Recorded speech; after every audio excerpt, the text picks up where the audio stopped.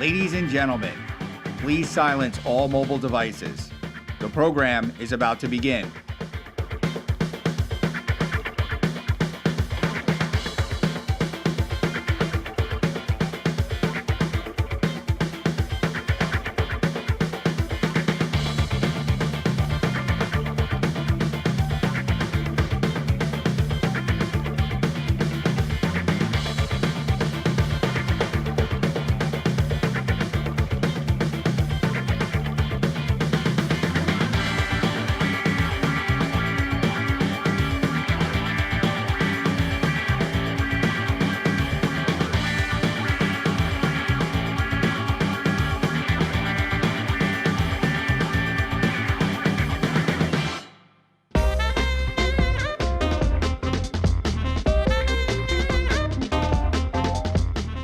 Ladies and gentlemen, please take your seats. The program is about to begin.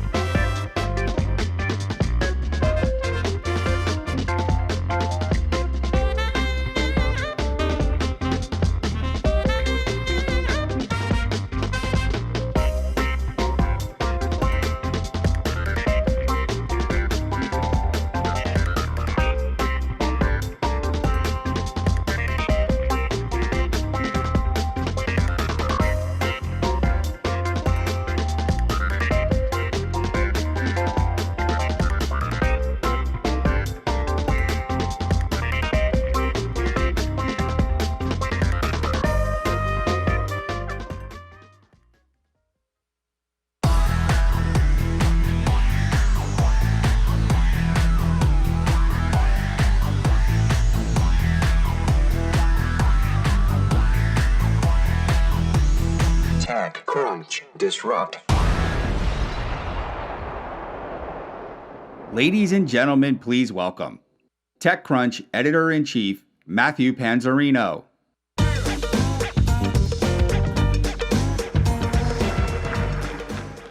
Good morning. I'm not sure if this mic is on, but I'm going to talk loud enough anyway. There we are. Okay, so today we've got a great show for you. Yesterday was amazing. Thank you all for showing up yesterday and being such a great audience for our host of speakers here and on the Extra Crunch stage. Both stages were packed, which is always gratifying to see. We put a lot of hard work into programming these shows, and it's really, really great when you show up and participate, do Q&A on our Q&A stages, talk and listen on the Extra Crunch stage, so it's fantastic. Thank you. Today we've got a wonderful show ahead of us. Sam Altman and Greg Brockman from OpenAI will be here to talk. Jeanette Malmfra, the Assistant Director of Cybersecurity for DHS, will be here to talk. Every single startup in this universe should be thinking about cybersecurity, and she's going to help us to think about that a little bit better. Shanlin Ma, the CEO of Zola, will be here, which is going to be a fantastic discussion. Aisha Evans, the CEO of Zook, and Jennifer Granholm, the former governor of Michigan. We're going to talk about autonomous driving for us and the future of that. And then later on, I'll be chatting with Mark Benioff, the CEO of Salesforce, which is always good. Mark is always a great conversationalist, so it should be fun. Thank you very much. We'll get right into the show. Have a good one. Ladies and gentlemen, please welcome TechCrunch Managing Editor and Disrupt MC, Jordan Crook. What's up, wildlings? How we doing? Wildlings from Game of Thrones. You guys seen Game of Thrones? I can't get you excited with Game of Thrones. Yeah, it's because of the finale. We're going to talk about that later. We have an amazing day, as Panzer said, so lots and lots to soak up today. As per usual, a couple housekeeping notes. We're using the hashtag TCDisrupt. Nothing changed from yesterday, so you can rely on that. We will also have Otter.ai as our transcription partner, so if you want to check out transcripts from anything that happens on the main stage, check that out. Should be pretty simple to navigate to. And with that, I think we should just get started. Our next guest sold his company for $3 billion. Who wants to sell a company for $3 billion? Yeah, me too. Let me know if you guys have any good ideas. We could partner. Okay, please welcome to the stage the Chief Development Officer of Digital Surgery Group at Johnson & Johnson, Fred Moll, and the founder and managing general partner at Mithril Capital Management, Ajay Gopal-Royan, and your moderator, John Schieber.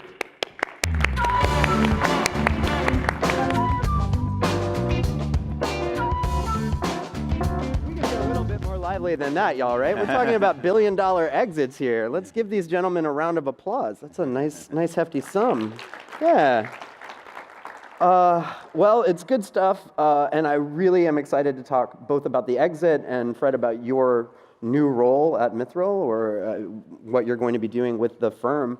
But there was some breaking news that happened last night that we reported at TechCrunch around some allegations involving Mithril and a former employee. And I think we need to address these because they get into, I think, some fairly significant issues around capital management, how much faith you can have in employees, how you need to vet things appropriately, and some of the significant allegations around Mithril itself. So last month, Recode reported that the FBI was actually investigating Mithril, and today we reported that you, Ajay, filed an injunction against a former employee. What's going on over there? Well, it's as much of a surprise to us as anybody else. We were blindsided by everything that's been happening over the last 6 months, and I wouldn't wish the experience upon anyone, frankly. So the short version is that there have been a series of falsehoods, both reported about us and conveyed about us in a set of anonymous communications that was sent to various people who are business partners and others in our community. And at some point, this had to stop. And we took the time to gather the facts. The short of it is we have stated all of the facts that we have gathered in the suit that was filed yesterday, which is really a complaint to make public what we've learned and to stand by those facts. And we hope that this will help protect our community, which at the end of the day, that filing is the work of 6 months, 7 months of people in our community who are founders, who are our LPs, meaning our investors, the people who've placed their trust in us, our employees who have, and former employees who have stepped up and helped us understand what was happening. And so that is what we have collected and conveyed, and we hope that it will help shed light on the situation and bring a resolution to the situation. And the allegations are themselves kind of thorny, and I think one of the issues is that there are significant issues that these things can raise, even if they're not applicable to y'all. So just the few things that people seem to be taking issue with, if anyone is actually taking issue with them, are the fact that the firm raised $740 million for its recent fund as a San Francisco-based entity and then relocated to Austin. That you've only deployed 90 million of that capital by February, that was the report, since 2017 when the fund closed, and then that you have a family member who's serving as your chief financial officer. And those things seem to be what most of the reporting has stuck on, along with, weirdly, this allegation that you spend too much money on books, which just sounds a little silly. But isn't it true, like once the LPs invest in you, once you get that money from them, you are the general manager of that fund. You're supposed to be able to deploy it however you want. Well, there's several things that I can say about this. The first thing I have to say is there have been absolutely no allegations from anyone that we know of that have been conveyed to us. So that's the first thing I want to say. The second thing I want to say is this is a business of trust, and it's a long-term business. So when you start a fund, it is no different than doing a startup. You have to have a founder mindset. It's not some kind of thing where, okay, there's going to be 25 different ideas I can just back and see what happens. You have to have a super strong Umwelt, like a worldview that guides what you're doing, and it has to be deterministic. It can't be the sum of probabilistic outcomes. It's like, that doesn't work as an idea for me. So you have to have a strong worldview. And Mithril was started with a super strong worldview, which is, and frankly, my business partners articulated this better than I have, which is a company is successful to the extent that it's different in valuable ways from every other company in the world. And in the same way, a fund, an investment fund, is successful to the extent it is different from every other fund in the world in unique and important ways. And so you have to have that strong worldview. And that's what, in the same way that when we invested in Oris, we were not investing in Oris to second guess Fred. And we knew that, and we knew that we had to be partners for the long run with Fred. And Fred would make a lot of choices along the way, some we liked, some we didn't like, and that's fine. And we had the kind of relationship where we could have that conversation. And it's exactly the same thing when it comes to funds and their LPs. There are mechanisms by which those conversations can be had. They're outlined in the governing documents of our investment in Fred, in the investment of our LPs in our fund, and every other fund in Silicon Valley, and that's the way it should be. And but at the end of the day, what people are saying is, let's underwrite right up front how you think about things and how, what guides, what values and worldview guide the choices that you will make, and then leave those specific choices in the hands of the founder in the same way they do with our portfolio companies. And Fred, you can talk to that if you like as well. I mean, I think what's so seeing the other interesting side about this debate is, in my mind, it's hard to understand the story that you're reporting on, other than Jay is being criticized for being smart and careful, which is an interesting allegation. But I do think that, in my mind, I've worked a lot of venture capitalists, and there's a couple of different ways to approach investment in healthcare, medical devices, or outside. In tech itself. One is to, invest in 10 things and hope one works out. The other one is to be careful, look for disruptive technologies that truly can create markets that are exciting, extraordinary, and fast growing. And, I wasn't with the J very long until we went to the first, I was invited to the first limited partners meeting, and what I saw was the best small, but most impressive portfolio of investments I'd ever seen with any venture capitalist, and I've been around a while. And so I think that is the story, that these are smart, they're careful, they take time, and they have the opportunity to be very big stories. Well, Fred, now that you're working with a J, aren't you kind of paid to say that? No, I'm kidding. I'm kidding. I'm kidding. But I think the decision with Oris and the decision to sell to J&J rather than take that company public speaks to, I think, the ways in which y'all are making those kinds of calculations on what's best for Oris as a company and what's best for you as an investor. I mean, Oris is by any measure a success. You're going to make, what, $740 million with earnouts on that? Or the first fund will do that? it's going to do well. There was a number, but I don't remember it right now. I think Connie reported it today. But why did you make the decision to sell to J&J when you could have actually conceivably gone public? You took Intuitive, you were with Intuitive, which is the most successful sort of medical device company of all time. I think it trades 8,000% from its initial public offering price a long time ago, but it's a wildly successful company, the Apple of medtech. So why not try and make lightning strike twice with Oris? Yeah. So it's a great question, and a very legitimate one, and one that I think all of us, management and the board struggle with mightily in the time period where we made that decision. But one of the things I've learned in my career that is such a dominant factor in whether you obtain moderate success or great success is, quite frankly, timing. And the timing of Intuitive was fantastic in that when I started Intuitive, everybody thought it was the craziest thing they'd ever heard of.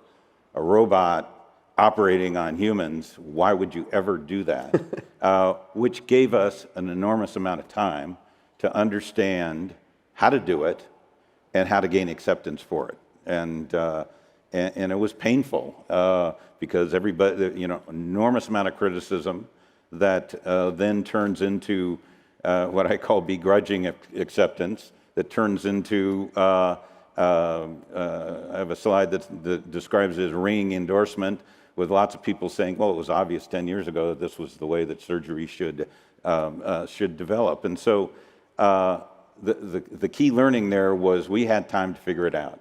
Yeah. I created a behemoth in the surgical robotics business, a monopolist Yeah. that has enormous advantage from the standpoint of presence in the market, with regard to market share, development of the technology, development of the intellectual property. They are positioned to make it very difficult to have anyone enter the space and not struggle. And you know, there's one thing to build something, there's another thing to sell something and make a profit. And in the medical device business, it's usually the latter that's pretty hard. Harder than you can usually, if you get the smart enough guys and enough of them in a room, you can figure out what you want to build. To create a business has a lot to do with market forces and timing. And although we were and continue to be enormously excited about the future, the next step in robotics and healthcare, at the end of the day, we decided J&J is the perfect partner to really leapfrog what's being done today and usher in a whole new era of where robotics is used in healthcare. And I don't mean just surgery. I mean throughout the medical specialties in diagnosis and therapy. And how does what you're doing with J&J at Auris inform the work that you'll be doing with Jay at Mithril? Well, I think they're quite separate. But one of the things that J&J does give me the ability to do is look across healthcare. J&J is a big company; they can't do everything. But they're interested in everything. And in a role of Chief Development Officer, I have the luxury of seeing and understanding parts of healthcare and technology in healthcare that is next generation stuff, some of which might fit J&J, a lot of which is going to need entrepreneurial capability to get it from an idea to something that is really useful clinically. And Jay, what is Fred's actual role at Mithril? No, we've been partners for almost, more than 5 years, almost 6 years at this point. And we started having conversations about the fact that there are these times late at night when you start thinking about crazy ideas and there's a few people that you call to say, hey, what do you think of this? And those are the best conversations. And you usually have those calls with your co-founders. If you're a startup founder, you have it with intellectual muses and peers and friends. And in my investing career, Fred has become one of those people. And so we end up having those conversations. And they're never, when we were invested in Auris, some of those conversations, maybe 20, 30%, were directly relevant to Auris, and they were important, time-sensitive conversations. But a lot of those were serendipitous conversations. And that's when you realize that there are people that you want to spend more time with and work with whose judgment you enormously respect. And obviously, Fred's got a very important day job. So the question we had was, do we want to set up something that looks like a venture partner type role? And we never have done that. We don't do that. And the reason we haven't done that is we hate this idea of free optionality or low-cost optionality. When you have a low-cost option with a high payoff, by definition, that's a lottery ticket. And you should not be in the business of buying lottery tickets. So the discussion that we ended up having was, what are the things around which we can develop super high conviction? We see a lot, and Fred sees a lot. And the question we have is, what's the one thing that we would both be super excited to work on together and concentrate both time and money into together as investors?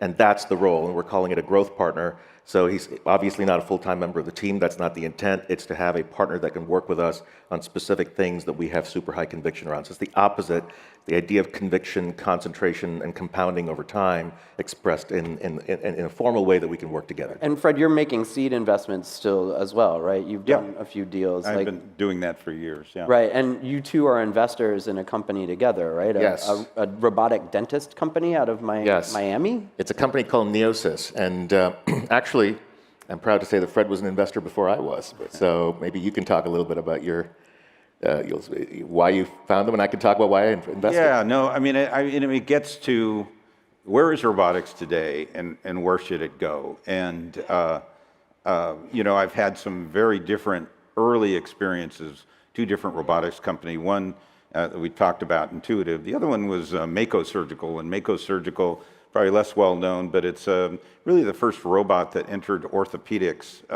in a successful way, and a very different kind of robot. It's essentially a smart drill.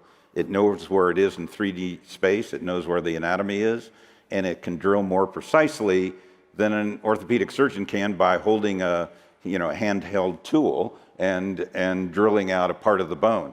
So so that has been very successful. It's sold to Stryker, and they are selling lots and lots of robots to do a better job of drilling bone. Where else might that be useful? And the whole idea of dentistry and dental implants has not been a particularly successful business in this country relative to Europe. They do a lot more dental implants than the U.S. And the question is why? And one of the answers is that you kind of have to be an oral surgeon. You have to be willing to take the time to train to understand how to drill a hole in the bone in order to put in a prosthesis. And went, where have I seen this movie before? Right. Yeah, right. And so it's the same thing. You get, you drill at the wrong angle. You drill too deeply. You get a bad result, and it can lead to lots of bad things down the road. And so whether it's taking out a prostate, drilling a hole in a bone, or doing something else with a robot, there are places where the robot is just going to do a better job than a human. Right. And that's a great place to dig in with robotic technology. This goes to the core of a lot of our interest in robotics. We have maybe, I think at this point, 3 robotics companies in the portfolio, or one has exited. So we had Auris, we have Neosys, and we have a company called Gray Orange that originated in India that's now headquartered in Atlanta. And so the thesis behind a lot of those investments has to do with human-machine symbiosis to get more efficiencies and more uniformity in outcomes. So if you have these normal distributions of outcomes, how do you shift it as far as possible to the right is kind of an interesting question. And the markets in which you can do that tend to be remarkably, like strikingly varied. It's you can positioning an implant for the knee to doing lung surgery to positioning an implant in the oral cavity, which is Neosys, or having a liquid kind of robotic marketplace as for warehouse robotics and logistics, which is what Gray Orange does, built in an agent-based system. And so this type of thing, it's when people think about robots, they think of Megatron, and they think of the Transformers, and they think of kind of Iron Man suits and things like that. That's super cool and fun, but they show up in all of these, obscure places that are everyday. Right. And that makes for really big addressable markets, but that are sufficiently narrow in terms of the parameters by which you can address them that it's doable for a startup if they put their mind to it, and if they're comfortable with an additional layer of technical complexity. And you tend to find the people who get obsessed with these ideas not always here in Silicon Valley. Maybe half are here in Silicon Valley, if you just look at our deal flow, and the other half are literally everywhere else. Right. And that's what's interesting. And even if they're here, they're on the wrong side of 101. Right. So, yeah. Would you say that the Neosys deal is sort of indicative of the ways that you will work with Mithril going forward? Sort of you see these deals and you'll be able to bring them to the firm? And are you going to be looking at robotics broadly or specifically in the healthcare space? Well, I think I've done a lot of investing in things that have nothing to do with robotics, and so this is my objective would be to look much more broadly in healthcare. But healthcare is the mandate. But healthcare is the mandate. Yeah. Correct. Yeah. But parenthetically, let me be clear. Every robotics founder I've ever talked to, doesn't matter what they're working on, they want to talk to Fred. when you were first having these discussions Yeah. about joining the firm, Yeah. were you at all concerned about the allegations that were starting to arise? I mean, No. y'all have been having these conversations for a while. I've spent 5 years working very closely with Ajay and his team, and I must tell you, the reason why, one of the reasons why we were so successful was that Jay was perceptive enough to look at the company and say,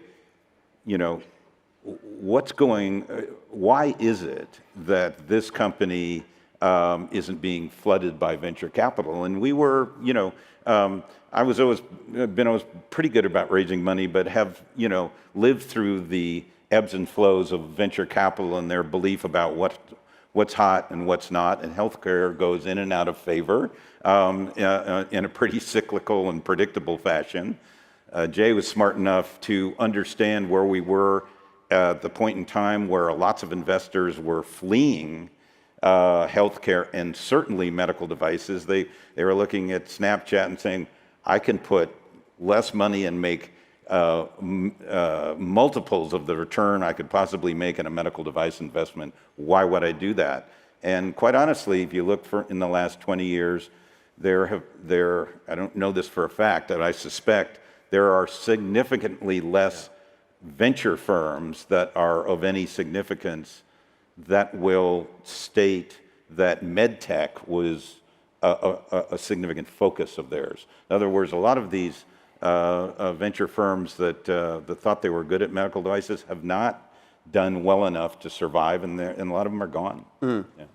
Ajay, when you invest, the recent investments that you've made have been in Singapore, in Miami, in New Hampshire, in Bengaluru. Typically, VCs have a much more focused approach to geographically to where they invest.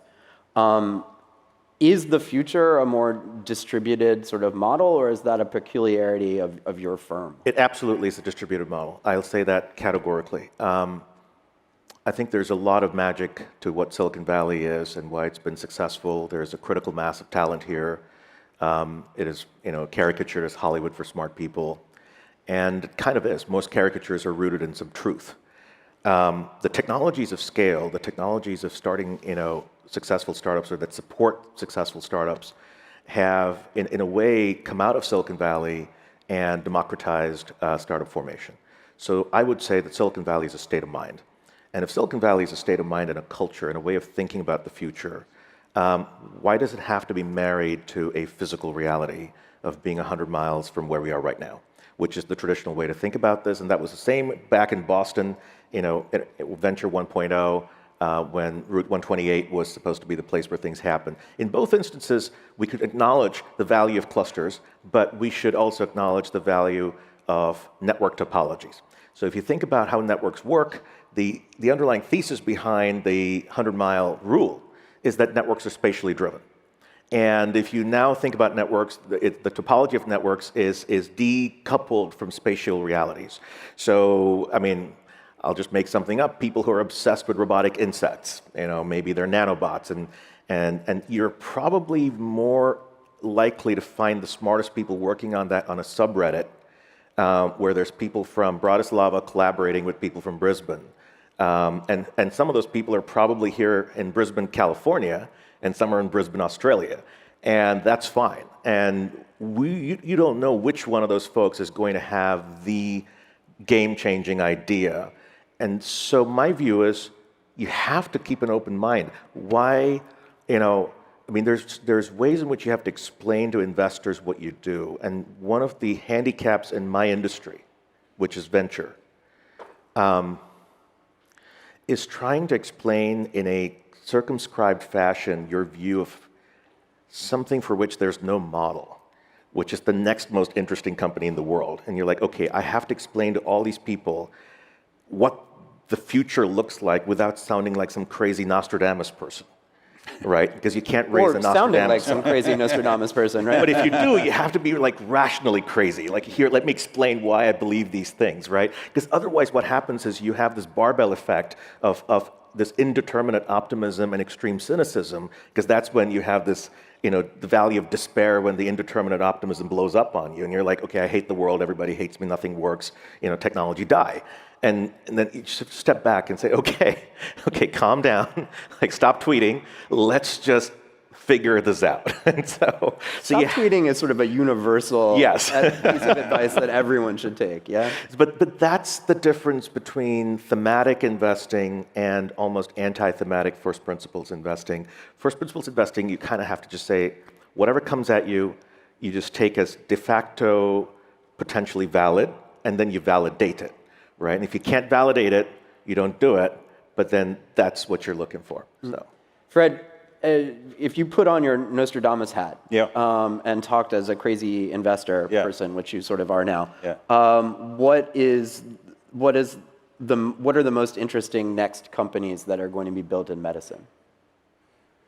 Well, that's a great question, but I'll, let me stick to what I know because I don't know a lot of the. You would be the first VC to do that. But Yeah. Sure, go ahead. If you just look, robotics is, if you take it, to the extreme, it's a very big category. It depends on what you define as a robot. But what's interesting to me, and Jay alluded to it, everybody focuses on the mechatronics or the electromechanical part of robotics. But what's going to change the world, obviously, is the software that drives an electromechanical device. And so you just, sometimes when I talk about robotics, I use the analogy and how robotics, certainly in healthcare, are kind of, from the standpoint of where we are today, they're really dumb. They don't, the Da Vinci surgical system, which everybody thinks is so sophisticated, is really a dumb machine. You move and it mimics your movement. That's really all you get. Yeah. And so the intelligence of robotics, is going to be obviously what changes the world. And sometimes I talk about it and I ask people to think about Da Vinci, the surgical robot, as a first generation sort of Model T. So if you think about that, Right. where are we going, Right. and what's a good model for where we could go? And I use the car industry because the autonomous vehicles are sensor-driven robots. That's Right. what they are, right? They're pretty smart, Right. and they can see in different ways than we do. They can make decisions differently, and that's where and so that's a great example of a robot that's now has hundreds of millions of lines of code. Yes. And that's where robotics and healthcare is going, and that's really exciting. That's amazing. We only have like a couple of minutes left, like a minute left, so I just want to put a final pin in this discussion around the firm stuff. Did Mithril do anything illegal? no.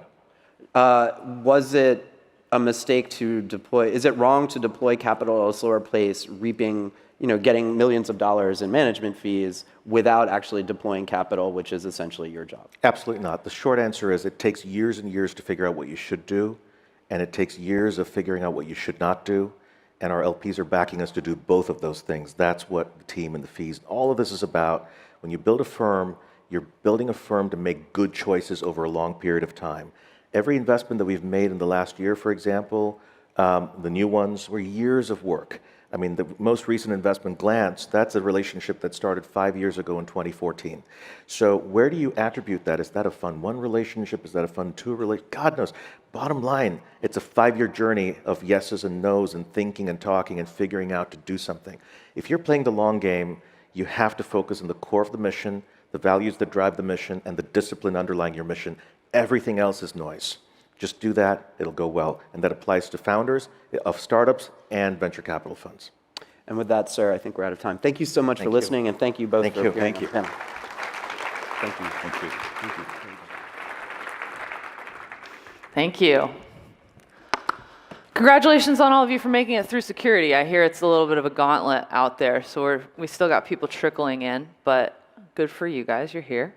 On the Extra Crunch stage, just coming up right now, we have How to Raise My First Dollars with Russ Hedleston, who's the co-founder and CEO of DocSend, Charles Hudson, who's the founder and managing partner at Precursor, and Annie Kadavi, who is the managing director at Redpoint Ventures. I can't imagine that there are any founders who don't want to know about how to raise your first dollars unless you already did that. So definitely check that out. In the meantime, we have GV's managing partner and CEO, David Crane, joining us on stage. Please welcome him and your moderator, Connie Loizos. This all the way around? So, David, I have been wanting to interview you for 3 years since you became the CEO of GV. So thank you very much for doing this today. I have to say, though, so David spent, you've been at Google for 20-some years. 20. 20 years, okay. You worked for a large chunk of that time as the global head of PR. You know every reporter in Silicon Valley. So why did it take you so long to come out of hiding? Well, I haven't been in hiding, I'll tell you that. We've been really busy. When you have a second act at Google, which is remarkably different from your first act, you actually kind of have to stay focused on that. So we've been busy building an extremely large-scaled venture fund, which this year is celebrating our 10th birthday, and I've been doing that for 10 years. That's incredible. It goes fast. Well, so there's a lot to talk about, but I thought what I'd love to sort of dive into really quickly is one of your highest profile deals, which was investing in Uber. So I've long heard that you were the one who was sort of agitating to lead this $250 million Series C round, which at the time was a very big deal.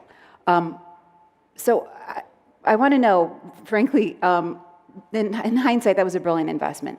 Do you think that investment makes sense now for public shareholders? For public shareholders, okay. No, so this is a special company. This company has an unmistakable brand. It operates in hundreds of cities around the world. It has scale. It has a moat around it that's touched by almost no one in the category. So honestly, we're long-term. We're bullish on the business, and I think it is an interesting investment opportunity. And it happens to be on sale today. I guess I'm just wondering, how do you think this company can become profitable in sort of a reasonable time horizon? And there's always this tension of, do you invest in the business, do you build the moat deeper, or do you focus on those business fundamentals? And we all know, super attractive business in many cities, offset by humongous investments in building more security, more independence, more of a moat into the future. So long view, I think it's quite attractive. And it's obviously getting into new business lines, which is interesting. But you'd also told me that GV had sold part of its stake to SoftBank last year when the conglomerate came in and wanted to buy up a substantial percentage of the company. Can you say how much of your stake you sold? Probably best not to, but I'd say it was a great transaction. Working with SoftBank was quite pleasant. And I think there were a number of shareholders that did quite well. And now Uber's lockup period is coming up quickly.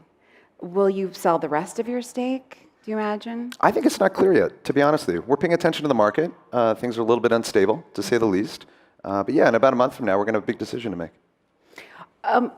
So when you invested in Uber in 2013, you were investing in a different founder, Travis Kalanick, who obviously was sort of pressured to resign in 2017. This is a little bit reminiscent of what happened with Adam Neumann of WeWork last week. He'd grown the company over the last 9 years, pressured to resign. I'm just sort of wondering, are we in agreement that maybe the investors could have done something sooner? I mean, these are two founders whose sort of management styles and the way they operated their companies were very well known. It wasn't a surprise. So I'm just wondering, like, why suddenly was it problematic, and why didn't somebody do something sooner? Well, probably the best advice that I could offer there is it would have been prudent to curb some of Adam's creativity a little bit sooner. Feature is definitely a focus, and in that business, I don't think they were disciplined about that. But I will say there's very little similarity, in fact, between Travis and Adam. Travis is a founder that in his peak at Uber was incredibly enviable, and someone that we chased very aggressively to try and be involved with. Okay. Okay, so let's talk about GV. I think we all kind of want to know a little bit more about GV under David Crane. So one thing that I noticed was in the firm's early days, it would sort of talk about its discrete pools of capital. You know, one year it'd be we've raised 300 million, another year it'd say we've been allocated 500 million. Is that still the case that you're getting these yearly allocations? And if so, what are you investing right now? Yeah, so when we started GV, we had the opportunity to look at, candidly, several decades of venture capital experience and pick some of the greatest attributes and do our best to steer away from some things that weren't optimized. So one of the things that we set up structurally was that, yes, each year we would engage with our LP, our single LP, Alphabet, and figure out what's in a reasonable pool of capital that our team could deploy each year. So when we started 10 years ago, we started with literally a $50 million fund. And now, 10 years later, we're investing many hundreds of millions per year. And so how much have you how much have you been allocated altogether to this point? Total, we're looking after nearly $5 billion. $5 billion, wow, that's astonishing. Okay, so it's not like Alphabet needs the money, but you did invest in Uber, good for you. You invested in Nest Labs, which Google bought for $3.2 billion several years ago. Can you talk about your returns? I mean, have you returned, like what percentage of that money has come back to Google? Well, so this is a business that's often measured in decades. We're 10 years old this year, and I'll tell you, kind of directionally, we're incredibly happy with the financial performance of the fund.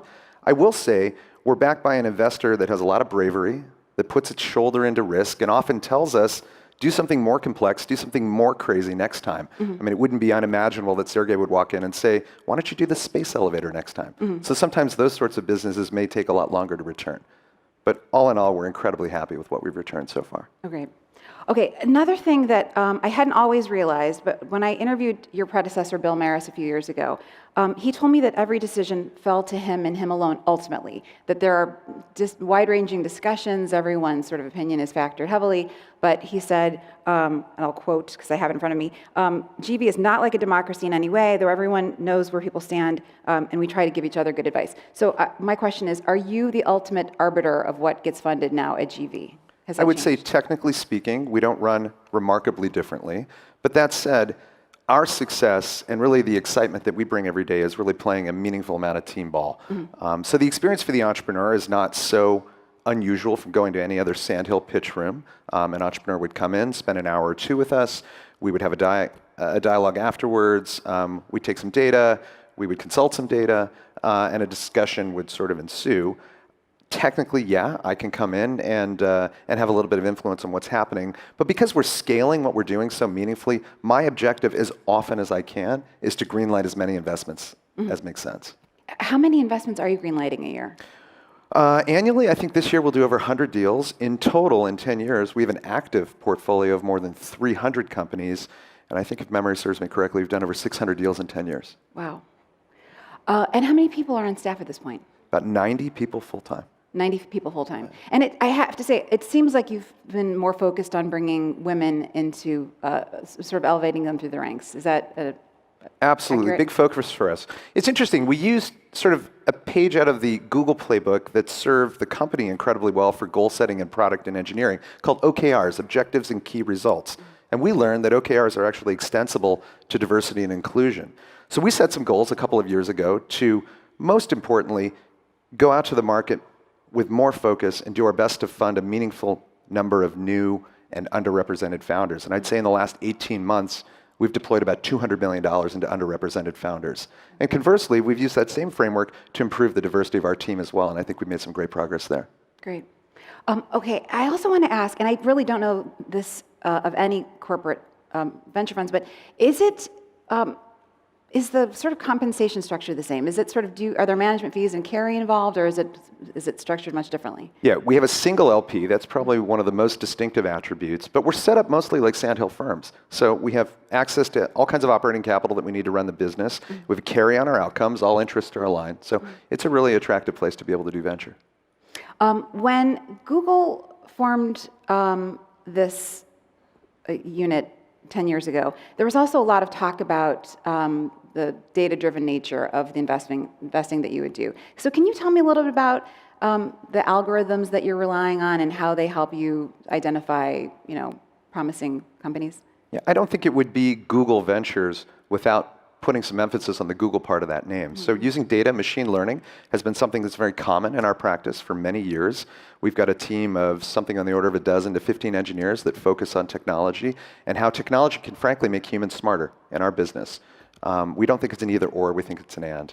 So we look at technology as an opportunity to analyze deals, discover new opportunities, but really most importantly, look at the portfolio at large and ensure that we've got the right exposure, we've got the right balance to do our best to capture industry-leading returns. But maybe more specifically, what are you looking for? What are we looking for? We use data in all kinds of ways to evaluate deal by deal, portfolio dynamics, discovery of new opportunities. Okay. I guess, have you ever gone rogue and sort of defied the data? We go rogue all the time. Yeah, data's there to help us. It's there to make us smarter, but it doesn't singularly dictate what we do in terms of investment decisions. What are some of the examples of you sort of not listening to the data? So an example would be a follow-on investment in a company. There may be some tension between how the data signal will present its view, how other attributes may be more important, and it's important for us to continue to show support to an entrepreneur, which we try and do as often as we can. What's a company, though? Oh, now you're going to have to stretch the depths of my Gotta get a little imagination. more I don't think anything granular comes to mind in particular, but we have 300 companies, so specific details around each company are somewhat hard to retrieve. Okay. All right. You also have a big team here. You have a team in Europe, but it seems like you're predominantly still doing venture in the U.S. Is that accurate? That's correct, yeah. Most of our team is situated in a set of offices across the U.S. We've got a small team in London. Most of the dollars we invest go into U.S.-based companies in a wide variety of sectors, and we do some investing in Europe. We don't invest in Asia. We don't invest in Latin America. So, which is so interesting, especially Asia, since there's been so much going on there. And in fact, you had told me that you'd invested in a company, is it called Fresh to Home? That's sort of trying to tackle the fragmented perishable goods market in India. That's interesting. That's one I did personally. But. Right. So, first of all, how much personal investing are you doing versus GV? And also, I mean, if that company were to break out, would Larry and Sergey say, hey, David, why didn't you get us into that deal? Well, there's certainly a chance if that company breaks out and we choose to expand our scope to investing in India that GV could look at it. No question about it. Today, we don't have plans to invest there. So in markets where GV isn't investing, we're happy to support our partners' personal interests. I do a little bit of personal investing in categories that honestly have nothing to do with the main line of GV. I invested in a men's outdoor professional lacrosse league, for example, called the PLL. That's probably not something that GV would do, but it's an area of passion for me. My children play lacrosse, and it's a big growing sport. Great. But again, so why not Asia? Why not sort of cultivate a team there? And is that going to happen anytime soon?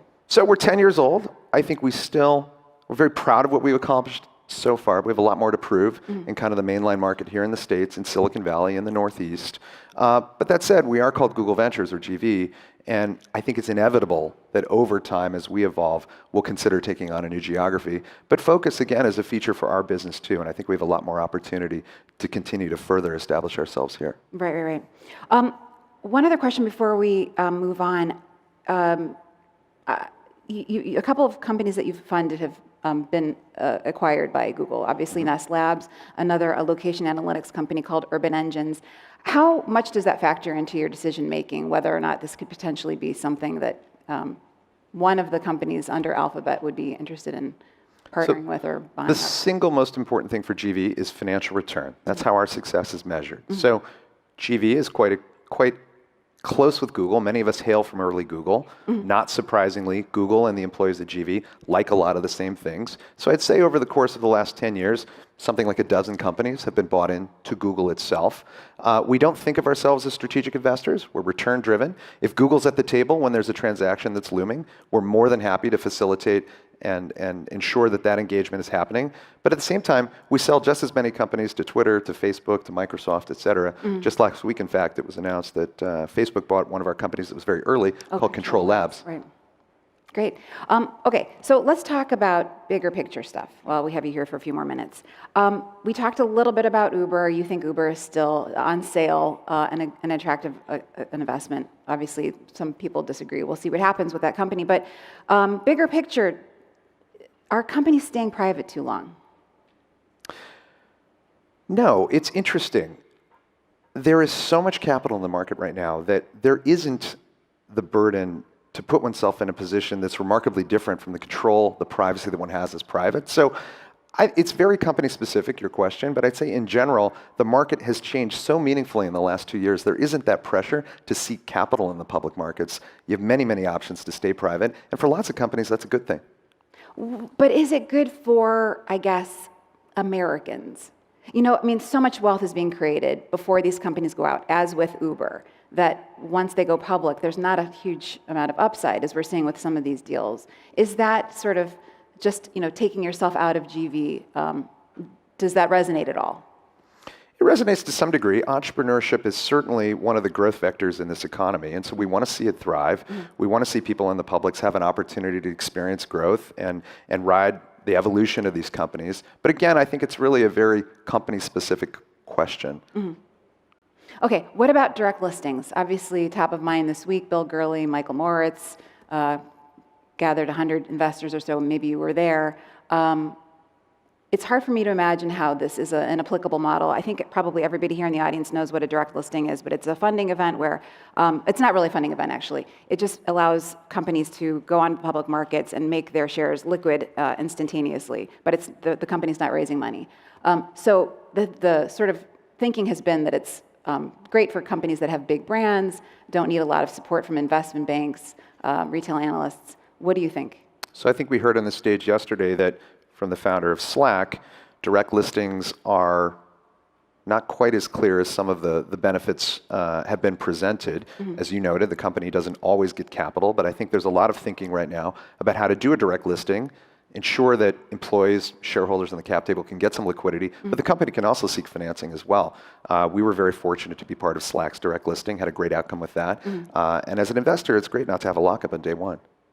Sure, but I guess just, do you think they'll pick up momentum, or this will still be sort of a very special company that can pull it I off? think directionally there's a huge opportunity to continue to innovate and enhance on many aspects of how a company would find liquidity.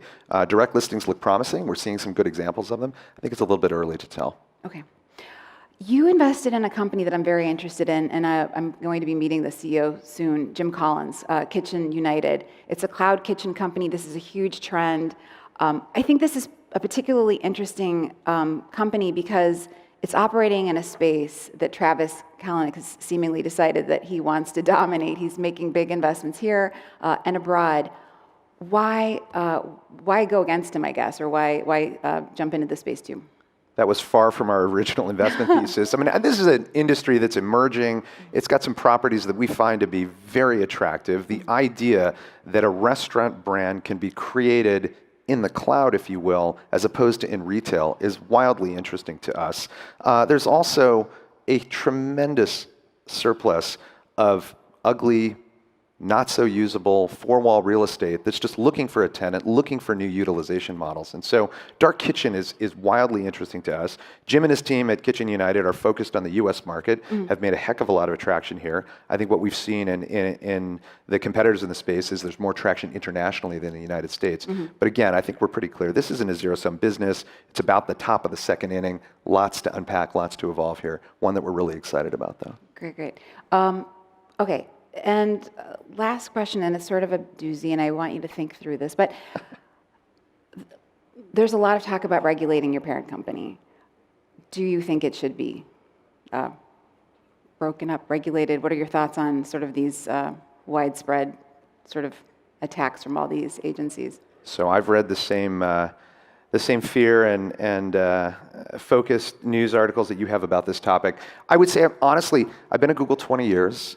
It lives inside my veins. I'm very proud of what the company's built. I'm proud to have played a part of that. But I'd say for the last 10 years, having focused on venture capital, I'm really not the most authoritative expert on how Google should think about those sorts of issues. So I'm actually going to take a pass on that one because what we're focused on is something totally different. Can we talk about Facebook? Do you think Facebook should be regulated? We can, if you like. You know, these are companies that do have a lot of power. They do have a lot of control. But also the sum of those pieces can be very valuable for consumers and for partners as well. So again, these are big, complicated questions. I think these companies will have a lot of questions to answer in the coming months, and we'll see what happens. So what's next? Based on your data, what does GV see as sort of promising and sort of largely undiscovered areas of investment?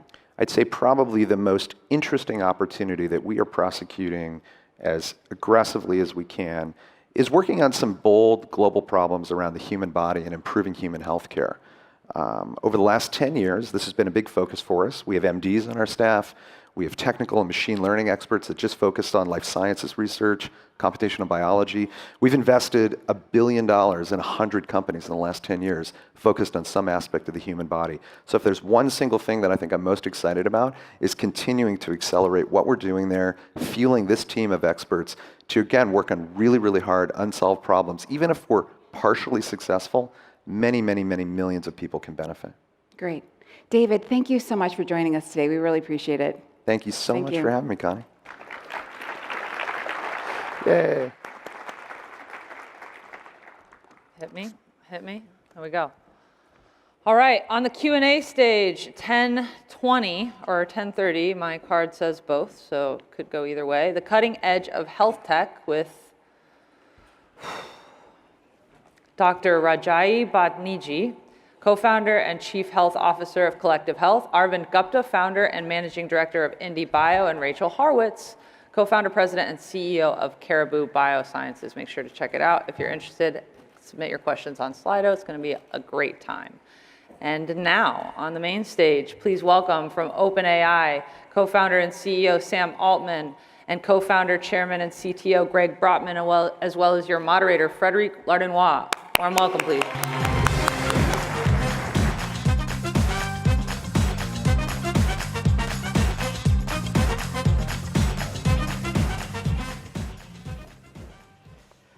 Morning, guys. Morning. Morning. We're going to talk about artificial general intelligence. Now, I don't know that everybody knows exactly what that is. So maybe, Greg, since you're the tech guy, why don't you explain that to us? All right, so today's artificial intelligence, you can almost think as starting to match the function of individual brain regions, like a module for vision, a module for speech. By contrast, so artificial general intelligence is going to be something much more powerful. It's going to be a system that can actually understand an entire domain of study, can actually understand multiple domains, integrate information between them, and actually discover new knowledge, work with humans to solve global scale challenges that we don't have solutions for. And that's very much the mission of OpenAI, to get to that point. And it's not just to get there, it's to make sure that it really benefits not just a small set of people, but all of humanity. Got it. Now, to do that, you first set up a nonprofit organization. And then earlier this year, you switched to a for-profit, but with capped returns for the first-round investors. Why did you do that? Yeah, you know, the way that we started OpenAI was we had this mission. We wanted AGI, artificial general intelligence, to benefit everyone. And so we started in the most obvious way as a nonprofit. But one thing we found as we started to make progress, as we really tried to be at the cutting edge and make AI just continually do impossible things, is that it's actually a very expensive endeavor. That, you know, just like in physics, you got to build these massive particle accelerators. In AI, we have to build these massive supercomputers. And so we needed to be able to raise investment capital, but still stay true to the mission. And so we ended up designing a structure that is neither exactly a for-profit nor a nonprofit, but something where we can take investment capital, and if we succeed in creating an unprecedented amount of value, that we only owe a fixed return to those investors and to employees who have equity, and everything else is owned by the nonprofit to benefit everyone. Right. And that return is capped at 100x? So that's true for the first round of investment. That you can almost think of it as, you know, as we make progress, that future investors are willing to come in for a lower multiple. Sure. 100x is that's a lot. Not for a startup investor in sort of a first round. Okay. You know, we tried to think about what a good startup investment in sort of our seed round would be, and then when we did it with Microsoft, we did it at sort of a lower multiple to model the progress. But our goal is to have returns to investors like a good startup investment, but not sort of unprecedentedly good. Has moving to this model changed how you do your research, how you do your business? Not at all. In spirit, we still view ourselves as working for the world, but I think you have to sort of play the field as it lies, and we just need so much capital to do our work. I think like we'll need more capital than any nonprofit has ever raised probably, and so this was sort of a reflection of reality. But we put, you know, a year's worth of work into designing a new structure to let us keep our mission and still be able to succeed, like get the capital we need to succeed. So even as a for-profit, you can still, did you say work for the world? Is that how you A cap described it? profit. We're an LLC. We're not a standard thing. We don't have traditional shareholders. We have documents that say in like very clear words at the top in a purple box that, you know, this is not a standard investment. We can choose to make it worth nothing at any point if we need to. It's super speculative. But I think the technology we're working on has so much promise if it works, if we're successful in our mission, that it's not going to be a particularly difficult thing for us to provide a great return to our investors and also unprecedented value to the world. There's a big if there in though, if Sure. it works, right? Where do you put your chances of actually making AGI, or you being the first one to make AGI work, Well, or at all? If you ask a typical startup what their chances are of success, I think that you don't start on these endeavors because they're certain. Sure. You embark on them because they're important. But you've got a technical challenge that still needs to be solved. You're not just building a social network app that maybe gets users or not. Absolutely. So I think that AGI is something where it's just like there's been 60 years worth of debate on when this thing's going to come, and there were people in the 80s and people in the 90s who thought that it was just around the corner. And I think it might still be true that it's just around the corner. I think we can't rule it out. But I think one thing that's also really important is that along the way to AGI, it's not quite like making a singular breakthrough and either you got it or you don't.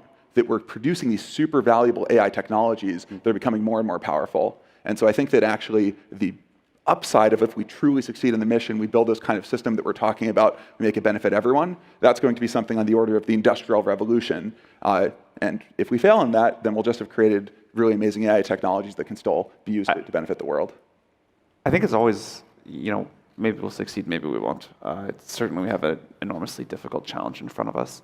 But I was reflecting just now on January of 2016. OpenAI started in Greg's apartment. I was mostly working at YC at the time, but I came by a few days, and it was like, 8 people sitting around a kitchen table. Yep.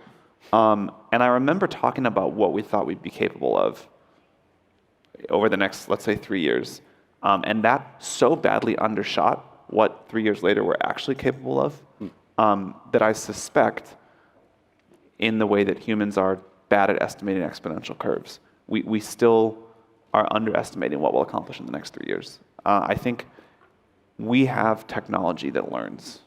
This is this amazing, amazing secret in the world.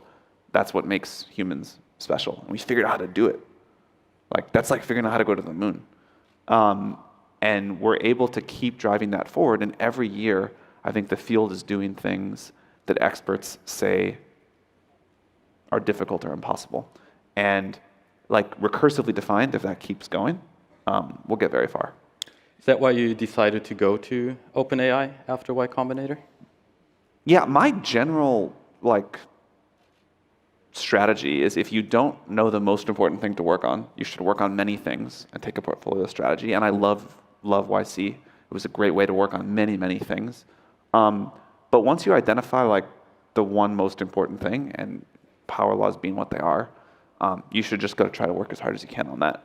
And I think expected value of us succeeding this is by far the most important thing I can imagine working on. What's the ideal outcome for OpenAI? Well, the ideal outcome is that we succeed at the mission. So you could imagine what we're really trying to do right now is trying to continually be at the cutting edge of making AI do impossible things, all the way up to building a system that can really be an artificial general intelligence. And it's not just about then, it's about actually applying this to these global scale challenges that right now seems like might just be out of our reach. Think about climate change, right? There are just so many aspects of that problem that are super hard, and that you think about technological approaches, think about societal and incentive problems, and if we can actually have tools that can work with humans that can really help us figure out how to tackle that, that's what we really want to be able to accomplish. But you're not doing any commercial products yet. That's You're right. just doing research at this point, and it's very deliberate. Yeah, so that's very important, right? The way to think about it is that the quote of that one of the best ways of doing a startup is you just find an exponential and you ride it. So it turns out that right now we are on this insane exponential of AI progress. You can actually look at it as driven by the amount of computational power that underlies these models, which has been increasing about 5 times faster than Moore's law for the past 6 or 7 years, which is just this like really unprecedented amount of People progress. don't get that. Like intuition on that breaks down. That's right. It just totally breaks down, right? So I guess one way to think about it is that it's almost like if your phone battery lasted for 1 day, you wake up 5 years later, it lasts for 800 years, and then you wait 5 more years, it lasts for 100 million years. Like that's the kind of progress we're seeing on the computational power. And so that I think for us, that the most important thing is to always be at that cutting edge. Mm-hmm. Are you saying it's basically a waste of time for you to lock yourself into the state of technology right now?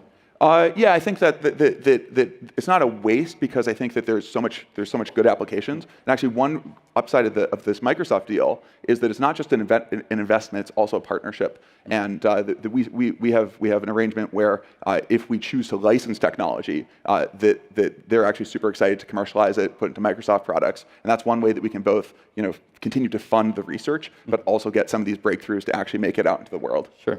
Let's talk about the Microsoft deal for a second, because you took $1 billion from Microsoft. I think there was some confusion about what that actually meant, the $1 billion. Can you just explain what kind of deal this is? It's not just Azure credits, right? No, it's cash. It's I mean, we'll spend a lot on Azure, but it's in cash, yeah. Right. So what is Microsoft getting for that? Yeah, so first, again, there's just an investment, so that they now Sure. hold some of the instrument. But there's secondly this partnership. So we'll be running all of our things on Azure, and that we're working together to build Exclusively. That's right. That's right. And that we're working together to build these massive supercomputers and push forward AI technology. And I think that people in the world who use Azure are going to see that platform continue to just get better and better for AI development. Mm-hmm. Yeah, if Microsoft can collaborate with us and we can build an amazing supercomputer to train these models on, that clearly benefits us. We really need that, and Microsoft's a great partner to build it. But that should eventually benefit all Azure customers with what they learn from it. Why lock yourself into Azure, though? Well, it's logistically much easier for us to be on one platform. Okay. And we need, we're sort of interested in particular supercomputers that work for our workloads. Mm-hmm. And we sort of talk to all of the players, and I think this already is off to a really good start. And just as some historical context, we've actually used every major cloud plus our own physical hardware over the course of OpenAI. So we've kind of taken a look at everything that's out there. All right. So you said you talked to all the players. Would you have taken the same deal from Google? I think that's particularly good about Microsoft is the degree to which they're mission aligned with us. It's hard to find a partner that can, really scale with us on the capital side over the coming years, have the capability to build the computing infrastructure we need, and have a super aligned vision for us on the mission. Mm-hmm. And so we're super happy we found that at Microsoft. Yeah. And I think it's hard to underemphasize how important that mission alignment is for investors. Like as we said at the beginning, we have a very atypical structure. We have a very atypical mission. The idea that we might actually need to serve the world over serving investors, it's not something that most investors are willing to sign up for. But I think to Microsoft's credit, I think this is actually super aligned with their corporate mission. Because the overall mission of Microsoft is also to build AI for the greater good of humanity? Well, so the overall mission of Microsoft actually is to empower, I might not get this word for word, but to empower every organization and individual to achieve more. And the actual individuals at the top who run the company, I think, are super aligned with this mission of trying to make sure that artificial intelligence and general intelligence happens in a way that benefits everyone. I think I've heard Satya say the same words. That's I think right. you're That's pretty right. close there. Satya genuinely believes that AI will be the most important trend for Microsoft to get right in the coming decade. And he really thinks like we do about how to distribute the benefits. Sure. Now, you've talked about how much money it takes to just run the models and build the models, and you've got the money now. Let's talk a little bit about what you're building right now. And you've talked about the money, that stuff is done. Let's talk about the multi-agent model you showed, and maybe we can put the video up on screen of the work you just showed. I think it was last week. Yeah, it was a week or two ago. So what we did is we trained some AIs to play hide and seek. And what they learned was the sequence of strategies and counter strategies. Right. Maybe we can loop that video a couple of times since I think it just went away. Yep. So at first they just learned to hide in a room and put some boxes in there, and then they learned to that there are these ramps that the seekers could use to jump over the walls, and eventually they got better and better and got to the point that actually they figured out how to break the physics. So what we're actually seeing here is one of the seekers figures out that it can actually break the physics of the simulation in order to kind of have the ultimate out catting and mousing, and can actually get to where the little blue guys are hiding in the corner. I think there's a second one too of these unconventional strategies that we didn't know about. There should be a second video which hopefully we can put up, where these seekers learned, hey, I can box myself in, and the hiders learned they could box themselves in. The seekers learned, hey, I can actually use the physics of this world to get on top of this box and surf my way into the shelter. And so I think the thing that's really exciting about this is that we kind of have this open world where you have this very evolutionary process, right? We know that evolution is the thing that made us smart, and there's a question that people have had for a very long time of, can you use it to make AI smart? And this kind of shows that, yeah, you can actually even have them discover strategies and ways of exploiting your physics that humans couldn't have imagined. And I think this actually really showcases like why we want to build these systems at all, right? We really want to keep pushing the intelligence. We want to make the world more open and have more diversity of things these things can do. And then you can actually have them discover things that we didn't know were possible. Yeah, I think, in a very simple environment, you can have incredibly complex behavior emerge just because of agents having to outsmart each other. If you think about humans, we don't need. Evolution did not give us such giant energy and efficient brains because they help us outrun a lion or run down an antelope. We have them to deal with each other. And similarly, most of the complexity in that environment comes from the agents having to deal with each other, interact with each other, cooperate with each other. And I think that actually gives me a lot of optimism about a path to intelligence. Is if you imagine what we just showed, on this exponential ramp of sort of 8x improvement per year as the models get smarter and smarter, I think you can imagine enormously complex behavior coming, new knowledge discovery coming that we ourselves didn't have from this multi-agent strategy. They're exploiting basically a glitch in the setup. Is that what's happening? And they figured out a way to do that? Yeah. Is that a good thing? Well, so I think it's an interesting thing, right? That I think ultimately what we want are AIs that can work with us to help us solve problems we can't, right? Why do we want tools at all, right? Is to extend what humans can do. So I think there's real promise there. But I think it also highlights the fact that, yeah, we're going to have to really think about as these systems come into society, you don't want your self-driving car to go and do some crazy strategy that maybe has some bad externalities. And so part of what we work on, it's not just the capabilities, it's also safety. It's also figuring out how do we make these systems actually do what humans want, be aligned with our values. And I think that's really crucial. Getting the systems to do what we want, not what we try to say, I think will be increasingly important. Interesting. And I actually think that there's a lot of people out there who I think this problem is intractable. Like, how are you ever supposed to write down the reward function for humanity? How are you supposed to write down what you want? You can learn it. Exactly.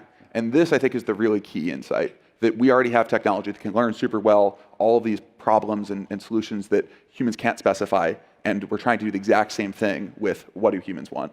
Mm-hmm. Some people would be nervous about that. And I mean, tell me more about why. Just in terms of, you've got you're training these. You may have good intentions training these models, right? Somebody else may say the reward model is very different. So this, I think, is actually, all of the things we've been talking about to date have been these technical problems, the question of capital, the question of how you build these computers. I think this is actually the most important question, right? Let's say you can really succeed and build these super powerful systems. What values are in there? Mm-hmm. Whose values are they? We as humanity, we're not very good at agreeing on a global value system. And I think that this is also a super important challenge. And we actually have a policy team at OpenAI whose job it is just to think about this. Mm-hmm. And do you have any results from that? How do you approach that? Yeah. I think there are some things that most of humanity agrees on as values, and then there's a few big spectrums in sort of world philosophies. Maybe you could talk about like individualism versus collectivism is one big one. How we start a process now about a global discussion about what deployment of advanced AI is going to look like. We've really turned our attention to that given the acceleration of our results. We just this year put a team on that for the first time, saying like, you know what, this sounds a little premature, but better to be a little early than a little late. But I think what it's going to come down to is step one is just sort of a global discussion, which has not even really been started. I think as people start to take this seriously, as the non-tech world starts to take this seriously, the first stage is just a discussion about what kind of world we want on the other side. Sure.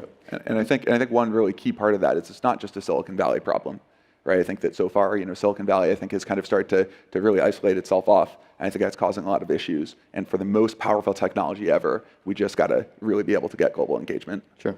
In part, I'm asking because you had this other result recently, GPT-2. It's a model that can generate text based on a prompt like an undergraduate would get, basically, in an English class. And you decided to withhold some of those results, at least the models, for a while, and roll this out in a staged fashion because you thought the model was too good? Yeah, so this is a result that is, just like 5 years ahead of where we thought we were going to get it. That was, we generated this model that we just trained it by looking at internet text, and you could ask it to write an essay on, say, why recycling is bad for the world, and it came up with this great argument of why are we generating so much waste in the first place? Like we're just masking the symptoms with recycling, and we had never seen anything like it. And so everyone who looked at it within OpenAI thought that the implications were totally obvious, but we couldn't agree on exactly what those implications were. Some people thought it was obviously totally benign. People use it to generate books and things like that. Other people thought that it could potentially be used for malicious purposes. For example, generating fake news at massively unprecedented scale. And when we started this company trying to make AGI benefit everyone, we always knew that not publishing everything would be part of that. The day would come, and we knew it was super important to be a year too early rather than a year too late. And so, we might have been a year too early, but we decided to do a staged release of rolling out bigger and bigger versions rather than everything at once. Why the staged release? So some people accuse you, this is just a publicity stunt. They want to show off. We're so good, our stuff is already dangerous, so we can't just show it. But why do this staged release? We didn't say that it's dangerous. We said it might be. We said we're not sure. Fair. And we said it's, this is like a good time for a practice run at a minimum, or maybe like actually someone will misuse it. It certainly got reported as us saying this is too dangerous, but we definitely never said that. Fake news? Fake news. Yeah. Your AI wrote that. Exactly. So I think what we said is like, publication norms deserve a conversation, and that I think we'll stand by very strongly. Yep. And I think that worked. We're now at a stage where people have, there's really this industry working group that's thinking about these problems, and that we've seen various people replicate the model, but also hold it back. Because it's, and to some extent, it's not about GPT-2. It's about scaling this model up. GPT-20. Exactly. GPT-20 will be dangerous, or will be capable of misuse. That's right. And so I think that it's so important that you have the norms in place. I'm actually kind of glad that we took a lot of anger and ridicule and whatever emotions people wanted to pour our way. The funny thing is there was also a lot of support, and people who, it's funny, I tweeted something about that recycling thing, and someone replied to that and got a whole lot of likes saying, like, I can't believe these people aren't taking this seriously. Why do they think this is funny? And I looked at that and I was like, exactly why we're taking this seriously. Got it. When are you going to roll out the full model? When are you going to show that to the world? My expectation, if everything goes, if nothing crazy happens, is within the next couple months. If you look at the history of our ramp, that we basically release the next version, get some data, see how people are using it, and then go from there. And internally, you already have GPT-10 that you're not showing yet? We do not comment on unreleased projects. 3, 4? Something Nothing? like that. All right. All of this work you've been doing on the multi-agent, the GPT, it's all still within not the AGI realm. How does this work get you there? Yeah, so the way that we think about progress, right? I think the way that sort of in science you normally think about your progress is about ideas. right? That you really are building up this ladder of, okay, I came up with this theory that explains these phenomena and simplifies everything, and now I can make the next theory, and eventually you get to whatever applications you want. The way that we think about AI, I think we take much more of almost a startup mindset to it, is to think about capability. We think of it as, can we solve this super hard challenge? And in doing so, we think we'll generate these general purpose methods that can be reused elsewhere. And so, for example, we built a system that beat the world champions at the complex video game Dota 2. We actually took that exact same training system, pointed it at robotics to solve this robotic hand problem that no one had been able to solve. And so I think the way that I think about it is, yeah, for sure, everything we generate still has limitations, but somehow they're becoming more powerful. They're able to do things that are years ahead of when we thought would be possible. And as long as we're on that ramp, then I think we're being successful. Do you think that's enough, just making the current methods better, or do you need a completely new technology at some point? So I think there's only one way to find out. Okay. Like our hope, and honestly our hope with Dota was that we would find our current methods would hit a wall. We'd scale everything up, we'd push it as far as we could, and it just wouldn't do it. And that, I think, is the current unsolved challenge in AI, is trying to find a real task that we just can't solve through pushing all existing methods. We have to fail at something to know what to do next.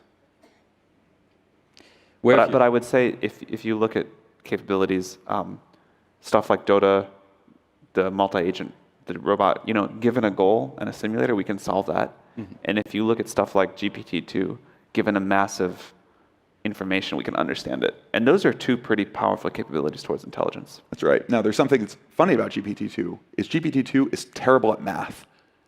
You ask it to add some numbers, it just starts making stuff up. Because the data you fed it it just has nothing to do with math. Exactly, right? And maybe if you just feed some data that has to do with math, it'll work, but maybe we're missing reasoning. Maybe that's something that's not there. And so right now, we don't really know that answer, and that's one thing that we're really trying to discover. Sure. It can write a book at this point. That's right. Something, right? Yeah. So I think maybe a good thing to wrap it up is I brought on stage this book. It's not written by a human. This was written by GPT-2 and illustrated by a human, but you can kind of look through it and see if I can get it in the camera properly. And you can kind of see that it's got lots of nice, game mechanics for this RPG game that it wrote. It's got lots of nice lists of different elves and items and things like that. And I think that this shows you why these technologies are amazing today, is that you can actually work with them in order to build artifacts or to build creative things that humans wouldn't be able to do on their own. So that AI is a bit of a nerd. Turns out. What's next? What's the next big step you're expecting to see? Continue the ramp. I think that reasoning is a good example of a technology that no one's ever seen. I think that GPT-2 is on the cusp of having machines that we can actually talk to and can understand us. But we're not quite there. And I think that there's work that we and everyone else in the field are trying to do to get there. Got it. You happy about your move? Yes. Good. I'm happy about the interview. Thanks, guys. Thank you. Thank you so much.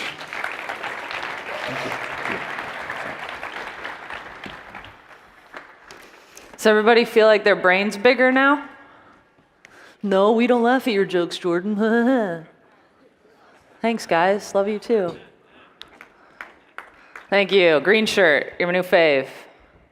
Okay, on the Extra Crunch stage at 11, how to build a secure startup without slowing growth. That'll be with Heather Adkins, who's the Senior Director of Info Security at Google, Jennifer Sunshine Stevens, CEO at IO Active, and Doug Song, who's the co-founder and general manager at Duo. It's going to be a lot of fun. The last time that we had our next guest, he brought a little puppy on stage, and I was just thinking how nice it would be to cuddle with a husky, kind of like the husky from Game of Thrones. You guys watch Game of Thrones? Nobody gives a shit what I'm saying up here. So let's just do it. How about that? How about flying taxis? Does that excite you? Anybody excited by flying cars? Okay, cool. Well, let's talk about flying cars then. Please welcome to the stage the CEO of Kitty Hawk, Sebastian Thrun, and your moderator, Kirsten Korosek. Warm welcome, please.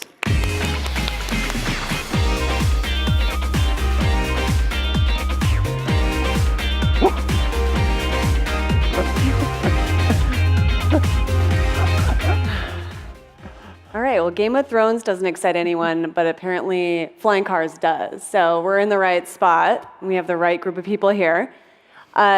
Sebastian, thanks so much for coming back to Disrupt. You are pretty sure part of the Disrupt family now. I think you've been on stage more times than I have. I love this conference, and it's so great to see such a great audience today. Yeah, he's telling you to applaud. He loves the audience. I should applaud. All right. All right, well, as Jordan mentioned, 2 years ago, you were on our stage, and you brought the puppy in a baby Bjorn on stage, right?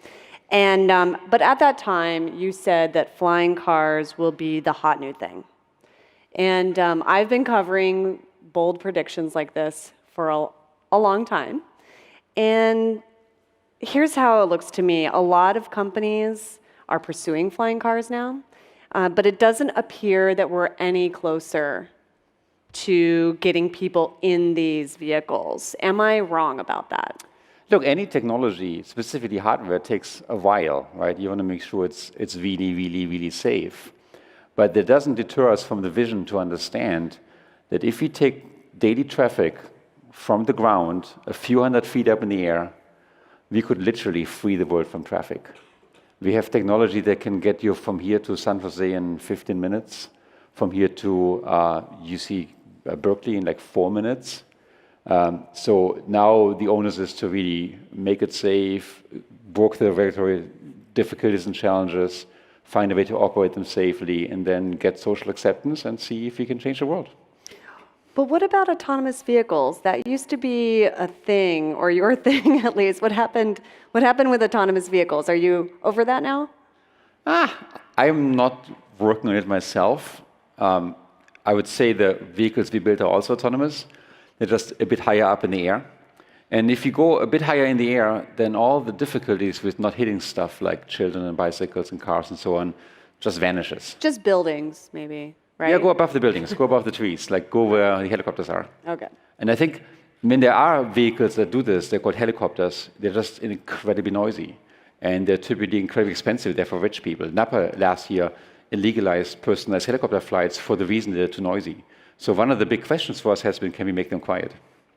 So I think it's important at this point to explain. Tell me what a flying car is. How is that different from a plane? Because we like to throw these words around, but it's not really clear. Yeah, it's not a car. And I personally don't like the word flying car, but it's very catchy. The technical term is called eVTOL. These are typically electrically propelled vehicles. They can take off and land vertically. It's eVTOL, it's vertical takeoff landing. So you don't need an airport. And then they fly very much like a regular plane. Okay, so I want to do a poll really quickly. How many people here think that flying cars, even though we don't like that term, but flying cars are going to be here in 20 years, either in San Francisco or... Okay, now, what about in 10 years? Okay, what about in 5 years? Fewer hands, but yeah. Is your hand up for 5 years? I happily lived it for 5 years. I'm super impatient. I've flown one. Well, okay, the company that you're running is one of, as I mentioned earlier, one of many flying car companies that have emerged in the past few years. And I'm wondering what Kitty Hawk is optimizing for. What are you going to do to survive? Well, it's a wide open market. It's way too early to call a winner. We focus foremost, of course, on safety, like everybody else, there's no question. Secondly, on noise, to be honest. We feel that for this to be acceptable, it has to be basically and perceptible, it has to be able to not disrupt you. And I even find drones noisy, to be honest. They're way too noisy. They're annoying. So I want to be so quiet like the wind. Well, it's interesting that you brought that up because Kitty Hawk has actually 3 vehicles. We know of 2. One is the Flyer and one is Cora. But a week ago, I got a chance to see a secret project that you've been working on for a couple of years that's called Heavyside. And it is quiet. So tell me, what is Heavyside? And once you finish describing it, I think we have a video we'll show. But why don't you kick things off? What is Heavyside? Heavyside is a project led by Damon van der Lind, a genius engineer. And it's a mixture between a fixed-wing aircraft and a drone. It takes off like a drone. The noise level is like a leaf blower. It's not super quiet. But the moment it goes into forward flight, it becomes super quiet and super efficient. Just last week, we were able to fly this vehicle over distance over 102 miles total, with 30% reserve still in the batteries. So it's, for me, an existence proof, a prototype that shows that the technology is generally feasible. So does anyone want to see it? Should we show the video? All right, let's show the video. This is what Kitty Hawk's been working on. And so I can't say where, as we wait for the video to come up, I can't say where it was, but I do know that it was complicated for me to get there. Yeah. And we did a little bit of a test. We compared the noise of a helicopter to the Heaviside. Yeah. And let's see, are we showing it? No. All right, here we go. Project Heaviside is Kitty Hawk's latest electric VTOL vehicle.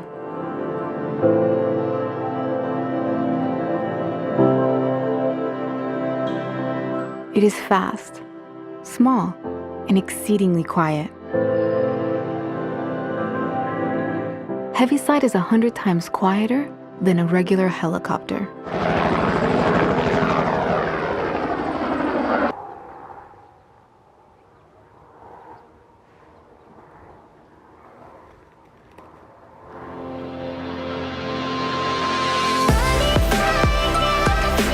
Introducing Heaviside.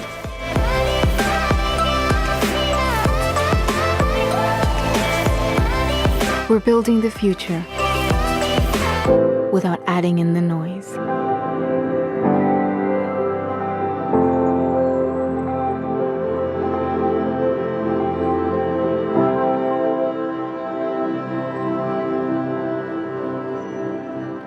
Cool.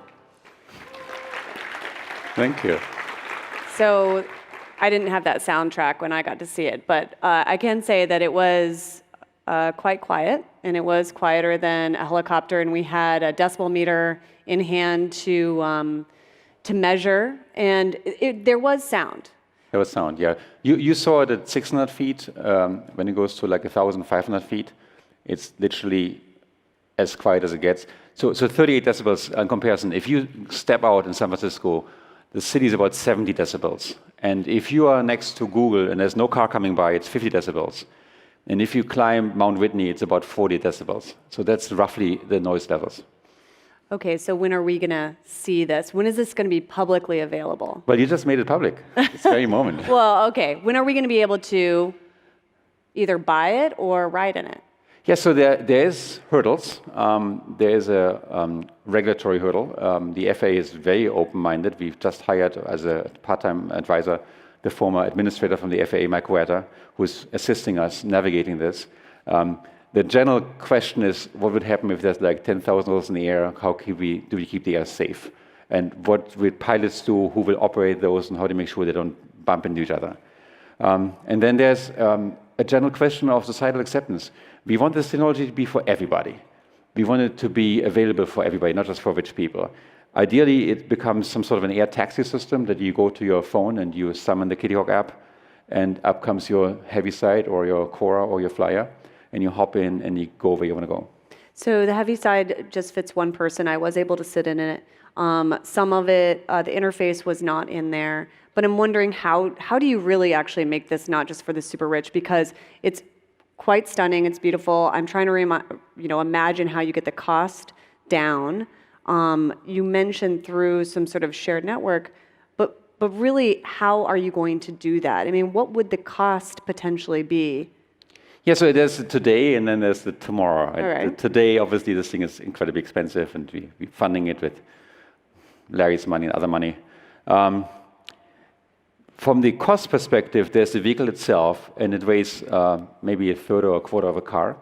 And it should, in principle, be not more expensive per pound than a car when mass manufactured. From the energy side, almost all the energy is being used for drag and not for lift. Lift is this thing that keeps you up here. That's the extra price you pay for having not wheels and being on the ground. But drag is the energy you use to combat the air. Because we can go on a straight line, we believe we will be roughly a third of the energy cost per mile as a Tesla. As a Tesla? As a Tesla, yeah. Okay. And Tesla is very efficient. So what do you envision for this system, specifically with the Heaviside? within a city, let's say like San Francisco, where we are today, do you see this as a commuter vehicle, solely as a commuter vehicle, whereas the Flyer and Quora have different use cases? Yeah, so I mean, from a specs perspective, range, say 100 miles plus reserves, let's say about 10 times as fast as ground transportation. The average car is about 16, 18 miles per hour. So you can go from here, as I mentioned, to Berkeley in a few minutes. I would imagine there's utility. That I hope all of you, when you're stuck in traffic, remember this little presentation this morning and imagine what you could do if you just fly up a few feet. How cool that would be.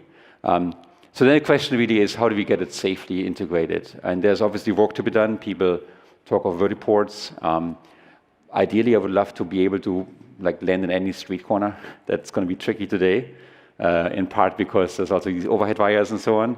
So there's some work that has to be done to integrate this new modality into our lives. But look, 100 years ago, we were all about horses, right? And then the car, 120 years ago, and then someone invented the car, and all of a sudden, I think New York City flipped from all horses to all cars within 20 or 30 years.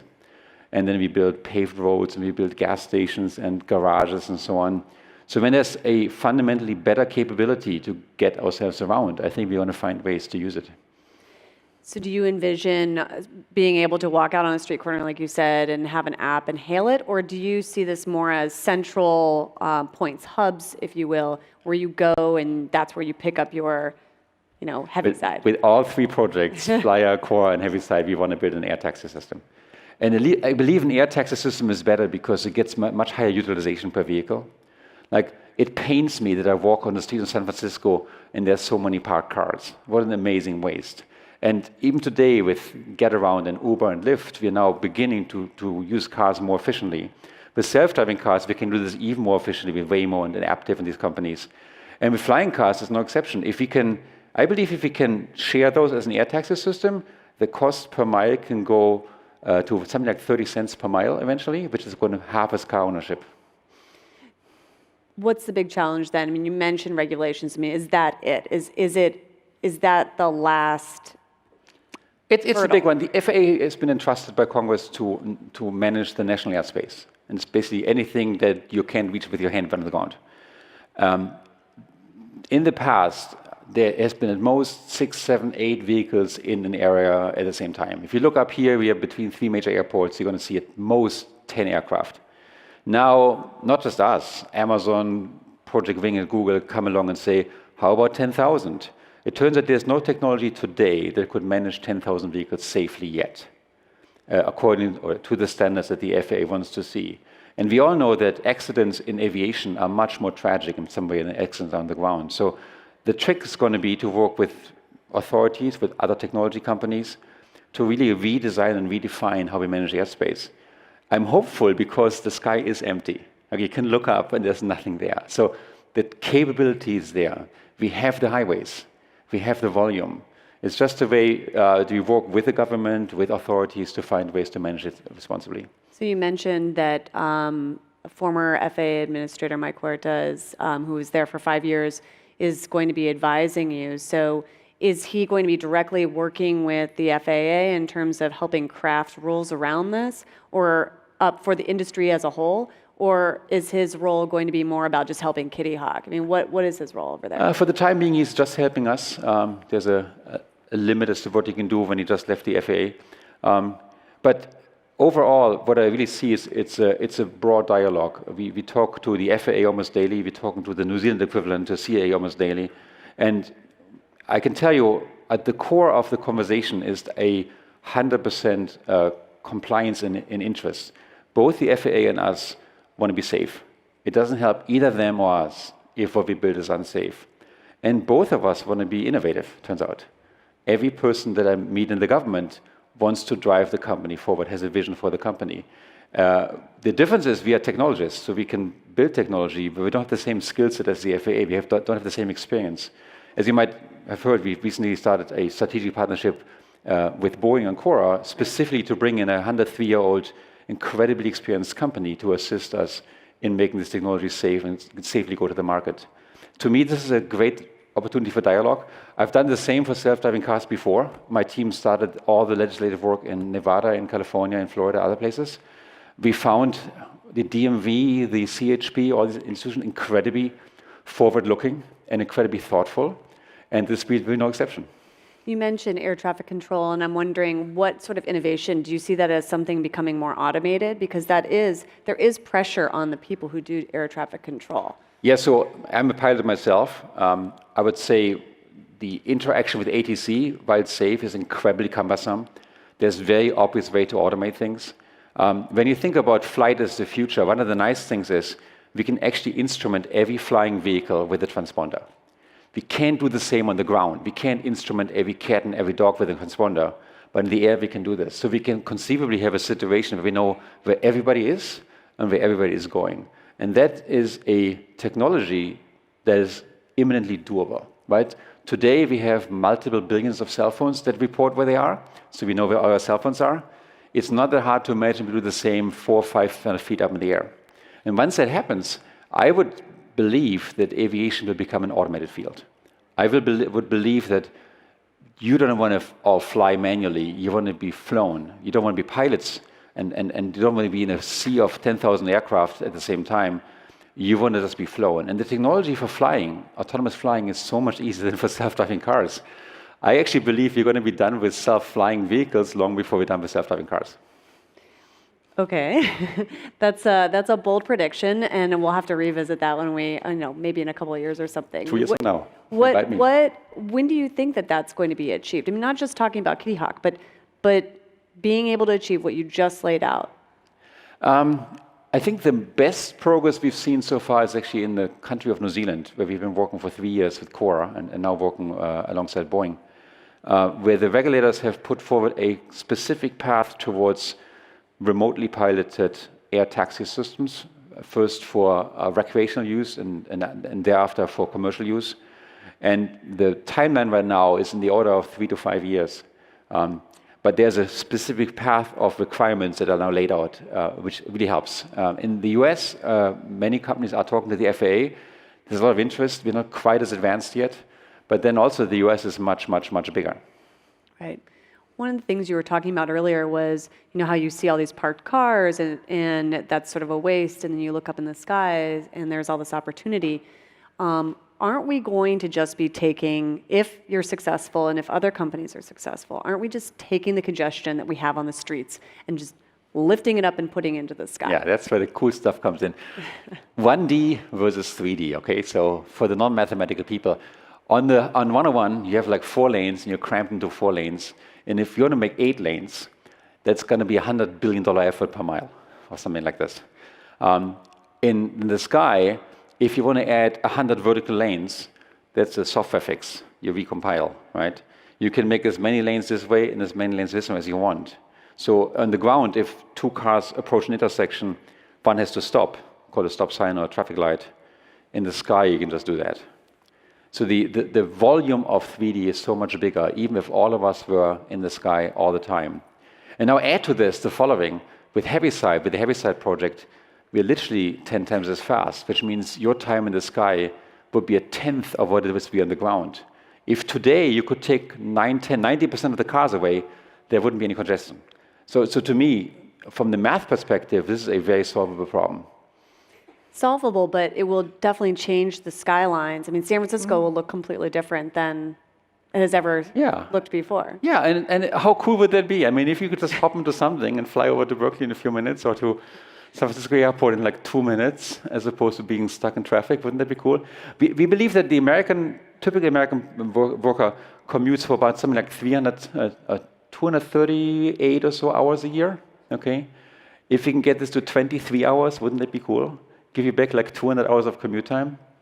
So do you think people are willing to give up maybe how they see their cities today and then replace it with, maybe filling it with a lot of Heavisides? Yeah, so let me ask the audience. If I could give you a vehicle for the same cost of a car that gets you around 10 times as fast, and you're in the air, you can look down, and it's safe, who would use it? Okay, and who would not use it? Ooh, one. I see one hand. Okay, good. Wise man. Good. Maybe you walk to work. All right, we're out of time, but I do have one question for you. So you're often on the cutting edge of technology, and you've been a part of X and Google Self-Driving Project. And Kitty Hawk, in fact, has been is backed by Google co-founder Larry Page. So I'm wondering, when you and Larry get together and you brainstorm, what do you dream of building or solving that you haven't already? Oh my God. So right now, I can tell you I'm 100% committed to making the flying car a reality. I think it's going to be not just a massive business, it's going to be a massive benefit to society to be able to get around much faster. I have no plans past this, to be honest. Okay. I'm going to be So stuck with 2 this years for a from now, while. when you're back on stage, we're going to be talking about flying cars. Maybe we'll have one on stage. Absolutely, you bet. Okay, Thank great. you, Kristen. Thanks so much. Thank you. Awesome. More mobility for the folks who like mobility. Anybody ridden a scooter in the past few weeks? Anybody gotten injured on a scooter in the past few weeks? Okay, cautious bunch. I appreciate that. Risk averse. It's good. Ha ha ha. Good joke, Jordan. Cool. Okay, welcome to the stage the founder and CEO of Bird, Travis Vanderzanden, and your moderator, Megan Rose Dickey. Warm welcome, please. Careful.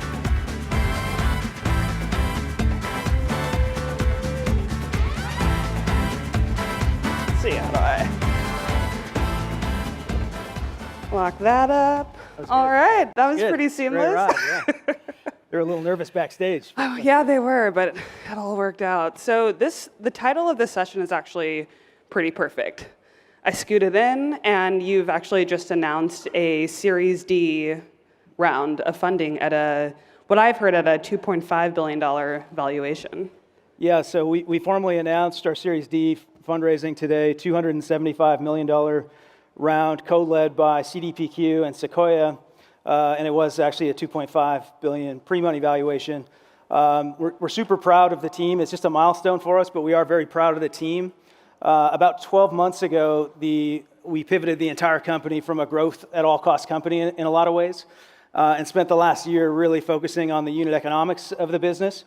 And so we're really proud of the team, and we think this round is really a testament to all of their hard work in that shift, because it wasn't an easy transition, and the world is definitely changing from a tech investment standpoint, as many of you know, and we're fortunate to have raised the round from some great investors. Yeah, so I mean, unit economics has definitely been a major element of the shared electric scooter industry. And so, what does unit economics mean to you? And does Bird now have positive unit economics? Yeah, and I know there's a lot of different definitions of Right. unit economics, and I do think it's, historically, tech companies have looked at the top line and revenue, and I think partially that's because it's what everybody can compare apples to apples. Unit economics tends to be a little fuzzy, and there's a lot of gray area. We try to take a very punitive view on unit economics, and for us, that's fully loaded cost per ride, including the depreciation of the vehicle, which of course is one of the bigger costs for us. And so for the last year, we've just been really laser focused on optimizing and being positive on the unit economics. We are positive on every ride now across the globe, and so we're very excited about that. And so that's on every ride, including the ones from the third-party scooter providers? Or Yeah, is it just on the custom, or the ones that you've made? On Bird Platform, our economics are a little different, and we can talk about that. But Bird Platform is basically, our way to help take the Bird mission to the world. We recognize that we don't know every city in every part of the world, and we don't have the capital to go to every city. And so we've really partnered with local entrepreneurs to take Bird into a lot of these local markets. And the economics for us are a little different in that case. It's actually looks and feels a lot more like a SaaS business, because we don't have the CapEx outlay, and we actually just take a rev share on every single ride that happens. And so the economics we're finding are quite good. In a lot of these longer tail cities, there's not a lot of competition, and so the economics work well for the partners as well. So in July, you had tweeted that Bird has positive unit economics across its custom scooter models. And so now you're saying actually across all of the models, you're seeing positive unit economics. Yeah, so early in the summertime, we were about 80% of our rides were on the custom designed Bird scooters. And now we're, I think it's like in the 99% plus range of all rides are actually on the Bird design. So we phased out all of the old retail scooters, which we're excited about. When we first started the business, nobody was manufacturing ruggedized electric scooters. And so when I first started Bird, I didn't know anybody who was even riding electric scooters. And so we actually would import the Xiaomi scooters, the retail scooters from Alibaba. And they were great to prove out product market fit, but they were incredibly fragile and the economics didn't work very well. So we're excited to now officially have those phased out of the ecosystem. Yeah, and I mean, I think a lot of people have wondered just in regards to scooters, like, is venture capital just subsidizing the entire business? So I'm wondering, at what point do you think Bird will achieve profitability? Well, look, I think that's part of the disconnect we've seen in the category is a lot of folks, look historically at the economics on the retail scooters, and we always knew the economics there weren't going to be good, and they certainly were negative on the unit economics. Those old retail scooters only lasted about 3 months on average. We've been hard at work on designing our own hardware, so you see up here on stage the Bird 1s in different colors, and then the Bird 2, which is now already rolling out in LA. And the Bird 1s are lasting about 15 months on average, and so the difference in the economics is pretty phenomenal when you come out with better hardware and you continue to get better at operating. And so today we are excited that the unit economics are positive. Now we certainly have a lot of work to do on kind of OpEx as the next step for us as a company. So we're not fully loaded profitable yet, but we are profitable at the ride level and at the city level. Okay. Yeah, and I mean, we talked a little bit about this backstage, but just with everything going on between like WeWork and Peloton and just all of these companies that are now either looking to go public and then maybe like pulling back from it, how does that make you think about your business and maybe the need to raise more funding or not raise more funding at this point? Yeah. Well, look, I think it's one of the reasons I'm very glad that we were fortunate to have a board last year and a lot of smart advisors that say, hey, look, now's the time to shift to unit economics. And so we really made that shift early in the company's life cycle. We had only been operating about 15 months by the time we went from all in on growth to all in on unit economics. It was a very fast transition. In a lot of ways, even though that was a difficult transition, we were still relatively young as a company, and it was achievable. I do think the longer you wait to make that transition, the harder it becomes, and so I think you're seeing that with some of the companies that have stayed private for maybe 10 years, and at that point it's very difficult to steer the ship towards profitability, and so we really wanted to start that early in our life cycle. So did you make that shift from growth to focusing on unit economics earlier than you anticipated? We did make it earlier than I would have anticipated. I came from the ride-sharing world, obviously, and I think that was a very different world. And for us, we had a lot of our board members who are very smart folks that have seen a lot of different industries saying last winter, we got to shift, we got to go all in on unit economics. And we had a feeling as well that the world was going to change this year, and so we did go all in, and it is different in that regard. But I think, because the tech investment community is changing and reacting quickly to the public markets, I think it's very difficult if you're a growth stage company, a growth at all cost company burning hundreds of millions of dollars with negative unit economics. It's going to be very difficult to get funding moving forward, and that was a big reason why we went all in on the unit economics. And I think this is going to be a healthy reset for the tech community. Yeah, and I'm curious about what were your conversations with investors for this most recent round of funding? Well, look, we investors, have seen a lot of the press in the, on the category and looked at some of the old kind of retail stuff. But then when they dig in on the data on the new scooters, they're like, wow, this is fundamentally a different business. And I think folks were excited about that. I think, the fact that the unit economics are positive, folks are excited about. We're no longer the biggest micromobility company from a top-line growth standpoint, but we're by far the best on the unit economics side, and I think investors seem to care about that the most, which is great.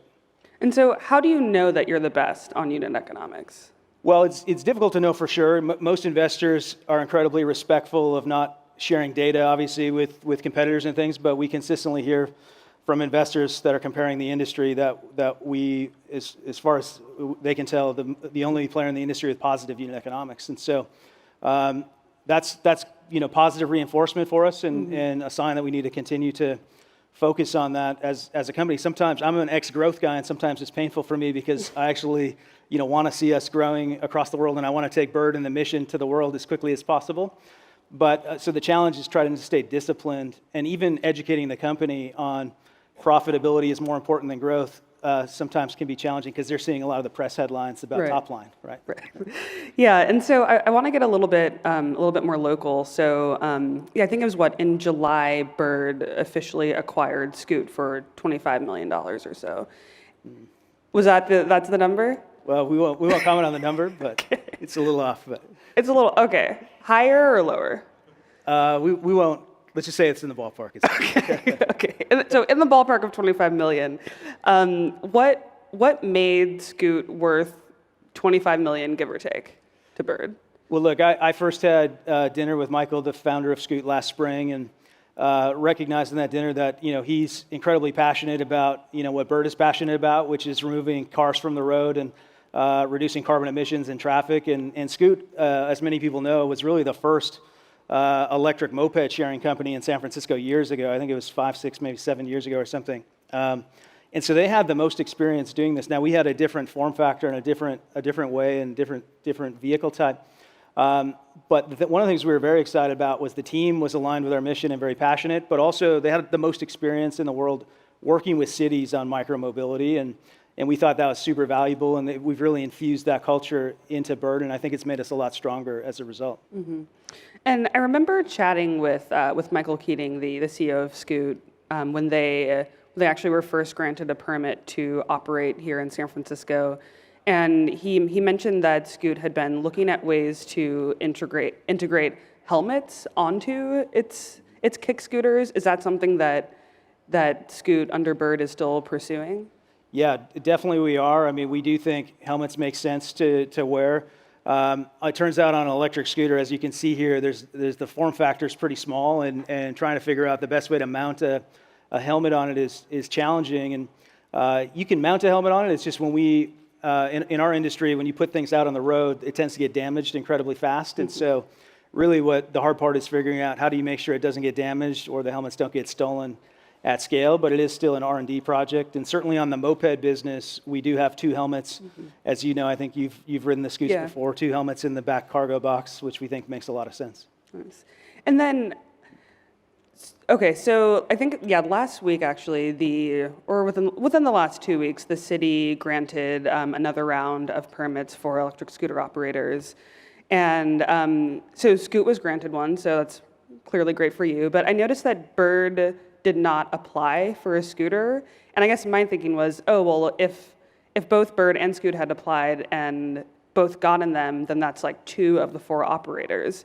So I'm wondering, why didn't Bird also apply for a permit? Yeah, so look, our thinking was Scoot has a great relationship in San Francisco, a great brand in San Francisco, and we felt like it made sense just to apply with the Scoot brand and continue to operate that in San Francisco.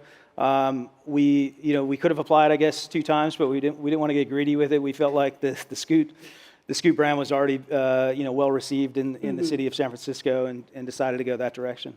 And long term, with the acquisition of Scoot, I mean, is the plan to always let it be its own brand, or do you see it becoming one brand in the end, or what's your vision for that? We do want the Scoot brand to live on. We think it is a strong brand, in particular with cities, and so we want it to live on. It'll certainly live on in San Francisco, and then we're still trying to figure out in other cities what makes the most sense for the brand. Mm-hmm.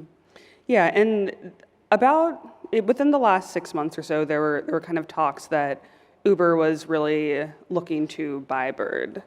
Was that true? Were you in talks with Uber? No, I don't think Uber.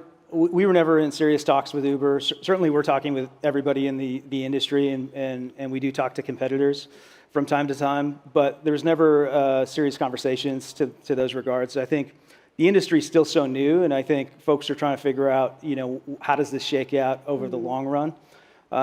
I also think this is one of these unique industries where it looks really easy from the outside, and I think a lot of companies are like this, where they look easy from the outside, and then you get in and you're like, wow, there's a lot of complexity here. I always like to say it's pretty easy to run a scooter sharing company in one city and lose over $10 per ride. Mm-hmm. The challenge is globally scaled scooter company and actually making money per ride, and that's really the big challenge. And I think the next 12 months will be interesting to see, how the industry really shakes out.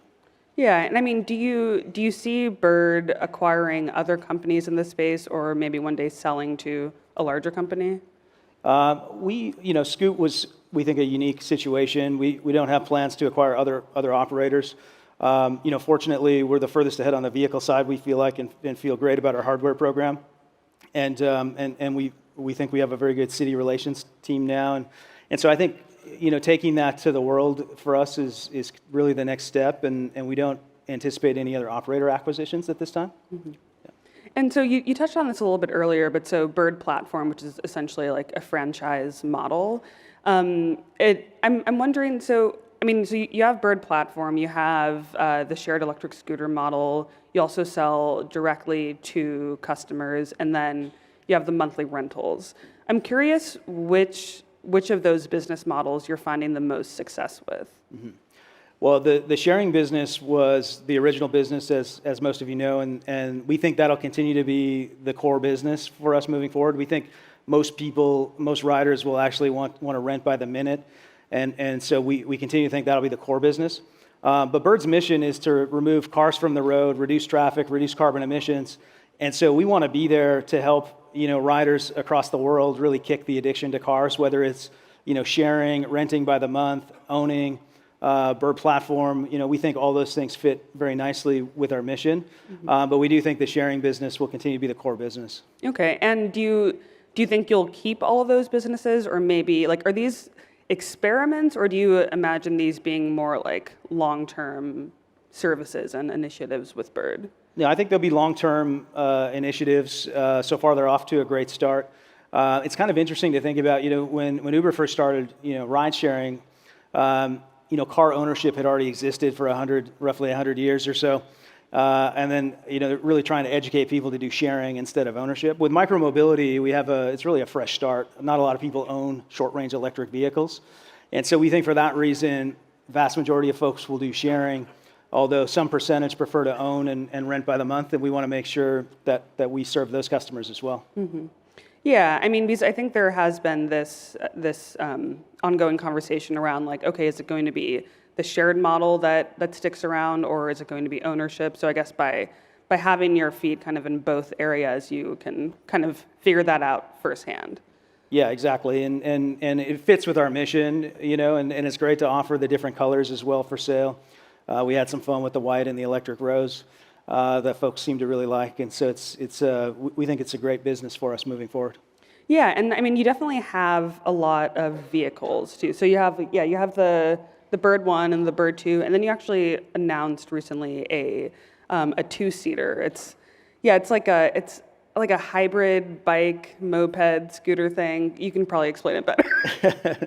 Yeah, we call it the Bird Cruiser, and part of the reason we call it a cruiser is it does kind of fit in between a few different categories, and really it could be an e-moped or an e-bike depending on whether it has pedals or pigs on it. But look, for us, we really want to try to help reduce car trips, and the scooters was a great first vehicle towards that mission, but most scooter rides tend to be 1 to 2 miles. Mm-hmm. And we think the Cruiser will be nice between the kind of 2 to 5 mile trips. And so we think it really is the missing piece in the portfolio of the mission of trying to reduce the car trips. And so we are very excited about the Cruiser. Okay, and those would also be shared, like part of the shared model, That's right. Okay. Yeah, they'll be available via sharing. Yeah. Hmm. So I guess who are you envisioning as a customer for that type of vehicle? Are you envisioning just really good friends or couples or? Well, look, I think that with the Cruiser, it's kind of interesting. I think the use case is if it's longer distance trip. So if you're going maybe 4 miles, you probably want to use the Cruiser instead of a kick scooter. And then just anecdotally, we've talked to folks that maybe are a little bit older that don't like using the kick scooters that we think would prefer to use the Cruiser is kind of what we hear anecdotally. And I know myself, I kind of go in between depending on really the length of the trip. Mm-hmm. Yeah, and so obviously you have raised a ton of money for Bird, and I have heard that maybe you've taken some money off of the table. Is that true? There was some money taken off the table. We were in a position last summer. It was a really weird, unique position where we kept increasing the size of the round of the Series C, and we kept being oversubscribed. And we had gotten to the point where we basically, the board didn't want to take any more capital and take any more dilution. And there were still some strategics out there that wanted to invest, and we felt like it made sense at the time. But look, it's something that I know a lot of founders do over time, and but it was a little bit of a unique situation because we were so oversubscribed. Yeah, I mean, I think some might say that it may suggest that you're not long on the vision of Bird, but so how would you respond to that? Well, anybody knows me knows that I am very long and super passionate about the mission. The reason I get up every morning is I really believe that we need a world with fewer cars, and that's what gets me excited every morning to come into the office. And so I'm definitely in it for the long haul, and we do see Bird as a long-term standalone independent company. And that's one of the reasons we're so focused on the unit economics and the path to profitability is we want this to be a standalone company. We don't want this to be a quick flip company. Yeah, and we're actually out of time, but one last thing. So just with the recent influx of funding, so what's the plan for that over the next year? How are you going to, what are you going to do with that funding? Yeah, so it's going to be used to continue to scale, to more cities. Europe in particular is we're gonna invest more heavily in Europe, but continue to take basically our 3 business lines now to the world. And because we have strong unit economics now, we think this cash will actually last us quite a bit of time. And so we feel good. Nobody really knows what's going to happen at the macro level, and are we heading to recession or not? And I know that's a big debate. We want to make sure the company's well financed for the next few years. Yeah, have a bit of a safety net just in case. Exactly. Yeah, exactly. Cool. Well, thanks for taking the time, Travis. Awesome. Thanks really for having me. It. Yeah. It's Do great you to want be to scoot off or? I'll let you do it. I'll give you the honors. All right. It's just. Sorry, I don't want to hit you, Jordan. Please be careful. There's stairs over there. I don't know what her plan is. Okay, coming up next on the Q&A stage, collaborating with corporates with Chris Bartlett, SVO of Corporate Development, Head of Verizon Ventures, Quinn Lee, SVP Global Head of Qualcomm, and Lee Radford, VP General Manager, Procter & Gamble Venture Studios. If you have questions for those folks in particular, now's the time. Head on over. Anybody in the audience play video games? Cool, me too. I'll kick your ass. Our next guests also play quite a bit of video games and make a lot of money off of it. So with that, I'd like you to please welcome to the stage founder of SP Products, Scooter Braun, and founder and CEO of 100 Thieves, Matthew Nadeshot Hogg. I'll be your moderator. Please welcome him.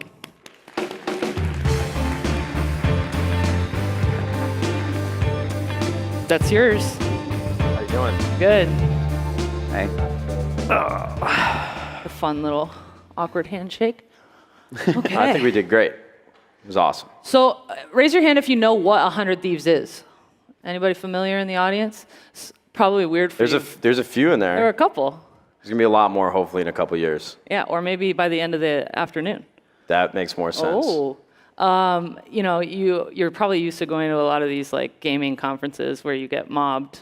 Yeah. Do you feel weird being like unnoticed? No, absolutely not. Well, I promise you I'm not that famous. Probably enjoy it. I definitely have my niche community, but I always enjoy talking about video games and the business that we're in with people that are unaware of what's happening in the gaming industry as a whole. And it's a great opportunity to inform people of just this emerging business that we're trying to build. Yeah. I have a lot to ask Nade, so I wanted to ask you, like, you're an investor in 100 Thieves and a co-owner. What drew you to this business? Well, first, I'm just here for emotional support. Yeah. I know most of your questions are for Matt. Look, what I was drawn to was we started looking at the space and realizing that the gaming world is, if you take all of music and all of film combined, gaming is bigger. Yep. So we wanted to kind of look at the space and see how we could get in. And we started looking, do we buy a team? Do we create a league? And I said, let's just sit back and kind of watch, and it's a youth-driven business. And we realized when we met Matt, he was looking at it completely differently. He wasn't looking at it as about his professional teams, which they have, but he was looking at it as a brand. 100 Thieves started as an apparel brand. Mm-hmm. And I like to bet on founders, and Matt actually was a professional gamer. Mm-hmm. And very successful one. very successful, but also someone who believed in this space really early on. And when he goes and he talks to players, he's not going to brag about himself, so I will. 7 years ago, this guy worked at McDonald's and was a 4-year employee while he was a professional gamer, trying to put himself through school. 7 years later, he's an owner and running this large organization where he pays gamers who actually work in his organization millions of dollars. Yeah. So when you hear a story like that and you see someone who had that kind of drive from the beginning and really has his finger on the pulse of the culture, you make a bet on them. And I've been friends with Matt ever since. Thank you, Scooter. And you want to know something that's interesting? If you want to know how much Scooter actually supports 100 Thieves, if you go on his Instagram, he has not taken off his hat. No. Since he became a co-owner. I swear to God, every single photo, you cannot find one. If he has a hat on, it's 100 Thieves. I hope you have a few of them so that they get watched. I actually have and stuff. 3 and they just trade and Okay. no one has to see how much I'm receding. Okay, so let's lay the landscape for these people here. There are 3 pillars to the 100 Thieves business. There's apparel, right? 100 Thieves branded gear, cool shirts, t-shirts, hats. There's esports. You own several different teams that compete at the professional level. Yep. They get sponsorships when they win tournaments. And then there's streamers who spend 8 to 12 hours a day putting their stuff up on Twitch and YouTube and bringing in money through that model. Which one generates the most revenue? Right now, I would say it's a combination between streamers, which we would categorize as entertainment, and then our esports teams that go on stage, wear our jerseys, have logo placements, just like you would see in the NBA or NASCAR, NFL, MLB, just like traditional sports. So our biggest revenue driver is partnerships at this moment in time, but obviously we're hoping we can grow our apparel business and have those operating at the same level of what we would come to expect. And so, as Scooter said, you're a former pro gamer and you played Call of Duty. This year, Call of Duty moved from a publisher-supported league, Activision, to now a franchised league, and you had to make the very sad announcement that 100 Thieves would not be participating next year in the Call of Duty, I guess it's still called the World League, right? Yeah. Call of Duty World League, which is a bummer for me. I've loved watching your team play in the last year. How do you protect your business against, esports is changing, it's growing, it's maturing, things are happening very, very quickly. How do you protect your business against those changes? Not participating in Call of Duty, it's like Call of Duty, Yeah, I think for me, the game was always close to my chest because it's the title that allowed me to have a career. Yeah. And I built my following. I've made all of the friendships that I have to this day through the Call of Duty community since I was 16 years old. So it was a really tough decision to stray away from spending $25 million on a franchise league. It's not that we don't believe in the franchise model because we're a part of League of Legends, which is the biggest esport in the entire world. We paid $10 million to be a part of that league. But for us, Call of Duty is just in a tougher place because the game has been around for a decade. Viewership isn't as growing at the same rate as it used to. I mean, the player base is still pretty high, but it's a franchise that hasn't withstood the test of time to the extent that League of Legends has. And so for us, esports, a lot of people would consider it to be in a bubble or refer to it as a bubble sometimes. And what we're doing is we're hunkering down and really believing in the brand that we're building. Like Scooter said and that you brought up, apparel is a really big aspect of our business. It's what I founded the company as.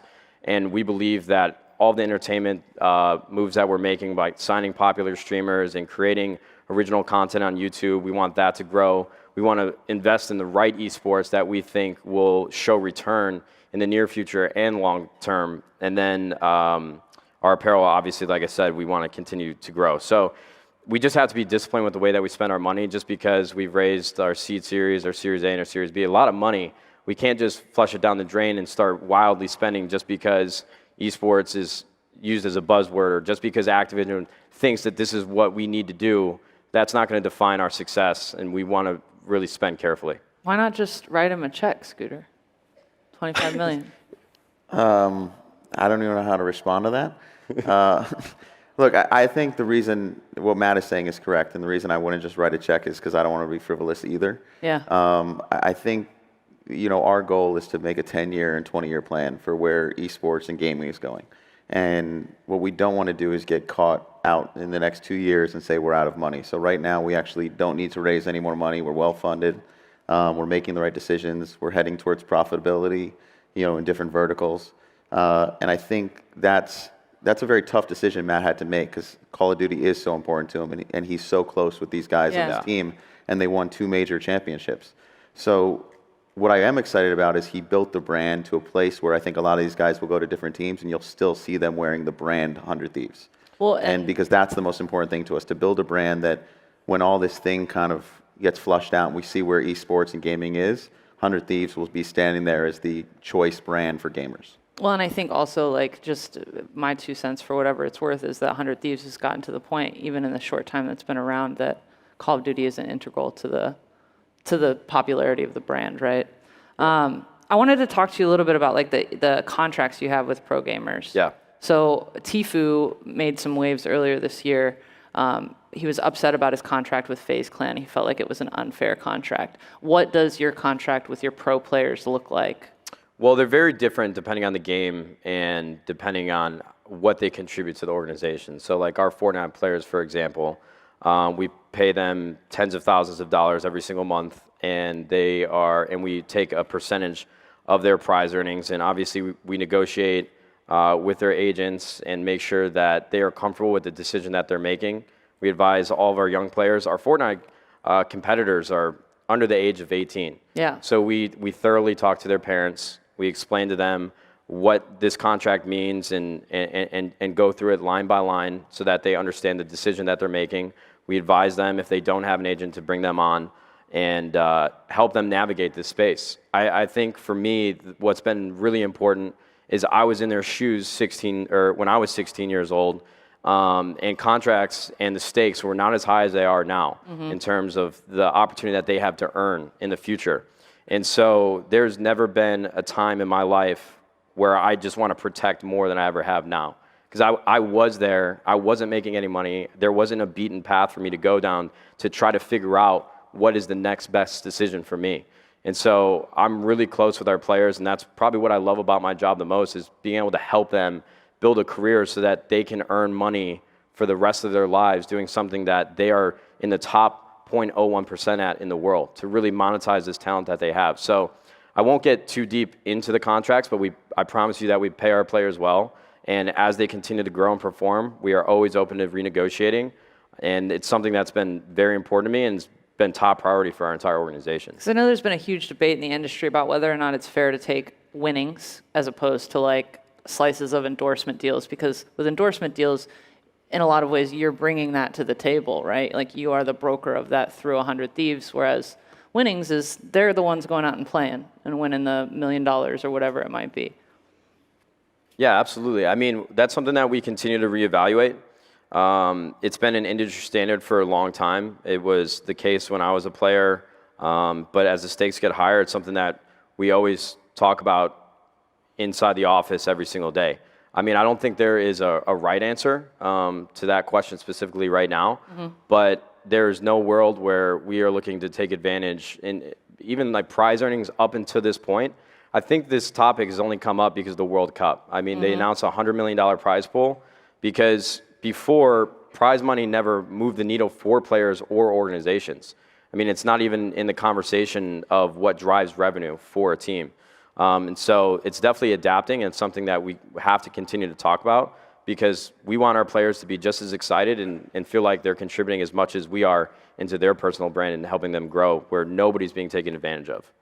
Okay, let's talk about the entertainment side of the business. These players, oftentimes, even if they've made a name for themselves, which normally they must to get signed to a massive organization like 100 Thieves. Thank you. That was very nice of you. But you know, they still see a huge lift, right? They get signed to 100 Thieves, and then suddenly you go from a few 20,000, 30,000 to $1 million, or from $1 million to 10 million, right? We see these big jumps. When I get signed on to work for my company, I have to go through standards of business conduct training to learn how to be a good representative for my organization. What kind of training do your players go through to prepare them to be in front of millions and millions of people and make sure that they're not smearing the 100 Thieves name? Well, I think that actually starts with us first. So I'll be transparent and candid with you guys. We haven't done media training up until this point. I did when I was younger, when I signed on with Red Bull, which was my first endorsement back in 2012 or 2013. Really what we do is we're meticulous in the way that we recruit players. I think 100 Thieves has taken a very different approach when it comes to entertainment in esports, where typically teams would operate like the New York Yankees. They would try to sign the best players, and hopefully they win, and that's their fan acquisition strategy. But for 100 Thieves, we have a combination of professional players that are really good at what they do, and we try to help them grow their live streams or just like their entertainment footprint, whether that's on YouTube or any other media outlets that they want to be a part of or contribute to. And then we have content creators that their entire job is entertainment through video games.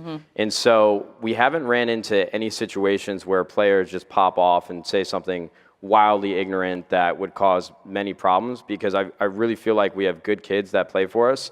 And obviously that's not a great answer or a great solution, but I really trust in the players that we've signed, and we make sure to talk to them very sternly about how they should represent 100 Thieves, and I think they have a pretty good handle on it. But as the industry grows and gaming becomes more prominent in how many people are watching or where it's being shared, I definitely think media training can be and is a necessary standard of operations that we probably should enact into the company and how we operate. Do you have guidelines at least? Like, we don't use these words. We don't say these. Yes, absolutely. Okay, good. There is a banned list of phrases that we actually just brought on a team called the Mob. They basically started as social media stars that would just tweet hilarious memes. I'm sure a lot of people here in tech, or hopefully, are familiar with memes. But that's literally how they got started, was just interacting with the biggest gaming personalities in the world and making them laugh. But there was definitely choice content that they would upload that was a little dicey. And when we brought them on and we flew them out to LA and we put them in a house, like, listen, guys, we got to have a very serious conversation of some of the words you guys are using. Yeah. So it's definitely changing and evolving, but we're brand safe. I mean, with the partnerships that we have, there's too much on the line to risk what we've built, and that's the most important thing to me. Well, and that's kind of something that's really close to me, actually. I play a lot of video games. As a girl, woman, whatever, it is terrifying. It's really not fun to play video games as a girl. The things that people say to you are just jarring. It's way worse than anything I've ever experienced on any other part of the internet. And I guess I'm just curious, like, you know, there might not be training, and there definitely clearly is guidelines, but are you reminding these players that they're role models for the next generation of young men and how they're going to treat not only women, but just everyone around them? Absolutely. I think what we've done from a culture standpoint with 100 Thieves is, again, another thing that's one of my top priorities is really teaching the gaming audience how to be a normal contributor to society.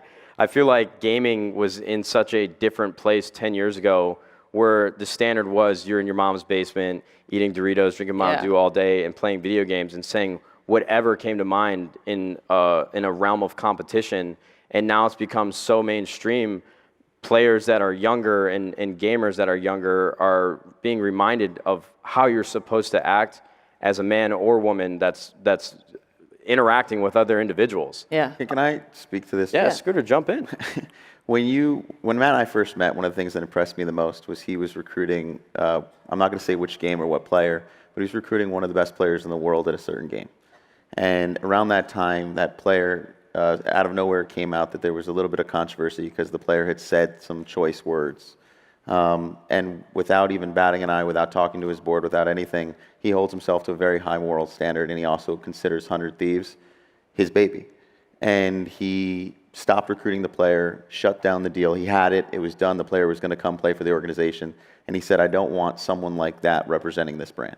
Yeah. And I think that we can't speak for the rest of gaming, but I think with Matt at the helm and the standard that he holds himself to and everyone around him, I think he said it best. It's about the culture. It's about the people that you bring in. And it's about not only setting up, to what words they say to their role models, but also who is he putting on the platform.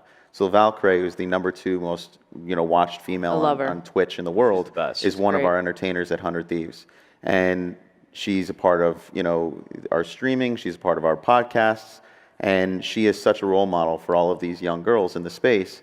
And Matt has put her at the highest level of our platform because he said, I want young girls to see her and know that they can be like her. And I think that with someone like Matt at the forefront, you're going to see a shift from your experience early on. Yeah, Well, that's the hope, at least. Yeah, I sure do hope so, because it says that the ESA says 46% of gamers are women, 25% of the pro gaming audience is women, and yet we see at the Fortnite World Cup, for example, there's 0 women competing. You and I both know that there's nothing physical that separates a girl and a boy playing a video game. There's a culture that separates and keeps the women away, right? That scares them from wanting to play and be a part of it. And so Valkyrae is a great example, but what is the breakdown, men to women, at 100 Thieves? I would say we are one of the leaders in esports. I don't know the exact statistics, but it has been very important from the ground up that we have diversity in the workplace. I think that we actually have hired the most women out of any esports organization, and they are incredible at what they do. We just threw our first party ever, our first public party at TwitchCon that some of you guys may have attended. Actually, one of Scooter's entertainers, Lil Dicky, who's a phenomenal. That's a real name, Lil Dicky. Lil Dicky, yeah, he's great. And if you don't know about him, you'll be watching him on TV next year. That's my plug. Continue. He performed at the party. We were at Omnia nightclub, and from day one, she's our senior marketing manager. Julia was probably our 5th employee at 100 Thieves. She threw the best party that I think esports has ever seen. Yeah. And she did it from day one till the day of the party, 3 months of work without any help. And she is just like a shining example of why people need to look around the industry for the right talent, not just because, or not specifically because their gender or their ethnicity, because talent is talent at the end of the day. And so we have searched throughout the entire industry to find people like Julia, and every single day we're recruiting better and better employees, regardless of where they come from or who they are. And so it's something that is very important, and we're trying to set the standard and really push the industry in the right way to diversify and not discriminate because of whatever reasons. Well, and one of the things that we talked about a little bit backstage is you're at the mercy in some ways of these streaming platforms. There are executives in Silicon Valley for Twitch that could change an algorithm or could change their rules, and that might make a difference. And Scooter, you said something interesting, which is this two-way street, right? You can't have a highway without the cars, I think is what you said. When a big streamer moves like that, Ninja is a great example. Do you think Ninja made the right decision moving from Twitch to Mixer? I think Ninja made an incredible decision for himself personally. Yeah, I'm sure Absolutely. he made a lot of money. Do you know how much he made? I don't know how much he made, but I probably wouldn't say if I did. He's Fair doing enough. well. Tyler's a good friend of mine, and he has really transcended what it meant to be a professional gamer, and is breaking down barriers. Yeah. I talked about this in a video that I recorded yesterday because we received his Adidas collaboration in the mail, and I unboxed it. And just to look at where he started back in the day when I was coming up on Halo, to fast forward 7, 8, 9, 10 years later, to be the biggest name in Twitch and going on Jimmy Fallon and writing books and doing all this charity work. Scooter, or Ninja, is just a phenomenal example of what hard work can breed if you really keep your head down and do what you believe in and be passionate about what you're working on. So I think he made an incredible decision for himself, his family, and that's all you can ask for. Now, will that withstand the test of time? Will viewership transfer over? I don't know the answer to that question. I think streaming is in a much different place than when I was in his shoes many, many, many years ago, but I'm incredibly happy for him, and I think that streaming and just entertainment, we don't want monopolies. We want there to be companies that are empowering the community that is gravitating towards their websites, and I think it's really important that Twitch and YouTube and Mixer have a variety of talent and not all on one platform. Well, and the other side of that, I'm sure you're familiar with Nick Merckx. He was on 100 Thieves for a long time. He just signed exclusively with Twitch, and he left 100 Thieves rather abruptly. Yep. And signed with FaZe Clan, and the rumor was that he was promised 5% of 100 Thieves. You're at a $160 million valuation now, so that's a pretty penny. Absolutely. Is that what happened? It's a very delicate and intricate situation that I promise you that I cannot explain on this stage in this time. That's fine. I respect Nick Merckx. I'm going to do this for you because you've been kind about it the whole time, and I'm not. I've had people defend me in the past on stuff. Matt never broke his word on anything that he did. You know, I think sometimes people use their platform in this world to say whatever they want to say as long as they have an audience to say it to. And those things are not always based on fact. And he had a right to come out and tell the truth, and he decided to take the high road, which he'll continue to do on this stage, and I think more people should take that approach. But he doesn't need, you know, I'm going to step up and say, you don't need to defend yourself. I appreciate the question, you have to ask it. But you don't need to defend yourself for something you never did anything wrong. We think he'll go on and have a great career, and Nick's a good guy, and he should go on and have it. But some of the things that were said publicly that Matt never responded to, I was proud that he didn't respond because he did the right thing, and he let the organization speak for itself. And we're starting, one of the things I get frustrated about when I hear that stuff is we're living in the society where we don't have to worry about fact. People can literally say anything they want, including our president, as long as he has an audience to say it to. And I think we need to get back to a place where we actually hold people accountable to what they're saying and actually not just allow them to say anything that they want at any and every different time. So you don't have to defend yourself. You're a good guy. You run a great organization. And that one hiccup happened, and I think the way he handled himself by staying silent, wishing Nick the best of luck, and then running the organization in a great way was a testament to the type of leader that you wanted at an organization. Yeah, and I appreciate that very much. I have a ton of respect for Nick and what he's done with his career. I've known him for a very long time. Him and I come from similar places, like humble beginnings. And he's been working very hard, just about as long as me, to try to build a career that he can sustain a family and build something that he can truly believe in. And I wish him the best. I think he's going to go on to do great things. He just signed a Twitch contract. Nick is doing really, really well, and I hope he continues to do well. See? High road. Good dude. You're right, Scooter. I have two quick ones. Ithaca Holdings. Can you tell us, there are a bunch of founders out here who are looking for checks. What is your investment strategy? What are you looking for? It's funny because I think people just recently found out I make investments. He makes investments. Yeah, and then you get phone calls. No, I think what I look for personally is you always want a great idea. But I also, with our team, we look for great founders. Because a great founder is going to pivot. And I think we're also getting to a place where you want to see some kind of profitability and build a business. And I think it's important when you make an investment that you meet someone that has what I call a burn the ships mentality. They used to arrive on the shores of their enemy, these generals, and they would tell their soldiers, burn the ships. The only way you go home is if you take the ships of your enemy. There's no retreat. And I think a really good founder finds a way to pivot and move into a place where they can build a real business regardless of the bumps in the road. And that's what I saw in Matt. That's what I saw, with the guys at Discord and at least in this space. And I've seen it before, and I've been fortunate to be part of some really good ones, and some that I'll bet on the founder the next time because it didn't work out.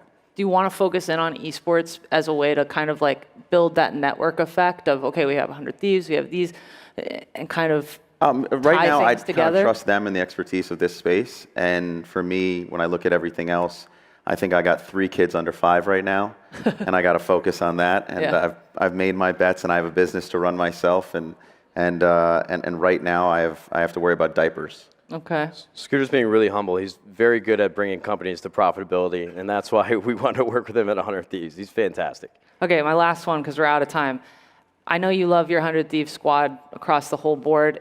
If there was one streamer that is not signed right now to 100 Thieves, who would it be? You want to sign Who's the one you want? Who do you have to have? That's a tough question. There's a lot of people that I love. But if sponsorships aside and nothing mattered, it'd be a tie between Tim the Tapman and Dr. Disrespect. Oh, I would be on guys. Tim the Tapman for that one. They're both if you fantastic care. human beings and phenomenal entertainers, but they have their own individual businesses, and sometimes those two don't intersect. Right. But they're friends of the team. They represent the organization by wearing our apparel. They're fantastic. So those are 2 of my favorites. Cool. Thank you guys Thank so you. much. Thank I you. really appreciate it. Appreciate it, guys. Big round of applause. Not an awkward. Thank you. Okay, I have a surprise for you guys. It's a really big one. You're not going to want to leave. You know how I've been talking about Game of Thrones all morning? There was a reason. I'm not just a psycho. I'm not a crazy person. There's a big, big reason that I did that. And I would like you all to join me in welcoming to the stage our next guest, Maisie Williams.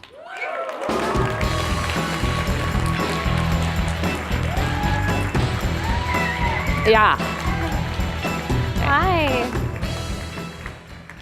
Maisie. Hi, thank you for having me. Look at this. Thank you for coming. How about that? We'll put it that way. Yeah, no, this is great. This is lovely up here. So how many of you guys know Maisie from Game of Thrones? Obviously. Yes. She defeated evil, so we all love her. But she's also a very talented entrepreneur. She started a company called Daisy. I was hoping you would tell us kind of where did that come from? Why? Yeah, so I have a co-founder, Dom, who's backstage right now. And we worked together on a movie. Dom was on the crew, and I was acting. And he came to me one day and said that there's a huge problem with breaking into creative industries. And the series of events that had got me to where I am now were mainly based on luck and timing and difficult to recreate. So we spoke about the problems and how people really struggle with connectivity and finding people who they can collaborate with, even at a really simple level. And so that's where the idea of Daisy really came from. We wanted to create like a social network, but it was more just focused on the creative industries and focused on your work rather than your private life. Right, and you've fundraised a little bit for this already. Your seed round, you've already raised it. I was talking to Joseph Gordon-Levitt. It's actually weird that because there's a lot of similarities. Yeah, we actually chatted with. I have to try really hard not to recycle questions because there are lots of correlating things. But one of the things that I was talking to him about, and that I think would be interesting to hear from you, is fundraising. I'm sure it's really easy to get your foot in the door, but maybe things get a little bit more difficult for you once you're actually in the room. Yeah. What was that like? Definitely. I mean, I think just because something's celebrity endorsed doesn't mean that it's good. So I think I definitely, there was no problem with reaching out to people on LinkedIn and Twitter and like getting in the rooms with like these amazing VCs. But, you've still got to pitch them. Like they're not just going to, give it to you, and you've still got to convince them. And they had a lot of really amazing advice as well. They've seen things that work and things that don't, and the reasons why. And so I think they just had a lot of advice for me as well, like going through this, like how to manage, this insane platform that I have, but how to still make like a really good product. So yeah, I mean, like getting in the room is fine, but yes, convincing them is still, it's like convincing someone to give you a role. It's like an audition. Well, but I mean, you've lived essentially grown up before our eyes and lived under immense scrutiny. Yeah. You feel like that kind of gave you the skill set you need to go in confidently and pitch, or is it a completely different set of skills? No, I think like having determination to create a career within the creative arts, it takes a lot of self-belief. And I think founding a company is the same, because a lot of people do look at you like you're crazy and you're pitching them like the greatest idea ever, and people just like sometimes don't get it and it's not for them. And in those moments, you do need a lot of self-belief. Because otherwise you kind of like stop before you've started. Right. Well, and so Daisy connects artists, creators who want to collaborate and work together, but then they've got this thing that they've built and worked on together. Like, what happens next? Can Daisy succeed without like scaled distribution or brokerage for those deals, sponsorships, whatever they might be? Yeah, it's actually where the company is sort of heading right now. So we want to work on sort of partnerships where our users can have like a real brief from like a real client and like pitch their ideas and then get them made and have like a budget and be paid for their work, which is like ultimately, one of the most difficult things within the creative industry is to get paid for what you're doing. So that's, at the moment we've got a really wonderful community that's thriving and creating these amazing projects. But in terms of like, transferring that into the real world and helping people actually get jobs, these partnerships are going to be really, really great for that. And you chose to not put any follower counts Yeah. on Daisy. I'm trying not to say Maisie. I'm actually trying really hard not to say Aria, if we're being Right. honest. But so you chose not to put follower counts onto the app. Are there like counts? Is there a like? No. You don't have follow counts. We have like comments, so you can like engage with people. We were speaking about doing this like like a reputation, possibly. Oh, like a clout score kind of thing. Yeah, kind of. And it's about like how much you interact with people, when you interact with people that are outside of like your group, and how much you post and like the work that you're doing. But you know, something like that, it just takes a lot of thought, because once you put it out there, you can't really take it back. So that one's, you know, kind of difficult. But we didn't want follow counts. I think that rewarding people for these typical kind of metrics can be quite damaging, and can make you feel just because you're not popular, maybe you're not talented, and that's just not true. And the thing about creative endeavors is that, you know, the things that are popular aren't necessarily like the best things, and like, you know, just because something that you do isn't liked by many people, it doesn't mean it's not incredible. So yeah, we wanted to really like take that metric away and just have people be able to connect with whoever they want, and it not be like a status thing. Yeah, well, and like, you know, you kind of came out of nowhere. You were Arya Stark, and I'm sure your follower count and all your social media accounts just up and up and up and up and up. I'm sure there was tons of pressure on you. Like, do you wish that follower counts and like counts went away across the whole internet? Yeah, I'm actually losing followers at the moment, but I quite like it. It's nice. You guys, like, follow her. It's no. No, stop, please. I like it because it's like you start finding your audience, and I think for a long time I was part of this show that, you know, had its own like following, and now that I'm doing my own like adventures and like whatever it is that I'm doing, like I'm finding the people that really like that rather than just people who like the show. So, you know, I think that's, you know, the other thing is that it's hard to sort of find your niche. And with Daisy, like that's kind of what it's all about, like helping you find your group rather than it just being like quite a lonely experience. And do you actually go on to Daisy as a user and collaborate? Like, what are the chances that these people sign up for Daisy and you're like, oh yeah, you can work with me on this? Yeah, people like request me to be part of their projects all the time. I bet they do. They're so interesting, and I love to sort of read about them.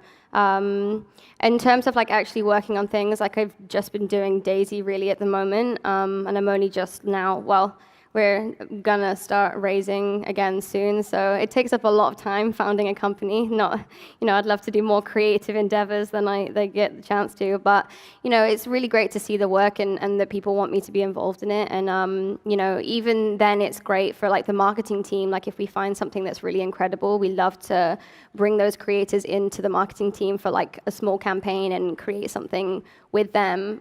So it's like, you know, our Daisy community are also the people who create Daisy content and like our marketing and everything like that. So it's really nice to have that like flow, I guess. Bit of a virtuous cycle there. Definitely, yeah. So one of our writers, Josh Constantine, actually wrote an amazing piece recently about TikTok. You're familiar with TikTok, I'm sure. And about how Zuckerberg doesn't understand it, essentially.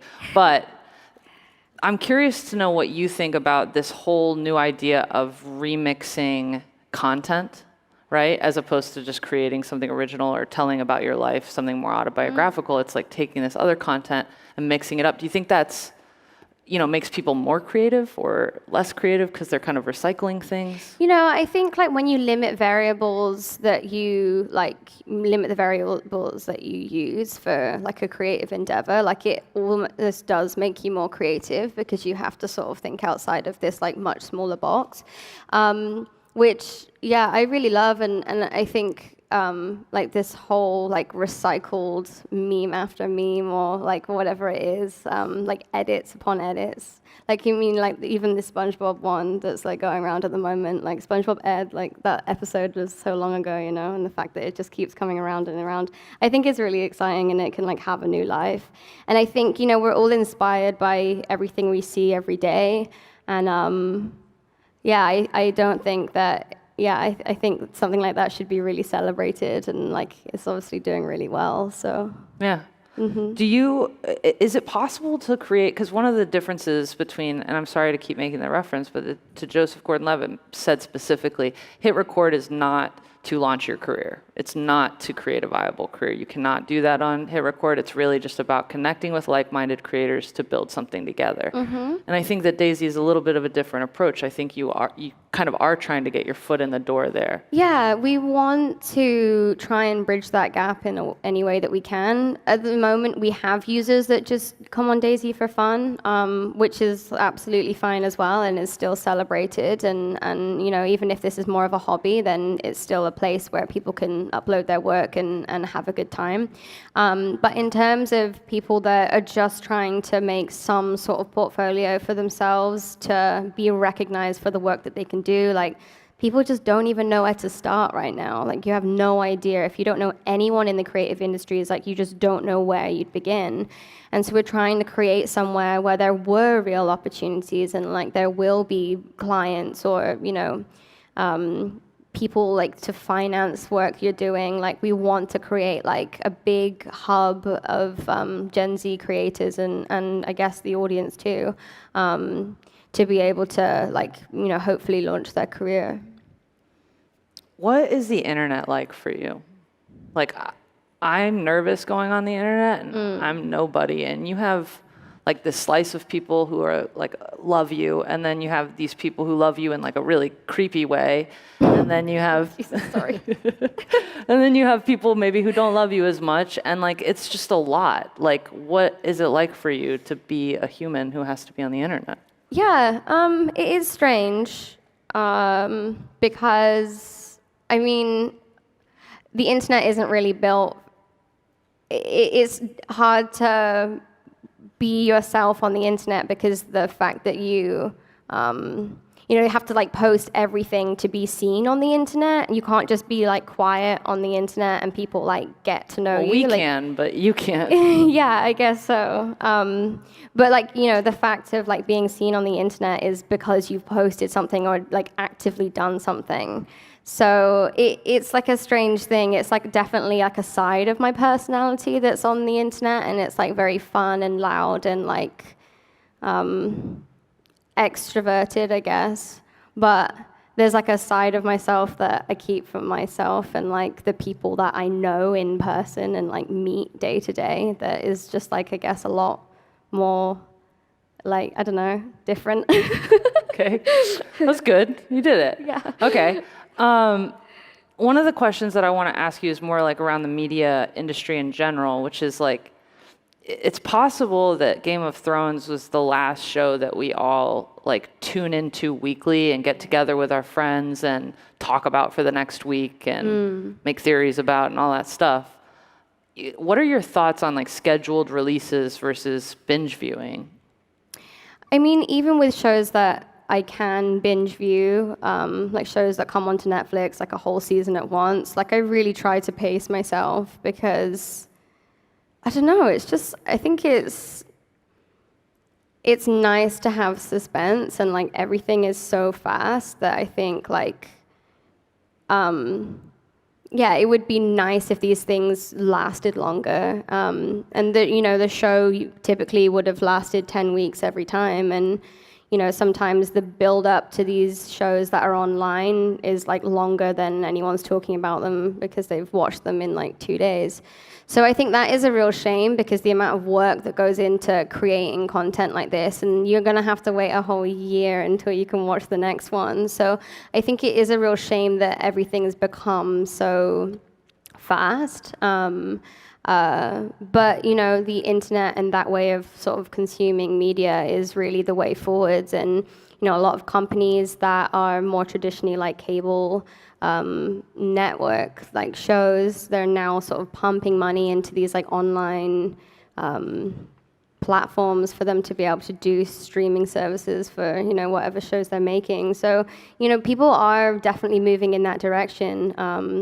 But yeah, I think it is a bit of a shame sometimes. Well, not only for like the people that created it, obviously you're right about that, like the hype cycle around something, if you watch it in 48 hours, like people forget. But also I feel like you don't like sponge it in quite as much as a viewer either. Yeah, true, because you just move on, and I think like the episodes just end up blurring together, and I can't tell which episode I'm speaking about, and it just like runs into one big blur of a season. Whereas when you have something staggered, like you're thinking about it the whole week and wonder what's going to happen next, and that's like quite a nice way of just consuming something. With the streaming wars going on, like it's amazing for all of us because we have just literally a million things to choose from.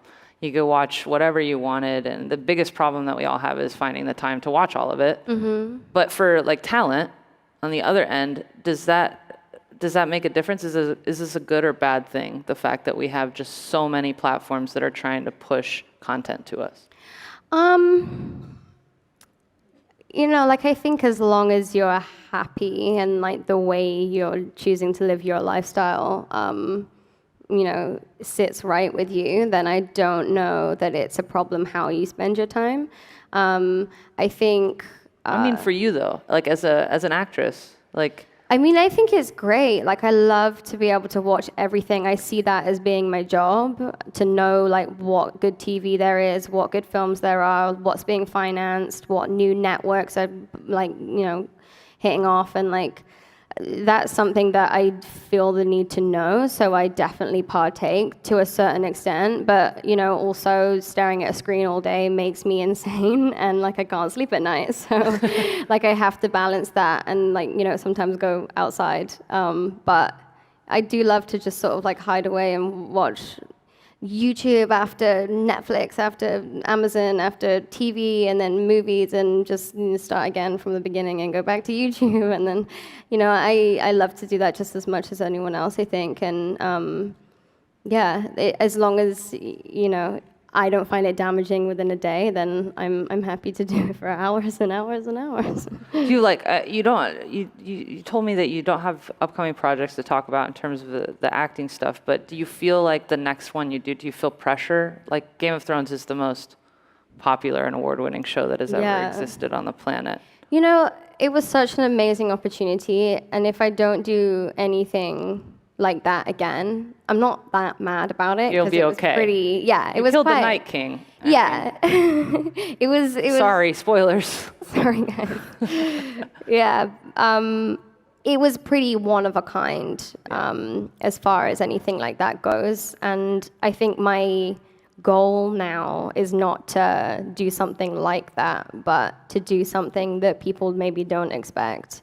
And play a role that people wouldn't imagine me as, because I think that would be a lot more fulfilling than trying to surpass anything that I've already done. I mean, you're 20 years old, right? 22. 22. You have a long road ahead of you. Like, where do you want to focus your attention? Is it going to be more on acting? I mean, clearly Daisy's your kind of full-time focus right now. Is it entrepreneurship? Yeah, I think everything. Like, I really look at my future and I want to try. I'll always be within creative industries, I think. And I've loved founding Daisy, and I can't wait to see where we go in the next few years and what happens, and I really enjoy my time doing that. But I think I'll always be doing something creative.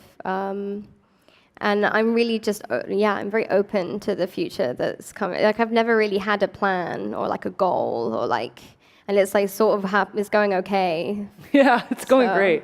So I guess just like keeping an open mind cool. is good. Okay, we have a minute left, so we're going to do something that I like to do, which is the lightning round. Okay. Maisie's going to be asked either or questions. You can pass on one, but I'd like it if you didn't. You should just go for all of them. We're going to start with a really easy one, though. Are you a cat person or a dog person? Dog. Dog. Good answer. Nick, Kevin, or Joe Jonas? Joe. Yeah, that's an easy one, too. David Benioff or DB Weiss?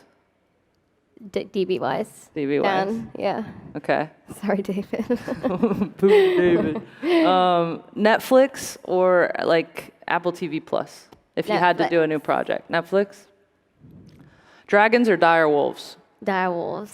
Yeah, Nymeria. I don't know, actually. I say that because I played Arya Stark, but really it's dragons. Really, it's dragons. Oh, that's news. All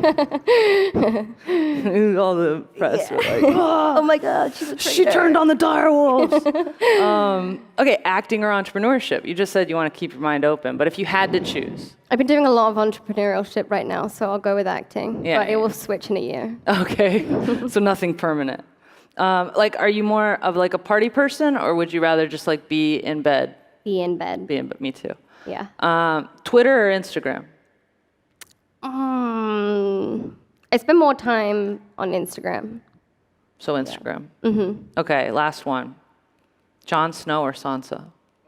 Sansa. All right. Will you guys please give her a huge round of applause? Thank you so much, Maisie. Thank you for having me. Thank you. Have a great day. Oh, yes, I will. It's lunchtime. Go ahead, enjoy lunch. $10 off Sweetgreen.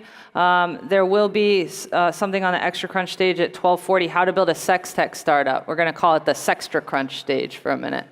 I'll see you guys soon. Thanks. As companies transition to using microservices in their architectures, more APIs are created across the organization. With this increase, it can become more challenging for developers to find these internal APIs and reuse them when they're developing new software. That's where Rapid API for Teams can help. Rapid API for Teams enables development teams to publish their internal APIs into a private workspace.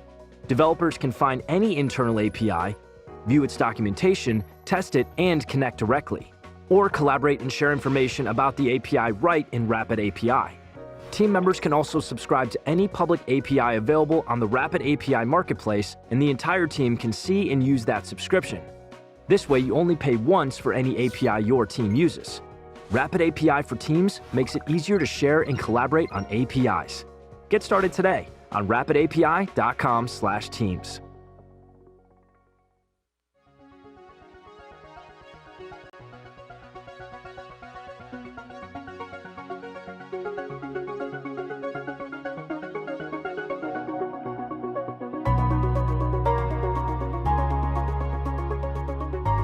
We like to partner with local entrepreneurs who use technology to address big societal needs.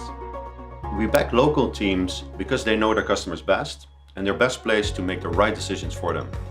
We bring operating expertise and global scale to help our partners overcome challenges and grow their companies. Our teams love building companies that create value and make a difference. As well as our investments in companies such as Tencent and Mail.ru, we're building meaningful global businesses in online classifieds, food delivery, and payments and fintech. And we never sit still. We actively seek new opportunities to create value over the long term. It's what keeps us moving forwards.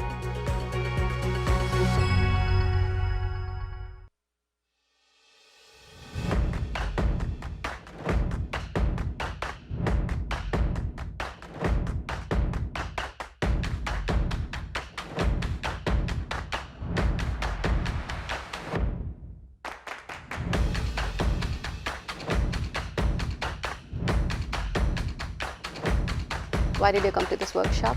To learn. But quickly I realized I started unlearning some things which I've been doing very incorrectly in the past and which didn't really give me the results that they're supposed to get. I want to be where we ask questions like why? And the big question I ask is what if? You know, it's a different way of thinking at Stanford than it is at any other university in the world. I realized I was getting stale, so I said, you know what, it's time for me to move on and look for greater things and have more impact.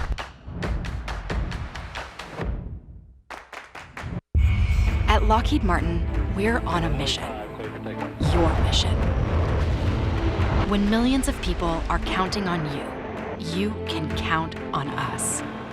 To build the impossible, to invent the inconceivable, and solve every problem with speed and reliability. Every mission is an expedition of the greatest importance, both to you and to us.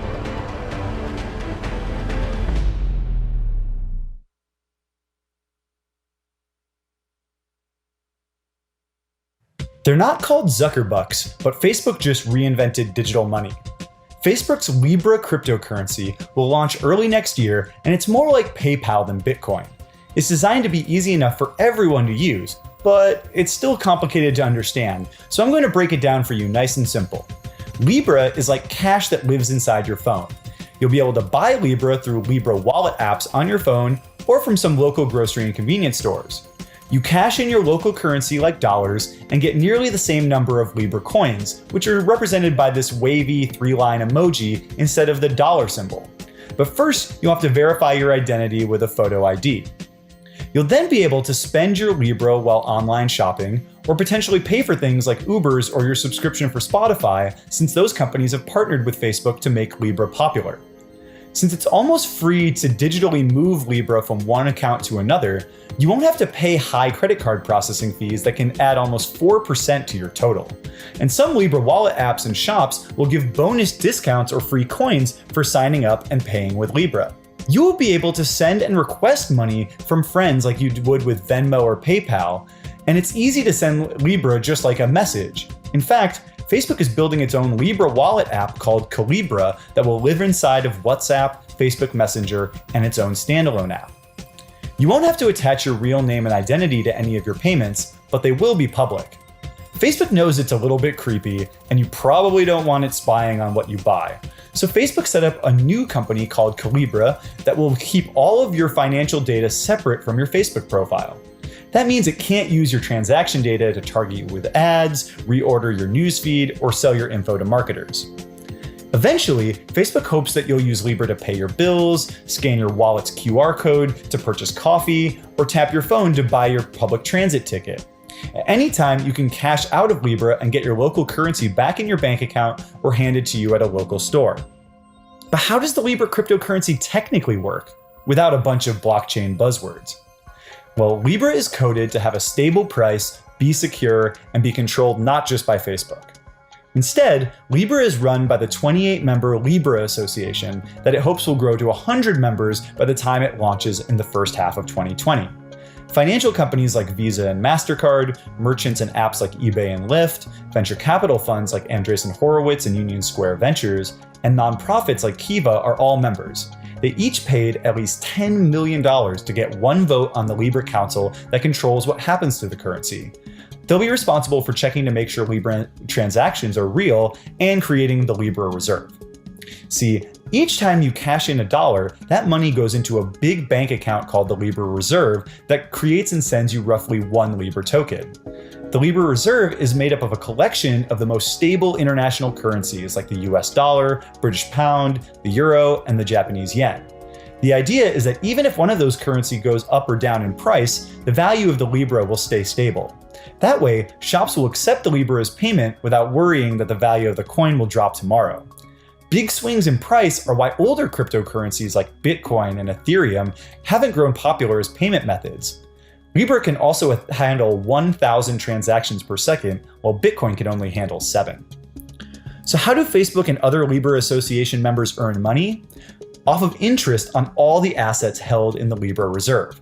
After the Libra Association pays for its operations and investments in technology, members earn a cut of the remaining interest in proportion to how much they invested when they joined. If Libra gets popular and tons of people cash in, then the reserve grows huge and the interest could add up to serious revenue for Facebook. But there's also a subtle second way that Facebook could get rich from Libra. If the currency makes it easier for small businesses to accept payments online, they'll sell more stuff. They'll then have extra money to spend on Facebook ads, which will make it extra quick to buy things with Libra.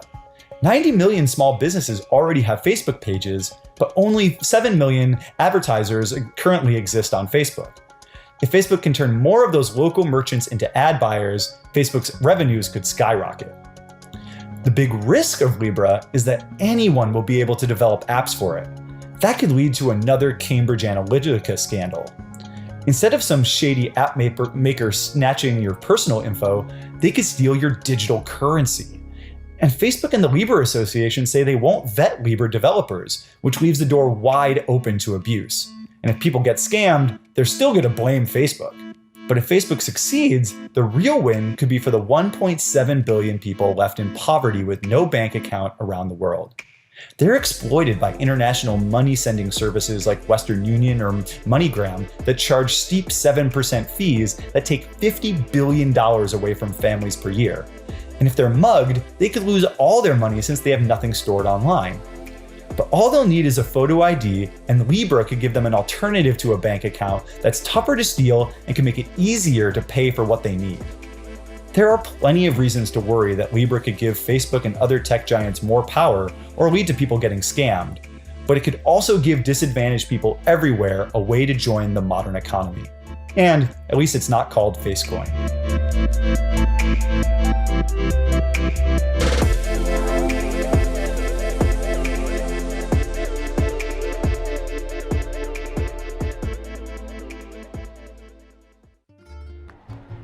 We are here today to take a look at our new system, Nintendo Switch Lite.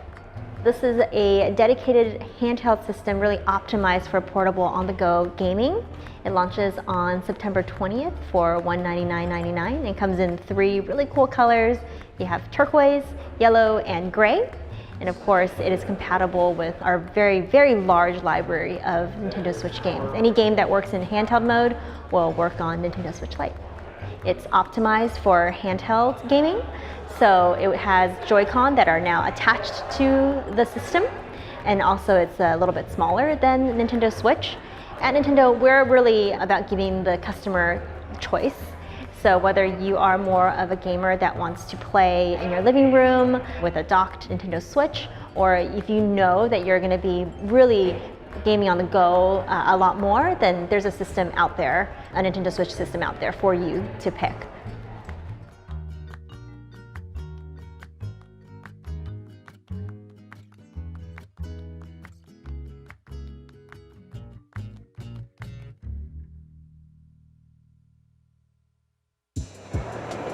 We're standing on the floor where we just launched HoloLens 2 just a few days ago.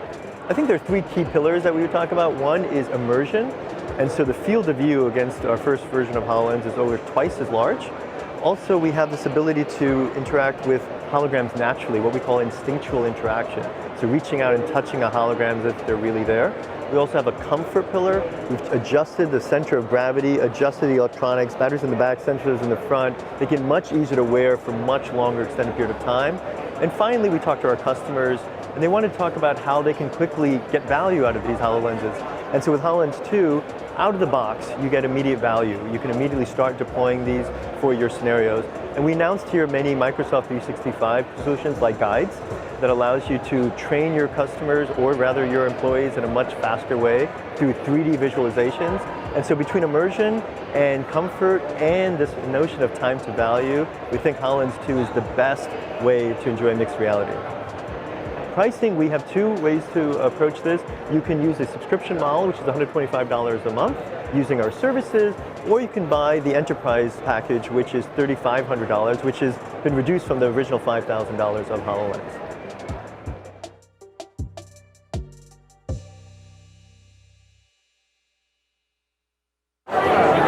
We are back at the Steve Jobs Theater in Cupertino here this time to talk to you about this.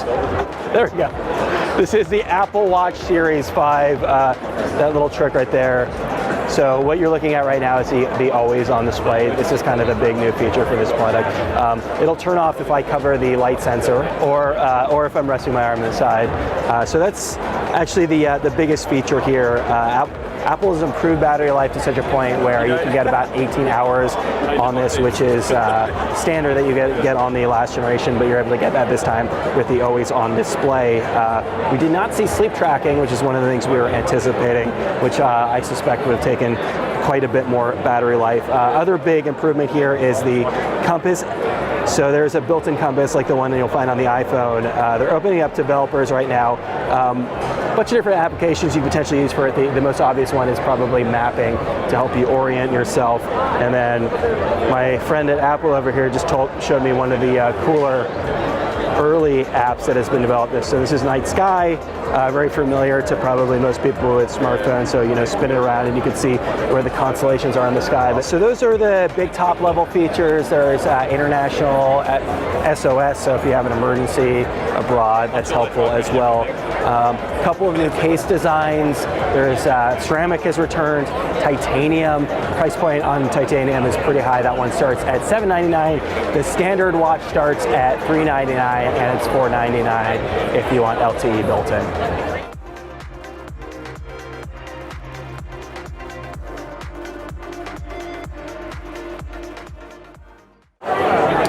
We are here at Steve Jobs Theater in Cupertino for Apple's new iPhone 11 launch event. This right here is the iPhone 11 Pro. So Apple actually announced 3 new models today. There's the iPhone 11, iPhone 11 Pro, iPhone 11 Max. This presents a little bit of a paradigm shift for the company. So they're doing away with the iPhone R line, and instead they're making the iPhone 11 basically the entry-level device. So that one's $699, which is obviously a bit of a reaction to the way the smartphone market has been going over the past couple of years. People just aren't buying as many phones. And a big part of the reason why people aren't buying as many phones is because they're just really expensive. Apple's flagships have routinely been over $1,000. So they're basically just shifting everything down a little bit, which kind of makes the iPhone 11 Pro the successor to the iPhone XS. Looks very similar. Form factor is very much the same as the 10 and 10S. You got the notch in the front. The big difference, however, if you flip it around back, is this 3-camera array right here. So if you have trypophobia, this is going to make you feel a little bit funky right now.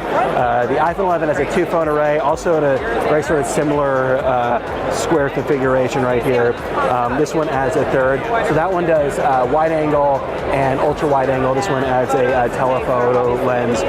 So you're going to get better video, better photos, and one of the more interesting features here from a software perspective is something called Deep Fusion, which takes photos from all 3 cameras. It essentially shoots 9 shots, and it makes a composite of them to get you much better images. So the camera array is really the big change. A couple of other differences. Obviously, we'll be seeing a lot of feature updates with iOS 13. All right, so the big change on the front is a Super Retina display. It's even higher res before. On the 11 Pro, you're going to get 5.8 inch and 6.5 inch on the iPhone 11 Pro Max. This is coming at the end of the month. It'll be available on September 20th, starting at $999, so similar price point as the 10S for the Pro and $1099 for the Max.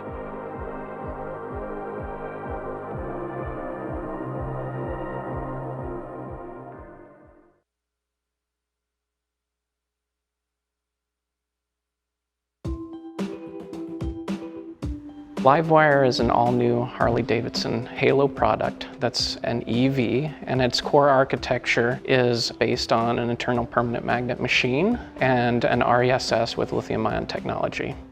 How is Harley-Davidson developing the technology for its electrical vehicle program? Are you leveraging startups? Is it all in-house? Are you using the Silicon Valley office? So LiveWire actually started with an idea in 2011 where we started investigating different technologies, motor technologies, power electronics, battery packs, all the way back to 2011. And what we've started doing, and you can see in our startup of our West Coast facility, is we're bringing a lot more of that design and development in-house to bring the absolute best in EV technology to market. Why is Harley-Davidson pivoting toward electric? LiveWire is an all-new product in an emerging category for Harley-Davidson. It represents the future of Harley-Davidson, and we can expect to see future models with part of the technology that you see showcased on LiveWire today. Who is the LiveWire for? Well, LiveWire is for a lot of different people. Actually, we know that many of our Harley-Davidson customers will want one. And we know that from when we had Project LiveWire in the hands of our customers, how excited they were. But really, we're looking at a new market. These are customers who are more urban, they're younger, they're wealthier, they're high in terms of their style and appreciation of design and quality, and they're looking for an electric motorcycle for urban use. So for market development, how does Harley-Davidson balance its loyal chrome and steel gas market with building this new EV market that probably is going to be a different demographic. It will be for sure, and there'll be some crossover as well. And it's an and, it's not or, right? So we'll continue to lead in touring and custom development and making motorcycles that'll appeal to those customers, and we're going to reach out to these new customers. And not only with LiveWire, but we intend to have a whole portfolio of electric vehicles in the future. Scooters, bicycles. Well, you name it, we're going to be broadening the portfolio and leading the electrification of two-wheelers. And so there'll be different visuals, there'll be different price points, different performance points. In some cases, you won't need a motorcycle license to enjoy them. So yes, our intent is to lead the electrification of two wheels. So on price point with LiveWire, which comes in at $29,000, right? Correct. How do you expect to compete with, say, Zero, who's coming out with a new motorcycle roughly comparable that's $10,000 less?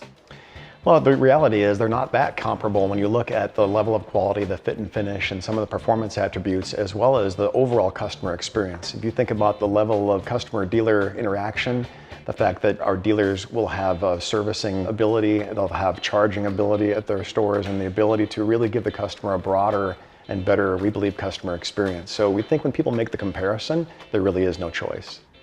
With LiveWire, Harley-Davidson will be the first big gas manufacturer to release an e-motorcycle to the US market. Do you think you'll have an impact in shifting the industry in that direction? I think everyone's watching, that's for certain. We're the first mover in the space. We have the best dealer network, not only in the US, but globally. We have a very strong dealer network that are all in, and it's a very exciting time. And I think you'll see others move after a Harley-Davidson. Is LiveWire all American made? Good question. LiveWire is assembled in York, Pennsylvania, so American made. Harley-Davidsons are famous for their sound, for their gas motorcycles. Is there an electric Harley-Davidson sound for LiveWire? So absolutely, it wouldn't be a Harley-Davidson if we didn't have look, sound, and feel. So sound on this motorcycle will be authentic to Harley-Davidson, and it comes from the combination of the electric motor, the spiral bevel gear, and the drive line. Each of those are engineered specifically to have that signature sound. But a little quieter than a gas bike. Absolutely.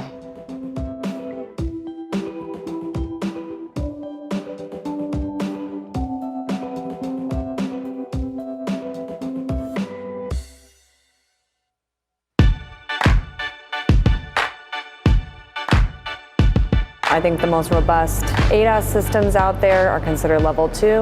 Level 4 is considered full autonomy under certain conditions. What is Rivian going for? So Rivian's actually going for level 3, so autonomous driving in certain conditions, in certain geofenced areas, where we actually take over the entire driving operation of the vehicle in a fail-safe manner. So what is Rivian's approach, and how are you going to ensure that there's some safety there? We're building a driver monitoring system that is made up of multiple components, so it's not just one sensor like a torque input sensor that would detect if the driver wants to actually disengage the longitudinal and lateral controller. There's a driver monitoring camera, and there's also going to be hands-on wheel sensors. To me, the biggest issue with DMS is not just that it's monitoring the driver, but what kind of either corrective or preventative behavior. So that's a good point. It's really trying to determine the driver's intention, because if you've enabled the autonomous system and you're on the highway and you've pulled out your iPad and you're watching a movie and you kind of have it on your lap, say you want to turn and get your notebook out or put that away and get a book, and you inadvertently give it a steering input to the steering controller and it senses torque, the driver monitoring camera will see that you're not looking at the road and you also don't have both hands on the wheel. So we'll have to ignore that input from the human to understand that they're not intending to change lanes. They're actually just doing something else while the vehicle's in control. And then on the flip side, it's important to know that the driver is actually ready to re-engage in the driving task. So say you're approaching your planned exit. A minute before that, the vehicle will notify the driver through HMI that it's time to get ready to drive. Be aware of your surroundings, and then we'll detect both hands on the wheel, the inputs of the steering controller match the algorithms, and the driver's eyes are on the road.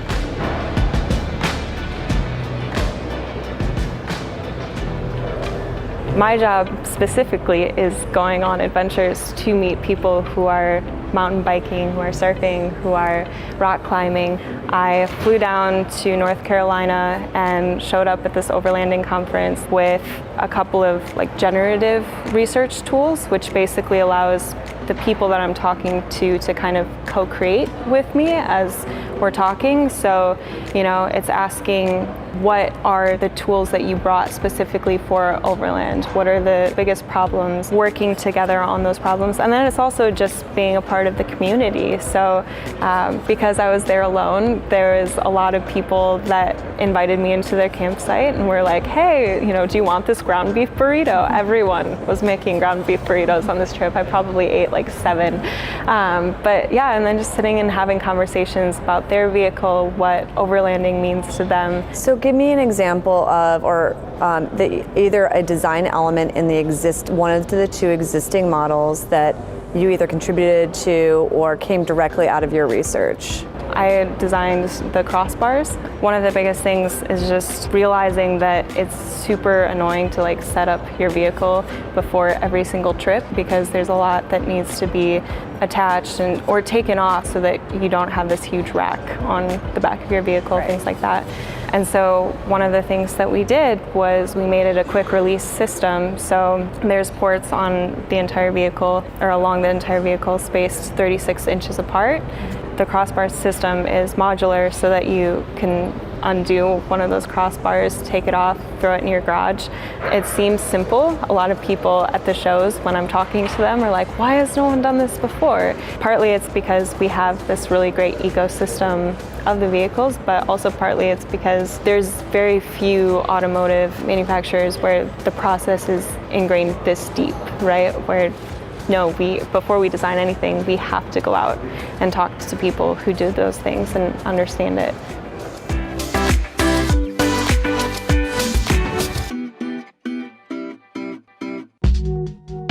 Why pursue level 3? Why can't that just be achieved with level 2? Because level 3 is harder. We want to embrace the challenge in a sense. And OEMs, you see that they've been adding some automation to certain controls of the car for years now, with cruise control and then adaptive cruise control and then lane departure warning. And you're seeing these features come together and provide more and more driving features taken over by the vehicle. We're building a consumer product. We want people to use it. We want them to love it.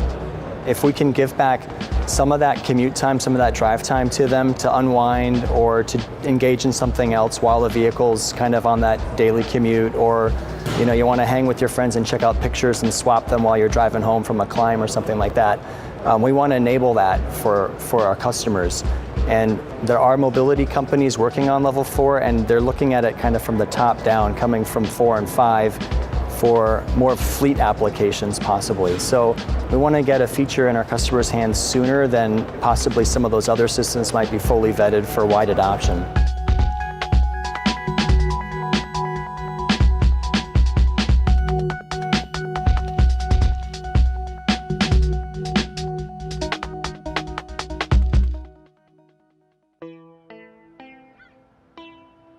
Managing on-shelf inventory is really hard because of the flow of product. That volume makes it difficult to make sure a product is on the shelf right on time for the shopper to find it.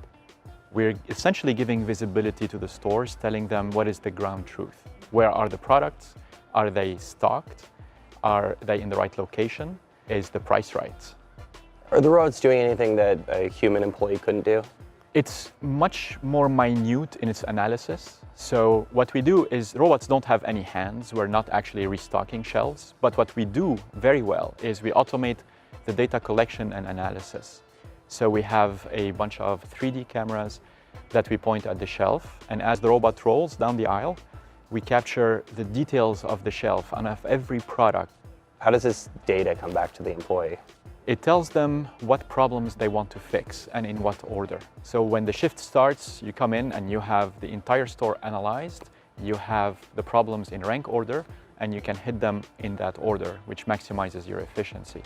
So you had the underlying technology, you had the hardware and software, AI, things like that, but you had to build a custom robot specifically for Walmart's needs? Yes, we had the building blocks, but you have to put them all together, and that tells you the baseline, and then you figure out what you cannot do with the building blocks, and then you have to go and invent them. So we did that, and that's why it took us, 6 years now working on it. We actually naively thought it was cameras on wheels. How difficult could that be? Maybe in 9 months we could deploy it, and here we are continuing to peel that onion. I look at a company like yours and Amazon Robotics comes to mind, right? Sure, yes. Kiva, Ty Brady building this company, a giant retailer, approaches them, starts using their stuff, he eventually acquires them and turns it into Amazon Robotics. Did a deal like that not necessarily make sense for your company? Is Walmart not in the business of buying technology companies right now? I think that's, I have to leave that to Walmart to answer. If we were to guide our own destiny, if we continue to be successful doing that, what we would like to do is serve the entire industry. Because fundamentally the problem we're solving, which is lack of visibility of what's on the shelf, is universal. The entire world has the same problem and nobody has a solution. And for large stores, the best solution is a combination of robots and AI. And so what we want to do is completely maximize the impact and help the industry as in general improve their efficiency and improve the shopping experience.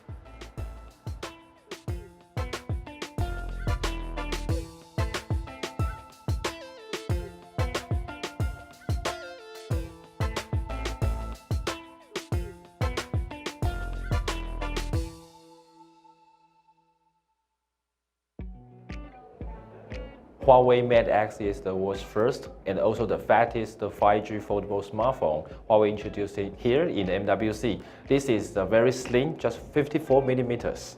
And also we support the supercharged 55 watts and also big batteries. It will give you the best experience in 5G new area. This foldable unfoldable phone can give you the 6.6 big large screen when you use it as a mobile, and also it can transform to the 8-inch tablet.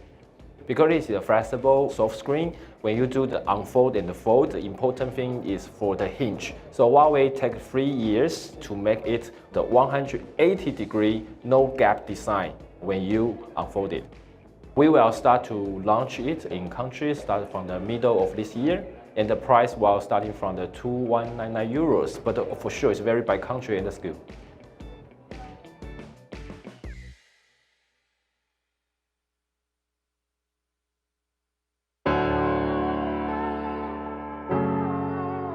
What makes IM Robotics unique is that we're the only ones with a mobile robot that is capable of actually doing the task that a person would have to do of walking around the warehouse and actually grabbing physical items off of a shelf. The problem is that e-commerce is growing, consumers continue to spend more money online, and that's putting a strain for more and more people to do the work in material handling for e-commerce. Our customers or prospective customers are looking to automate to both reduce cost but also to alleviate this manual labor shortage. Obviously, Amazon is building their own in-house. They bought Kiva back in 2012. Is your clientele largely smaller e-commerce sites? Are those the sorts of people who are looking for a system like this?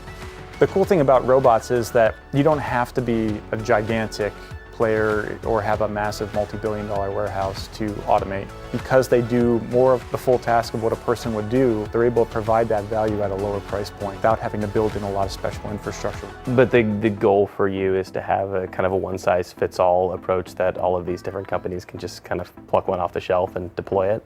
We're going to be expanding the breadth of what we can handle over time, but we're also looking at broader applications like what we call bin handling. In that case, we just store everything in the warehouse in bins, and the robots go and retrieve those bins and move them to a conveyor, and take bins from a conveyor and move them to the shelf.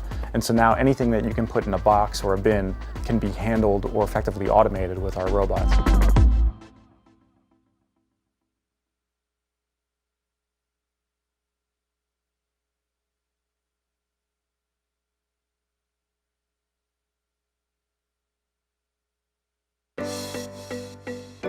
So the Impossible Burger is better in every single way. This new version is not only craveable for the meat eater, it's actually preferred 3x the last version.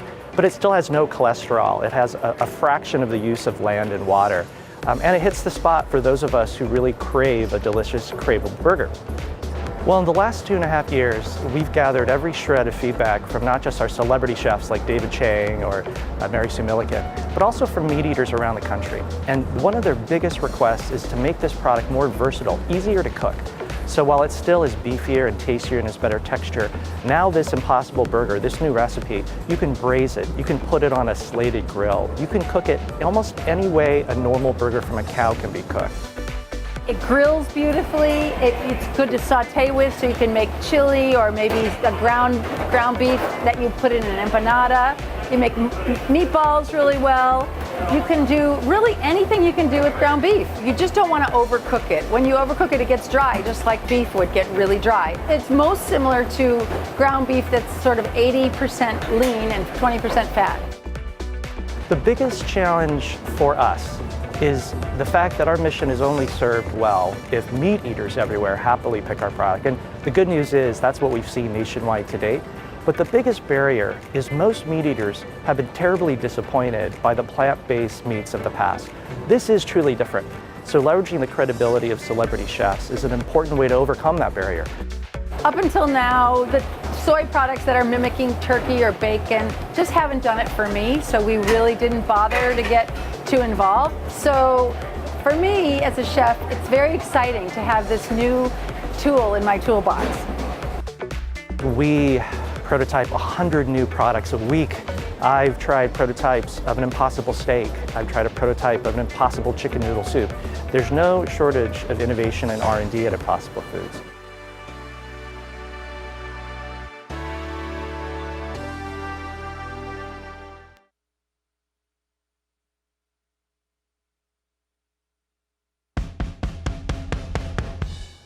MCity is a public-private partnership. We are really here to bring industry, research, and government together to work on a lot of the advanced mobility technologies, connected vehicles, automated vehicles, to help bring them to society in a thoughtful and beneficial way. We run a bunch of different living laboratories, including the test facility, but we also are supporting research in a lot of these areas. We've funded about $27 million over the last 4 years in engineering, social sciences, law, all kinds of disciplines that touch these new technologies. We do all sorts of research projects. We've got some funded projects on motion sickness. Will the seating configurations of tomorrow really be a reasonable thing, or will we need mitigation to keep people from feeling gross while they're reading iPads or whatever is going down a highway? We are also running a project around safety and testing of highly automated vehicles. So how can we guarantee that these systems are safe and ready to go out onto the public roads and mix with real humans? I think in terms of building public trust around the safety and testing of these systems, we need a more open set of testing standards. It'll be a little while before groups like SAE can finalize some standards in this area. So we can help feed into that with the research that we're doing. You can imagine 60 member companies, getting them to agree on technologies and things is pretty much impossible. We're not focused on policy as much as we're focused on informing good policy through data collection, on-road deployments, those sorts of projects. And the member companies are actually here to share data with each other on a lot of these topics. You can imagine safety, for example, is one where no company wants to have sort of the upper hand. I think they all see the rising tide floats all boats. So they want to bring all the companies up together and have everyone be following best practices for testing. And I think everyone benefits.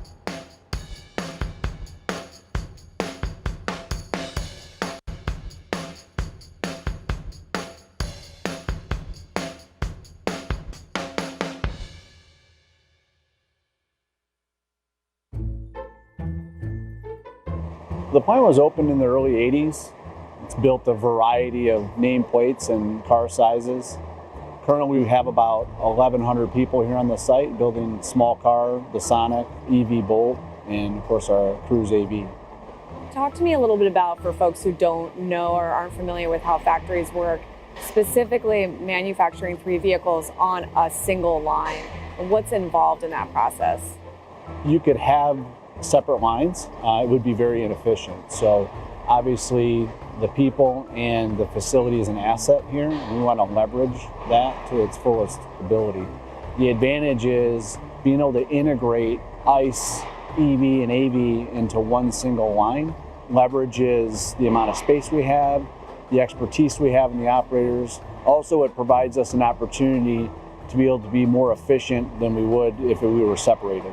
Is it unusual to have an internal combustion engine vehicle and an EV vehicle on the same line? We are probably the only plant that I am aware of that builds an internal combustion engine, an electric vehicle, and also an autonomous vehicle all on one single assembly line. And about how many EVs and ICE vehicles are produced here? So we build to order. The days of building cars just to build cars and fill up dealerships are long past. We have the capability, the flexibility here to be able to build whatever mix is required by the orders we get from customers. These are done in, looks like batches of about 6 or 7 vehicles at a time, depending on... So not to get into the specific strategy that we've used, like I said, we do have some sharing between our AV and our EV. We've specifically tried to understand how we can be most efficient with specific content for AV and what makes sense to be able to share on the single line. So we did develop an area within the facility to make sure that we could scale it. They're set up very efficient, specific to the AV. It's just a very few operations because of the immense amount of sharing, but this was the right way to go about it. After the few operations that are done down here that are AV specific in our general assembly area, the car then gets introduced right into the same line that our regular production cars would be in. And anything else that we should note about the vehicle? There's a lot of engineering that you don't see that's gone into this to make it AV capable, to get the driver out of the vehicle. You know, I could go on and get into the nuts and bolts of it, but we've just done a fantastic job of integrating it into this facility with the people, leveraging what we believe is our competitive advantage, and that's our assembly process.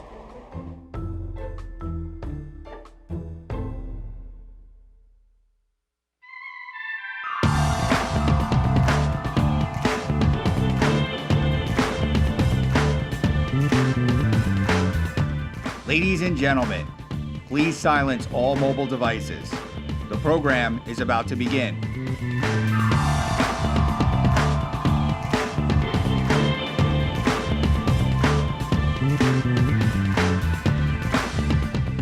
Ladies and gentlemen, please take your seats. The program is about to begin.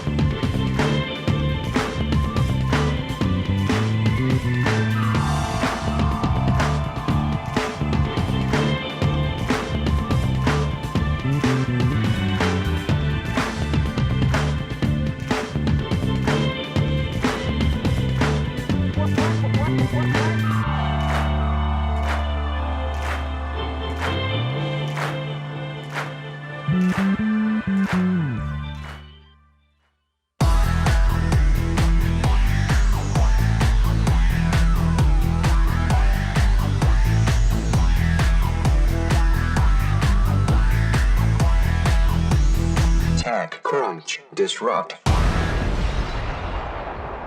Ladies and gentlemen, please welcome TechCrunch senior writer and your Battlefield host, Anthony Ha. Everyone have a good lunch? Yeah, that's all right. Well, welcome back to the Startup Battlefield. This is our third session. We're going to see 5 more startups presenting. Each of these sessions is kind of all kinds of startups, and this one is going to be no exception. Before we bring the startups out, though, I'm going to bring out our expert judges. First up, we have Dana Grayson, a partner at NEA. She has led many of the firm's investments in industrial software systems and additive manufacturing. Next, we have Aileen Lee, founder and managing partner at Cowboy Ventures, which seeks to back exceptional teams building technology that reimagines work and personal life in large and growing markets, what they call Life 2.0. Someone's excited about Life 2.0. That's good. Next, we have Anna Patterson, founder and managing partner at Gradient Ventures. Prior to starting Gradient, Anna was Google's vice president of engineering in AI, integrating AI into products across Google. Woo! Next, we have Nicole Quinn, partner at Lightspeed Venture Partners. Previously, she worked on branding and marketing at Nutmeg, a London-based fintech startup focused on online wealth management for millennials. Woo! And last but not least, we have Bradley Tusk, CEO and founder at Tusk Ventures, the first venture capital fund dedicated to working with and investing in startups in regulated industries. Give it up for all of our judges. Now it is time to bring out the very first startup of this round. That startup is Osano. Presenting for Osano are Arlo Gilbert and Scott Hertel.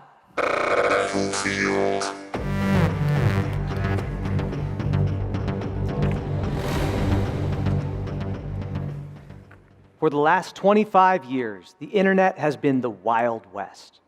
But between public opinion and government regulation, when GDPR came into effect last year, that era ended forever.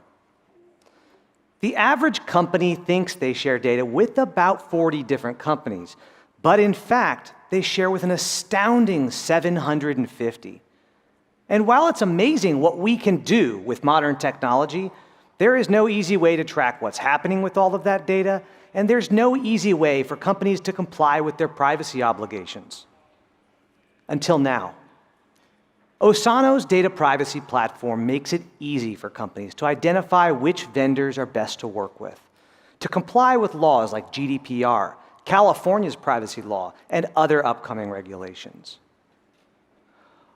Osano customers can browse lawsuits, and they can look at the policies for companies they're doing business with. Utilizing our proprietary data set of 7,000 different vendors, Osano provides a 360-degree view of each vendor's privacy practices. Osano assigns an objective score to each vendor, making it easy for companies to identify where they have risk. Osano customers can browse lawsuits against vendors, they can track legislation, and we can track thousands of convoluted privacy policies on their behalf. Osano includes a fully managed cookie consent solution, so that with one line of code, websites can immediately become compliant with the laws of 40 different countries. And those dialogues appear in their native language. As well, Osano offers a developer API, so that developers can quickly build data privacy into their applications and their workflows.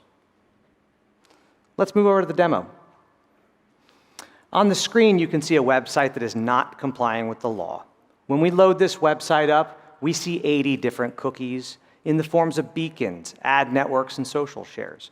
And while it's great for marketing to be able to drive traffic, retarget, and analyze visitor behavior, there is no easy way for them to comply with the law.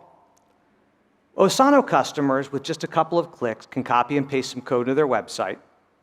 And with that one line of code, their website automatically becomes compliant, and Osano enforces best practices.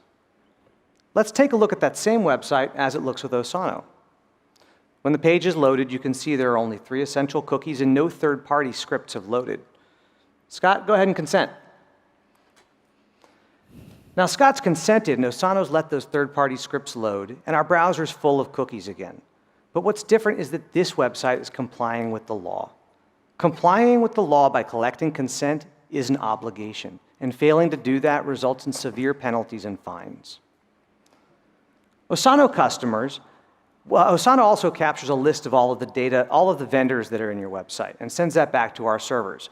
Osano customers can automatically log in and view all of the vendors they're sharing data with, look at their privacy practices, and see how they rank, and make compliance decisions based upon that data.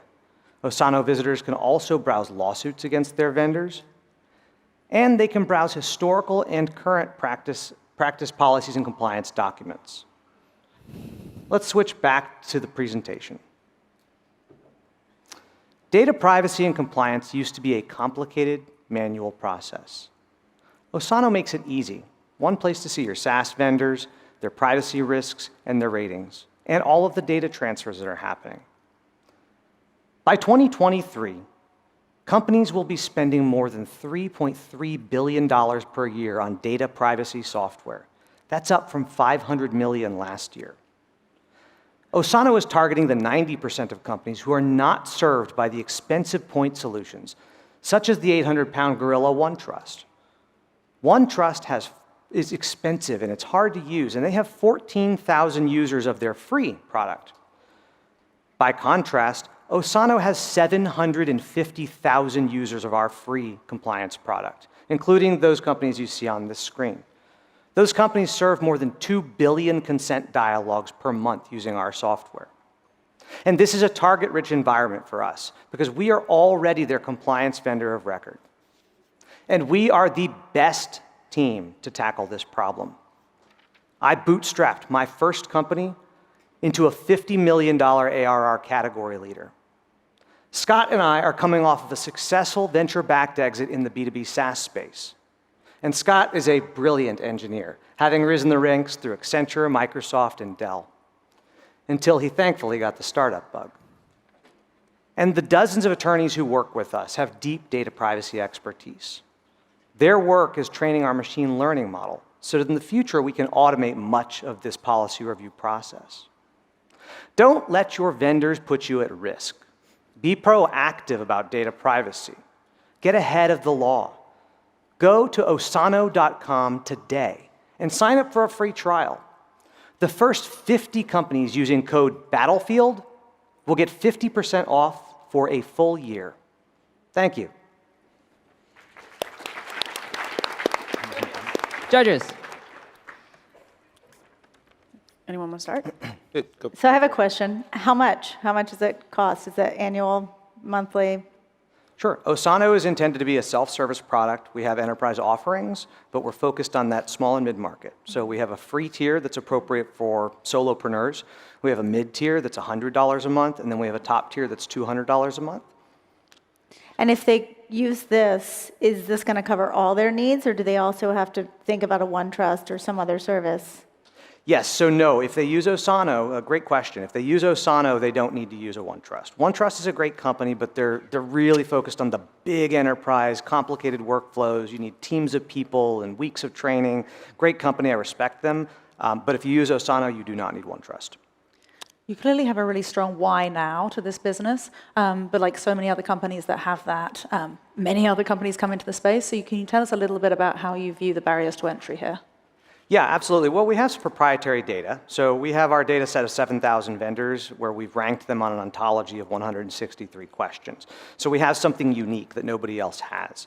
We also have a competitive advantage in the fact that we have 1 million visitors a month to our website looking for compliance solutions already because of our open source and our open core. So, really what's going to set us apart is those two items, plus the fact that we're focused on small and medium enterprise right now, whereas the vast majority of competitors in this space have really focused on big enterprises.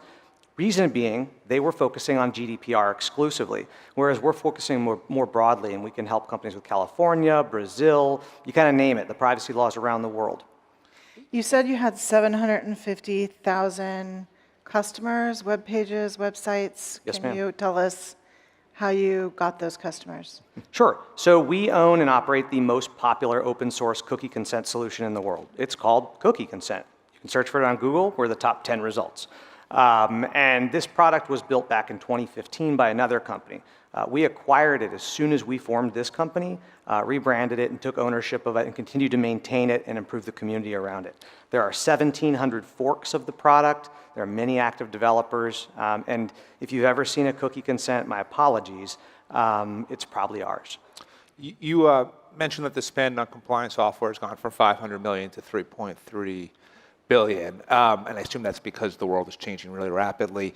If the whole Western world or the whole world adopts some version of GDPR, what does that number go up to? I didn't hear the last part. Ultimately, what would the spend be if kind of the GDPR standard became the global standard? Yeah, so what we're seeing really is that GDPR standard is kind of becoming the global standard. Yeah. So California's privacy law goes into effect on January 1st, which is effectively a national law. So we now have all of Western Europe, all of the United States, anybody who does business in Western Europe, anybody who does business in the United States. So we really do have global laws. They're being flaunted by people in smaller countries who don't have much accountability. But the $3.3 billion, I believe, accounts for that. That came from a third-party study. So we're looking at 33% compounded annual growth over the next 4 years. Can you talk a little bit about your ranking system? And will you work with vendors to change their ranking? And then if because you're self-service, you can't really afford to do a lot of account management. If a website is using a lower ranked vendor and they wind up getting hacked or they wind up having problems, like what's our liability and how do you work with them to actually make sure they're complying with our recommendations? Great questions. I'll start in the reverse. So we, like most companies, carry an insurance policy, including professional errors and omissions and cyber liability. So that's really our first line of defense if we make a mistake, because it would certainly not be an intentional mistake. Now, as far as ranking vendors, we have a proprietary 163 question ontology. So 24 attorneys work for us under an Uber model. They review all the complicated compliance documents that companies publish, and then they answer those questions. Those questions map closely to NIST and ISO standards. So if a company does well on our ranking, they'll probably do well in both of those areas. It's proprietary, so we're certainly not going to share our secret sauce, but it's very comprehensive, and it looks across the spectrum at GDPR, data security, many different factors. How do you stay up to date with changing regulation? Good question. Well, we have lots of attorneys who work for us, so that's helpful. We are, in fact, one of the features of our product is that we advise customers about new regulations. We're seeing more than one new regulation being proposed every single week. So it's a flurry of activity. So we look, we watch, we monitor, we advise our customers, and then as laws change, we're a startup, we're nimble. We'll adjust our product accordingly. Final question? Could you guys get to a point where, so right now you provide ratings on vendors, litigation information, lots of data points that then people can use to make decisions. Is there a way to eventually get to a yes or no and say, based on all of this, this vendor is in compliance or not in compliance? Yeah, so we do have product roadmap items for customers to be able to set their own thresholds so that their internal compliance teams can quickly get a red no or a green yes when they're in the procurement cycle, or if they're looking backwards at customers or vendors who they already have in their walls, they can quickly identify those that they have to go and remediate. Okay. All right, give it up for Osano. Good job. All right, let's go, buddy. Time for our next startup to come out. That startup is Vise AI. Presenting for Vise AI are Samir Vasavada and William Naiman.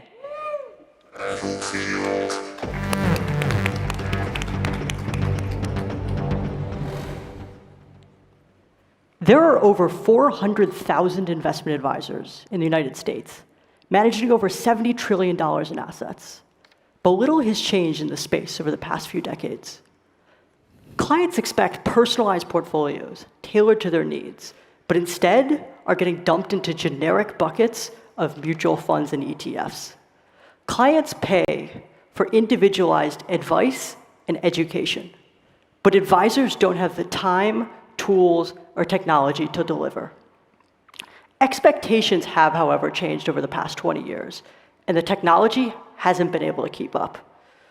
However, advisors have been doing one thing right, though. They've built lasting and trusted relationships with their clients. These are attributes that tools or technology will never be able to replace. So we're introducing Vise AI. Vise AI is an artificial intelligence platform tailored to investment advisors so they can automate portfolio construction and management.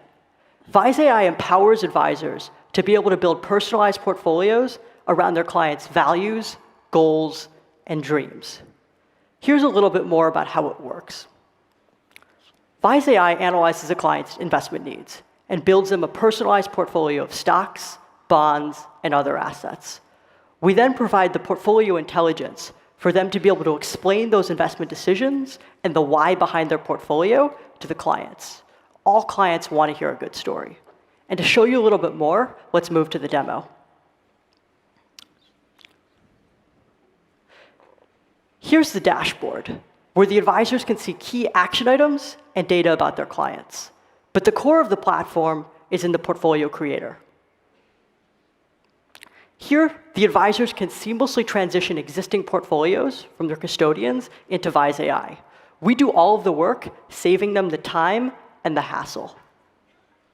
Next, we take a goal-based approach to investing, looking at the client's goals, risk criteria, behavioral details, and others, and building a customized portfolio around those constraints. Next, we look at the portfolio structure. Whether if it's asset class, stock, or sector. For example, if the client works at Facebook, they probably don't want Facebook options in their portfolio. They want a reduced exposure to technology and definitely don't want Facebook. Next, we look at the investment strategy.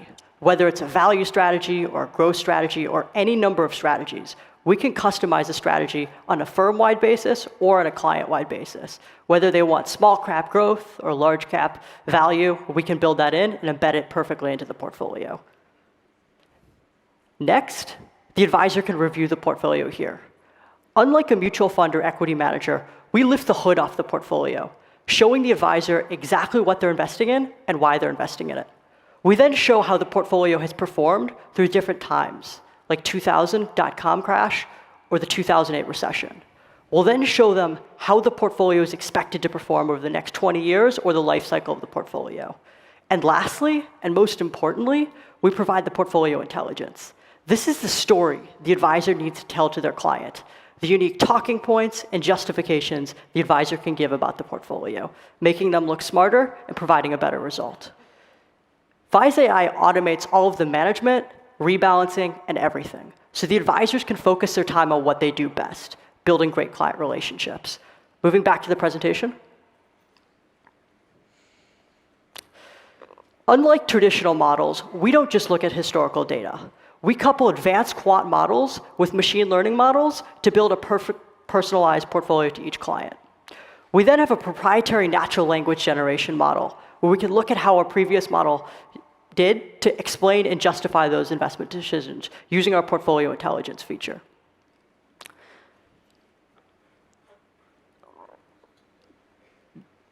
Our competition is mostly mutual funds and equity managers. Mutual funds and equity managers provide low differential to the advisor with highly generic and high-fee portfolios. Robo-advisors at service advisors provide a digital advantage to those mutual funds and equity managers, but they still don't provide the customization and the true value the advisors really need. And they're also high cost. This isn't just a dream. This is a reality. We have partnered with Fortune 100 financial institutions and a successful trailblazer in space, Riskalyze, to give us a distribution advantage to over 25,000 advisors. We have a team of we charge a low AUM fee of 20 basis points, selling direct to investment advisors. We have a team of top PhD researchers and quants from companies like Google, Morgan Stanley, E-Trade, and others. Our business team has a background with companies like Wells Fargo and E-Trade and has run successful financial advisory firms in the past. Our advisors have founded companies like Future Advisor, one of the first robo-advisors in the space, as well as Adipar and other companies. Feel free to visit us at viseai.com and refer us to your financial advisor. We'd really love it, and we think you could benefit as the client. Okay, judges. Can you talk a little bit about what testing you've done on your models in terms of past portfolio performance and with your guidance, how the outcomes in terms of desired returns might look different? Yeah, it's a good question. So the one unique thing about our company is that, because we're building a personalized portfolio for each company, for each client, everything is different, right? So it's not like we're just testing one macro strategy and how it's done over the past 20 years. But we have seen that we have really good risk-adjusted returns. So our benchmark isn't necessarily alpha. It's the best risk-adjusted returns, so return to lowest amount of risk. And we've tested that rather than just using kind of overfitted back testing. We're looking at like feeding the data in from a time frame like 1990 and running the model forward with new data. So it's all fresh to the model and then training backwards. So in most industries, customers need to hear about something twice on average to buy. In fintech, the trust is so low that customers need to hear about it 4 or 5 times. So how are you thinking about building trust, building a true brand for the financial advisors? That's a really good question. So part of it is we're also partnered with the big custodians they work with. So Charles Schwab, E-Trade, Fidelity, all of those guys. And they do a lot of the work in terms of distribution and actually helping us sell this product. And it provides us a significant degree of credibility, especially because we're partnered with them and other firms. How do you suggest changes? You're not going to like flash trade my account, right? It's a good question. So is the client changes, the advisor will enter that into our system and we'll reallocate the portfolio according to maybe the client lost a job, their income changed, whatever, maybe their goals changed, they inherited some money, any number of different things. Or if the market changes and we need to make a change, we'll update the advisor as to, hey, we're making a change and here's why. But the one thing we don't do is time-based rebalances because those have been proven not to work. Oftentimes with the financial advisors, there's sort of a misalignment between the economic incentives for the advisors themselves and the best interests of the clients. How do you see this either helping realign everyone, or do you think it can't really impact it? Yeah, so that's a good question. It's because a lot of mutual funds provided loads, which are basically like referral fees for those funds being selected. But that's a dying practice. And advisors are starting to realize that. And they've been doing that for the last X number of years. And with new regulations like the DOL fiduciary rule, which actually got shut down, advisors are starting to have to become more and more of fiduciaries for their clients. So right now, most tools aren't empowering them to be those fiduciaries, but we are, because we're providing that personalization and that level of touch, and also the ability for them to better explain it. So it builds more trust within the portfolio. Anytime something new happens, we're going to alert them. And clients love to get that phone call from their advisor saying, hey, this just happened with your portfolio, a new goal's been hit, or here's how your stock positions at Apple or Amazon or whatever is doing. And that third piece is the transparency factor. What most advisors have been doing, providing these equity managed portfolios or mutual fund portfolios, is that clients don't understand what they're investing in and why they're investing in it. But with us, we're creating a transparent portfolio of individual stocks and other assets where the advisor can tell the client exactly what they're investing in, and there's a very transparent set in terms of the fees where they know here's a set fee and it's getting billed directly to you, and it's far cheaper than what those mutual funds would be charging, which is in excess of 1%. And is the dashboard only available to the advisor, or is it also available to the portfolio owner? It's only available to the advisor because all the other technology in the space exists. So we're integrated with the companies that will provide it to the client. But where the innovations in the space need to occur, where they haven't before, is within asset management. So this is an advisor-facing interface, and maybe eventually we can go direct to client. But so tell us more about that. Why not go direct to client? Do you feel like the advisors you'd be recruiting first are providing that much service on top of it, and they really need to handhold the customer? Or more and more customers just want to do more on their own? So the average account size of Wealthfront and Betterment is around $30,000. What you notice is, even with millennials, is as they start to accrue assets, they want to talk to a human about their money. And that relationship element is incredibly important, and it's not going away. You're actually seeing the RIA space, and Silicon Valley doesn't really know this because there's too focused going direct to consumer, is that it's growing at a rapid rate. So the RIA space, the independent advisors, grew 17% last year, and they controlled an enormous amount of the market. So there are clear assets, and they aggregate a lot of assets together. So one advisor could be managing $100, $200 million in assets versus going direct to consumer and acquiring $200 million in assets, a lot harder, as you've seen with the robo-advisors. Yeah, the focus of our product is to really just simplify the business for the advisor so they can focus on what they love the most, their clients. And clients love that too. Yeah, they're great at building relationships, and that's their strongest suit. And we think that if we empower that relationship and give them the ability to act smarter and get more excited with their clients, it's a much better value proposition for both the client and for the advisor.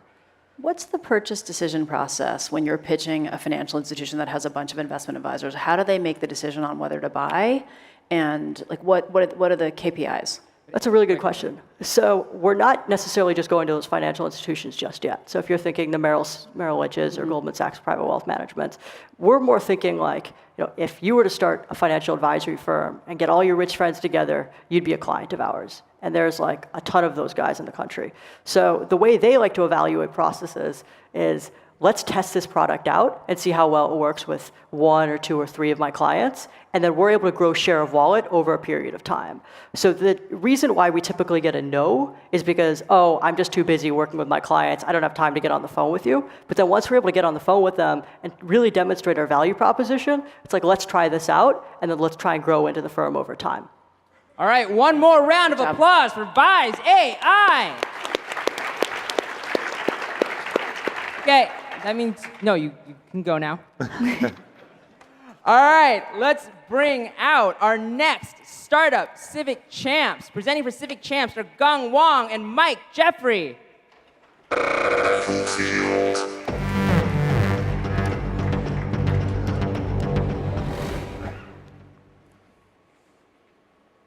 $2 trillion in annual revenues, 10% of the US economy. If I were to ask you what industry this represents, you might think retail, construction, perhaps manufacturing. The answer is the nonprofit sector. Unfortunately, nonprofits continue to be underserved by our tech community. Many still rely on pen and paper for core processes like scheduling, volunteer tracking, and even donations. Try to envision a consumer-facing company like CVS or Starbucks using pen and paper for its customer loyalty program. Instead, volunteers should be treated no differently than retail customers. Volunteers not only give 6.9 billion hours of service each year, they're also twice as likely to donate and donate 10 times more than non-volunteers. Introducing Civic Champs, a mobile platform that will fundamentally change how nonprofits operate and engage their supporters. Civic Champs provides automated volunteer management by providing 3 different ways for nonprofits to track volunteer hours. A mobile application that uses geofencing technology, a self-service kiosk mode that can be launched on any device, and the administrative feature within the mobile app that allows staff members to check in volunteers on their behalf.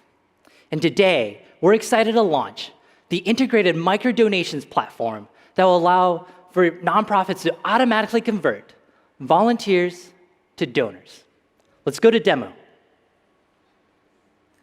So Dana, you're the volunteering type. Let's see what your experience would be like at a Habitat for Humanity build. Especially building. As Dana shows up at the build site, she receives a notification asking if she's there to volunteer. She confirms she is, which launches a timer. This critical information is used by nonprofits to understand the level of engagement of their volunteers, and is a key impact metric used to share with both foundations and donors. When Dana's done for the day, she checks out and confirms what activity she's done and whether she's part of a group like NEA. She's also able to leave a reflection and give out high fives to the staff at Habitat, which is a fun way to say thank you that she can actually feel on her phone through haptic feedback. Now, Dana, you just had a great experience volunteering. And it's in this moment that you're feeling the most inspired. And so you're given the opportunity to further your support of this organization, and thus solving one of the key missed opportunities of nonprofits, converting volunteers to donors. By leveraging our volunteer data, we can tell nonprofits when to give, how much to give, and what to say. In this example, Dana donates $1 for each hour that she's volunteered. She's able to connect it with her corporate matching account, which then doubles her impact. Imagine if every volunteer was incentivized to do the same. Let's go back to presentation. One thing you might note from what you saw is that it required no work from the Habitat staff. It was simple, easy, and efficient. One question you're often asked, or we're often asked, is who are our competitors? We have 3 buckets of competitors: those that serve nonprofits, those that serve volunteers, and those that serve corporations. Unlike these competitors, Civic Champs has a database and technology architecture that's uniquely built to serve the full market, allowing for seamless data sharing between nonprofits, volunteers, and corporations. Civic Champs is targeting the $1.7 billion CRM market for nonprofits. This grows to $6.3 billion as we add additional features, and $20 billion as we look at adjacent industries such as corporate social responsibility, political campaigns, and donation processing. In the last 5 months, we've gone from launch to serving 34 clients. 100% of this growth has come from word-of-mouth referrals. We expect to hit 200 clients by next April. These clients pay between $25 to $450 a month and are concentrated near our home offices in Bloomington, Indiana, and Pittsburgh, Pennsylvania, home to a combined 38,000 nonprofits in just the surrounding area alone. Pittsburgh is also home to my last 2 startup companies, Rent Jungle, an apartment search engine, which we sold in 2014, and Community Elf, a social media management agency which served many nonprofits, also sold in 2017. As a team, we have a combined 60 years of experience from places like McKinsey & Company, the United Way, and have attended institutions such as Harvard Business School. So, whether you're a corporation looking to quantify your community impact, or your foundation looking to add to the capacity of your agencies, or you're a nonprofit looking for seamless volunteer management and a way to automatically convert your volunteers to donors, go visit our website, civicchamps.com/disrupt. Let's work together and make a greater impact in our communities. Thank you. Judges, who's got the first question? I'll go. So your customer base here is kind of notoriously really disparate, really fractured, and slow, right? Culturally, just they don't make quick decisions quickly. How do you guys, what's the sales process like? How can you sort of efficiently sign up lots of nonprofits? Yeah, so we've been surprised by that, right? As you saw, in 5 months, we were able to serve 34 clients, which is pretty quick. I think one of the benefits we have is that nonprofits are not competitive, right? So they're able to share, and they're happy to share with each other what works. And so that's been a part of our growth. You're absolutely right that at times, maybe we miss the budget season for XYZ nonprofit, but that's the same for, I think, any other industry, right? Yeah. But I think we do have some benefits in terms of how viral the network is. I saw a good experience for the volunteer checking in, but what about for the organization trying to figure out, for this event, how many volunteers do I need and who is volunteering, kind of the volunteer management side of it? Absolutely. So this is only the tip of the iceberg, right? So there's a number of features that we still want to build for the nonprofits, including integrated scheduling, also the ability to curate the experience for both the volunteers, but to your point, also use our data to say, hey, last time you had this many volunteers, but in actuality, when we did the review, it looks like you were short by XYZ volunteers in these activities, right? That's one of the main reasons why we do track the activities that the volunteers do, is to understand later on that whether, from a capacity standpoint, was that enough? There's already several different features that are within this product. If we were to speak to one of your 34 clients, what would they say are the features that are really addressing their pain points?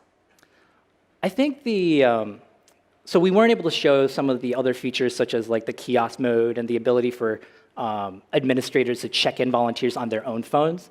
But I think all of that as a combined suite of tools allows for the nonprofits to really use this system or platform in any situation. And so they don't have to resort back to pen and paper. I think that's one of the drawbacks of other platforms is that if you only have a mobile app, right, you have lots of volunteers that don't want to use that. And so we want to make sure that we're able to support sort of this full full ecosystem, if you will. I guess just a quick follow-up. So when they're actually going into the app, where are they mainly spending their time?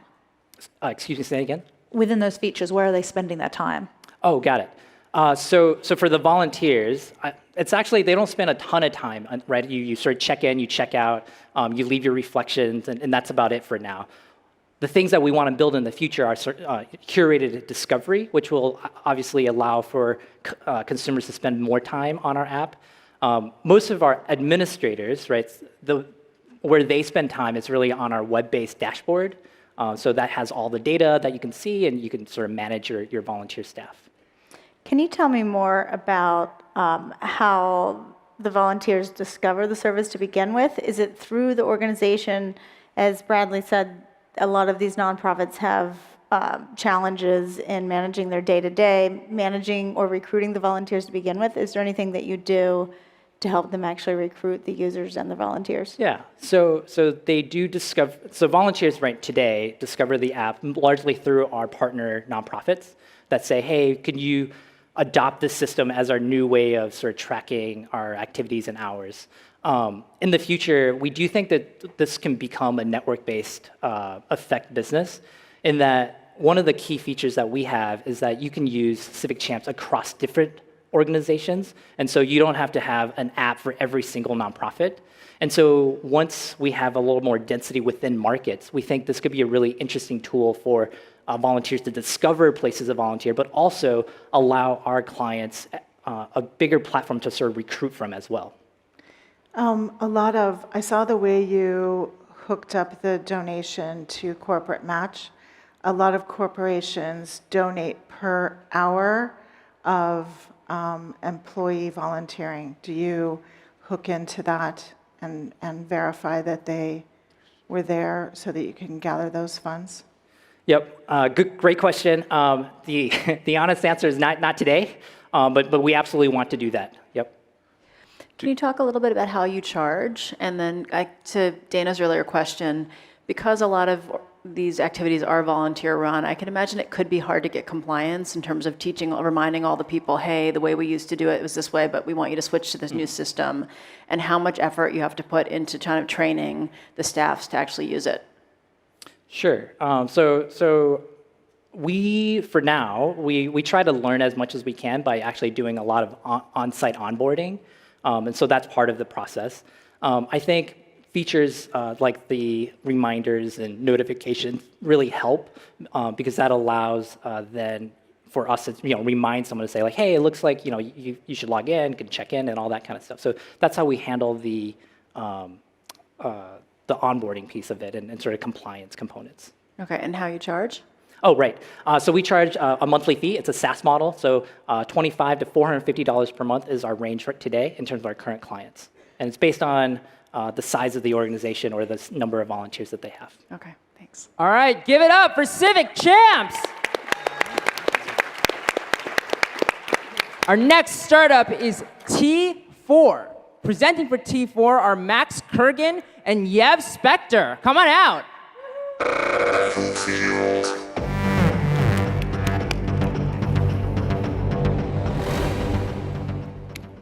Every consulting firm, every investment company, every corporation needs market research. But if you've ever had to look for it like I did when I was a consultant at Bain & Company, you know how painful that process is. The average analyst spends 19% of their day researching. For every 5 that show up to work, 1 shows up to search. Companies are paying analysts billions of dollars every year to look for market research. Because the last major innovation in how we look for this type of data was Google 20 years ago. We need a better way. Introducing T4. A web platform lets analysts quickly find comprehensive industry data. Tell T4 what you're looking for. T4 tells you what reports contain the data you need, whether they come from a paid source, like Gartner, or a free source, like the US Census Bureau. How? Let me introduce you to UX and Tom.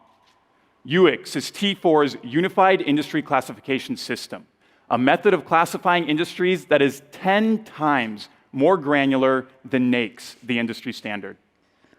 TOM is T4's proprietary human-in-the-loop indexing process. TOM ensures that we aggregate a complete set of market research within each industry and index the quantitative data within each report. Let's take the example of Sarah, who's an analyst at a leading management consulting firm. She's preparing an overview of the web security market ahead of a client meeting tomorrow morning. Sarah will begin her search on Google, which looks through a broad set of highly irrelevant sources. She can look at market research aggregators like Statista or MarketResearch.com, but they only look through a small subset of the market research universe. Sarah will spend hours looking through thousands of search results in as many as a dozen portals. Then, Sarah discovers T4. Move to demo, please. Sarah subscribes to T4's cybersecurity industry coverage. When she opens T4, Sarah lands on the cybersecurity dashboard. Here she sees industry statistics, recommended searches, and top industry reports rich in data. To gain additional industry context, she can open the UX taxonomy. For the first time, an analyst can see a comprehensive, in-depth view of an industry, its adjacencies, and when data is publicly available, market size and growth in a single viewing pane. As Sarah returns to the dashboard, she begins her search, typing web security market share. The Smart Assist search translates the query into the UX indexing filters. In less than a second, T4 reduces thousands of potential search results into the 4 paid and 1 free report that contains exactly the data Sarah needs. T4 tells Sarah which reports come from top sources, and Sarah can even see what page number the free data is on. What normally takes hours, Sarah just did in 30 seconds. Return to presentation, please. This is possible because UX and TOM enable T4 to comprehensively index granular data that AI does not have the capability to process. It's not just for consultants. We have investors, strategy, sales and marketing analysts who can access T4 through a SaaS license, charging up to $2,000 per user per year, 1/20th of what analysts are currently paid to search every single year. Initially, we're targeting the 3.5 million tech sector analysts representing a $7 billion global market opportunity. As we expand our industry coverage, we will scale to the $82 billion opportunity across all sectors. Our team comes from these leading organizations. I have lived and breathed the pain behind finding information throughout my professional career. Our CTO, Yev, has been architecting and building product from the ground up for nearly a decade, including building human-in-the-loop software for testing for the replacement to the Hubble telescope and for a shared economy marketplace platform. Since launching our first prototype just 5 months ago with coverage of only the cybersecurity and esports industries, we've tested our product with 12 cybersecurity and esports teams, 4 billion-dollar-plus hedge funds, private equity funds, and 2 of the top 5 management consulting firms, informing over $2.7 billion of M&A, saving highly paid analysts 7 months of research time, and resulting in our first paid customer. Today, I'm excited to announce that T4 is launching our public beta with coverage of these tech sector industries. If you are in consulting, investing, strategy, sales, or marketing, and you want to save hours of research every single day, go to www.t4.ai and sign up today. Thank you. Judges. Question about budget. I love that you're equating the cost savings here to how much firms are spending on their analyst. But as you probably know, they also spend money on subscriptions to Forrester and Gartner. Can you tell me more, one, about how this fits in with the budget that they spend on those reporting services? And then two, a technology question about how you get access to those sort of walled gardens. Sure, I'll be happy to take both of those questions. The first question, which was about money. About how do they pay for it? Yeah, the cost of T4 is a fraction of what a typical firm is paying for Gartner and IDC research. A lot of the corporates are paying several hundreds of thousands of dollars. Someone like Bain or McKinsey, that is closer to $100 million. So my question with that is, this doesn't get rid of that spend, though. They still have to subscribe to those services and then use T4 on top of it? Is that correct? Correct, yes. Okay. But currently what we see is for every dollar that a firm is spending on market research, they're spending $2 trying to find it. With regard to the second question, how do we get this data? For paid data, it's obviously very easy to index. Or for free data, it's easy to index. For paid data, we infer what information Gartner's, IDC's, Forrester's of the world have based on publicly available information. We've tested our accuracy with researchers at some of the top consulting and private equity firms, and oftentimes we beat Gartner's or IDC's own search portals. If I was reading what you said about the pricing accurately, it's per analyst pricing, is that right? Correct. So how do you avoid the shared login problem where like all 5 of us share the same login? Sure.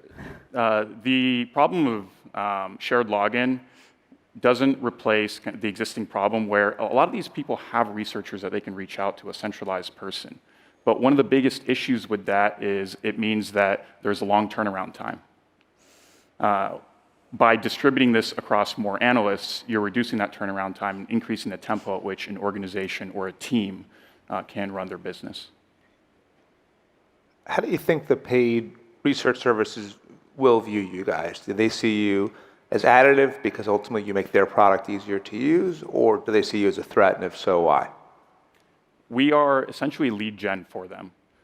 When you search on T4, we tell you what reports contain the data you need, and then we link you to that report.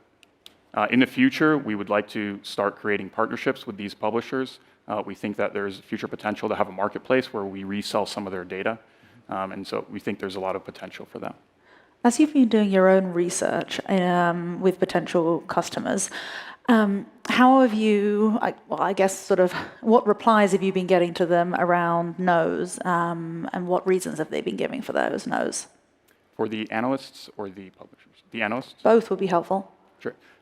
With regards to the analysts, a lot of the initial no's that we might get are when analysts might say, oh, I only have 5 or 10 minutes per day in order to search for market research. When we dig in, it actually turns out they're spending a lot more time. And one of the big value props that we can offer them is we can say, even if you do spend only 10 minutes per day, we can make that 10 minutes the equivalent of 5 hours of research time.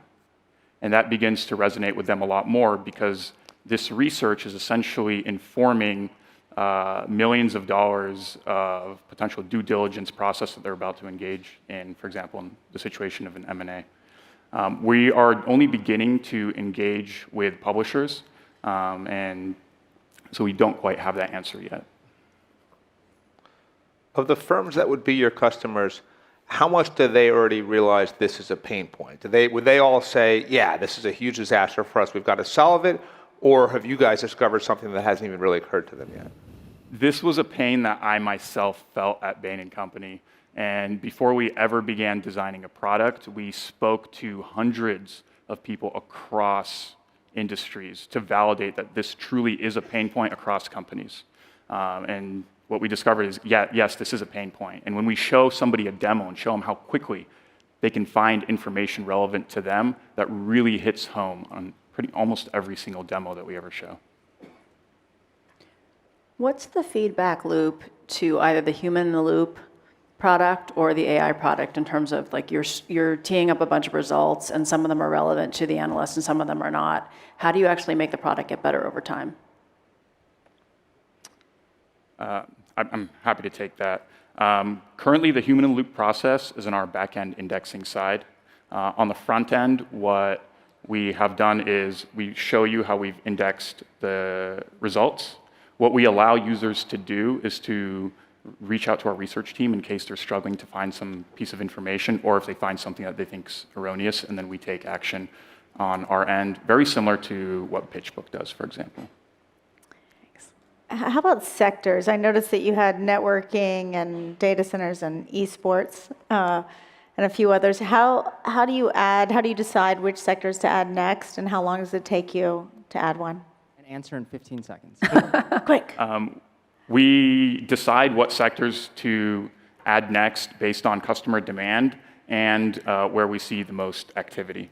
And so we decided to do the tech sector first, which we're going to be completing early next year, because that's where we saw the most activity, and that's where prospective customers were saying that's what we want a product. All right, one more round of applause for T4. Good. Thanks. Next up, we have Orbit Fab. Presenting for Orbit Fab are Daniel Faber and Jeremy Scheel. Come on out.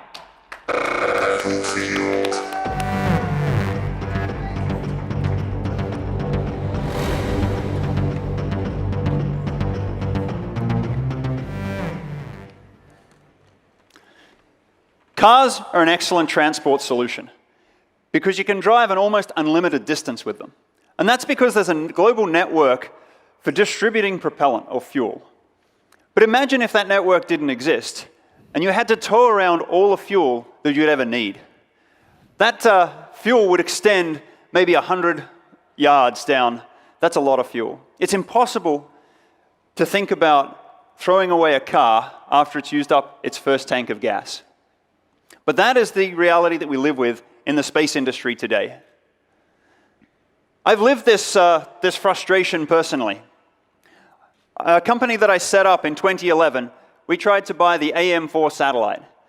This satellite cost $400 million to build and should have brought in $6 billion of revenue. But there was a glitch with the launch vehicle, and it got put into the wrong orbit, and it didn't have enough fuel for us to take it where we needed it. Because we couldn't get any more fuel, we had to destroy that satellite to avoid it becoming dangerous debris. Now, this isn't an isolated incident. This happens all the time. In the last decade, almost 200 satellites worth about $100 billion have had to be destroyed because they've run out of fuel. But now we have the opportunity to recover billions of dollars of lost revenue. My name's Daniel Faber, and I'm the CEO of Orbit Fab. We're building gas stations in space. I've spent 22 years in the space industry. I built about a dozen satellites, several successful products. This is my 4th startup company. I have lived with the frustration of having only one tank of gas for far too long. It is time to stop throwing satellites away. Here's what we do. We build tanks, we put them onto any available launch vehicle, so we get the best deal putting them into space. In space, we manage the logistics and the orbital mechanics, and we deliver the right fuel to our customers when they need them. Our customers can save 50% on their capital expenditure, and we take home gross margins of 90%. Now, you may ask, why hasn't this been done? There's a catch-22 here. No system exists for safely and reliably fueling a satellite in space. So we set out to solve that problem first. A famous science fiction author, Robert Heinlein, once said, once you can get to low Earth orbit, you're halfway to anywhere in the solar system. So we like to think that what we've built is the key to the solar system. This is a gas cap. This fueling port allows satellites to be refueled safely and reliably in orbit. It's not as simple as you might think. When you look at the fluids that are flowing in orbit, gravity doesn't take them away. So the surface tension and other effects are complicating how fluids behave. We solved that problem and many other problems. So back to the presentation, what you'll see here is the fueling port and an active half that allows us to connect. So we've developed these, and Jeremy here in the demonstration is showing the active half.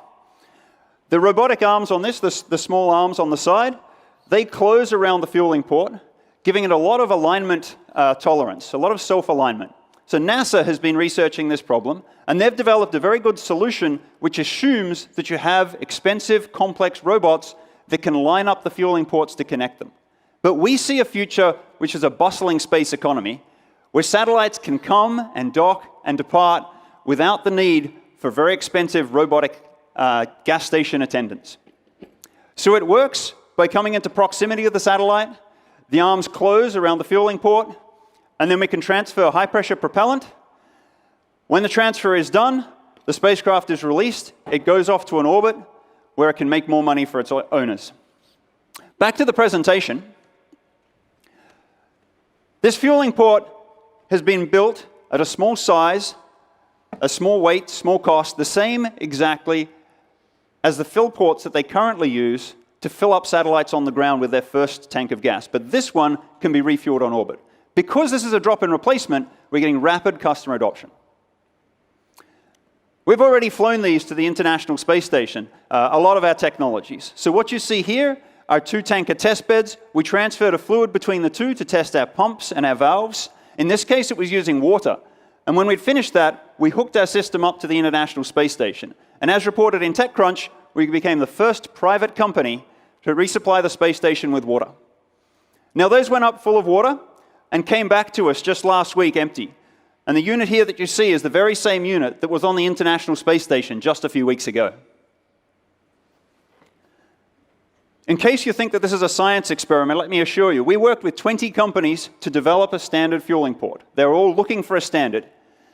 We've sold already to 2 customers. We'll be shipping about 10 fueling ports in the next few weeks.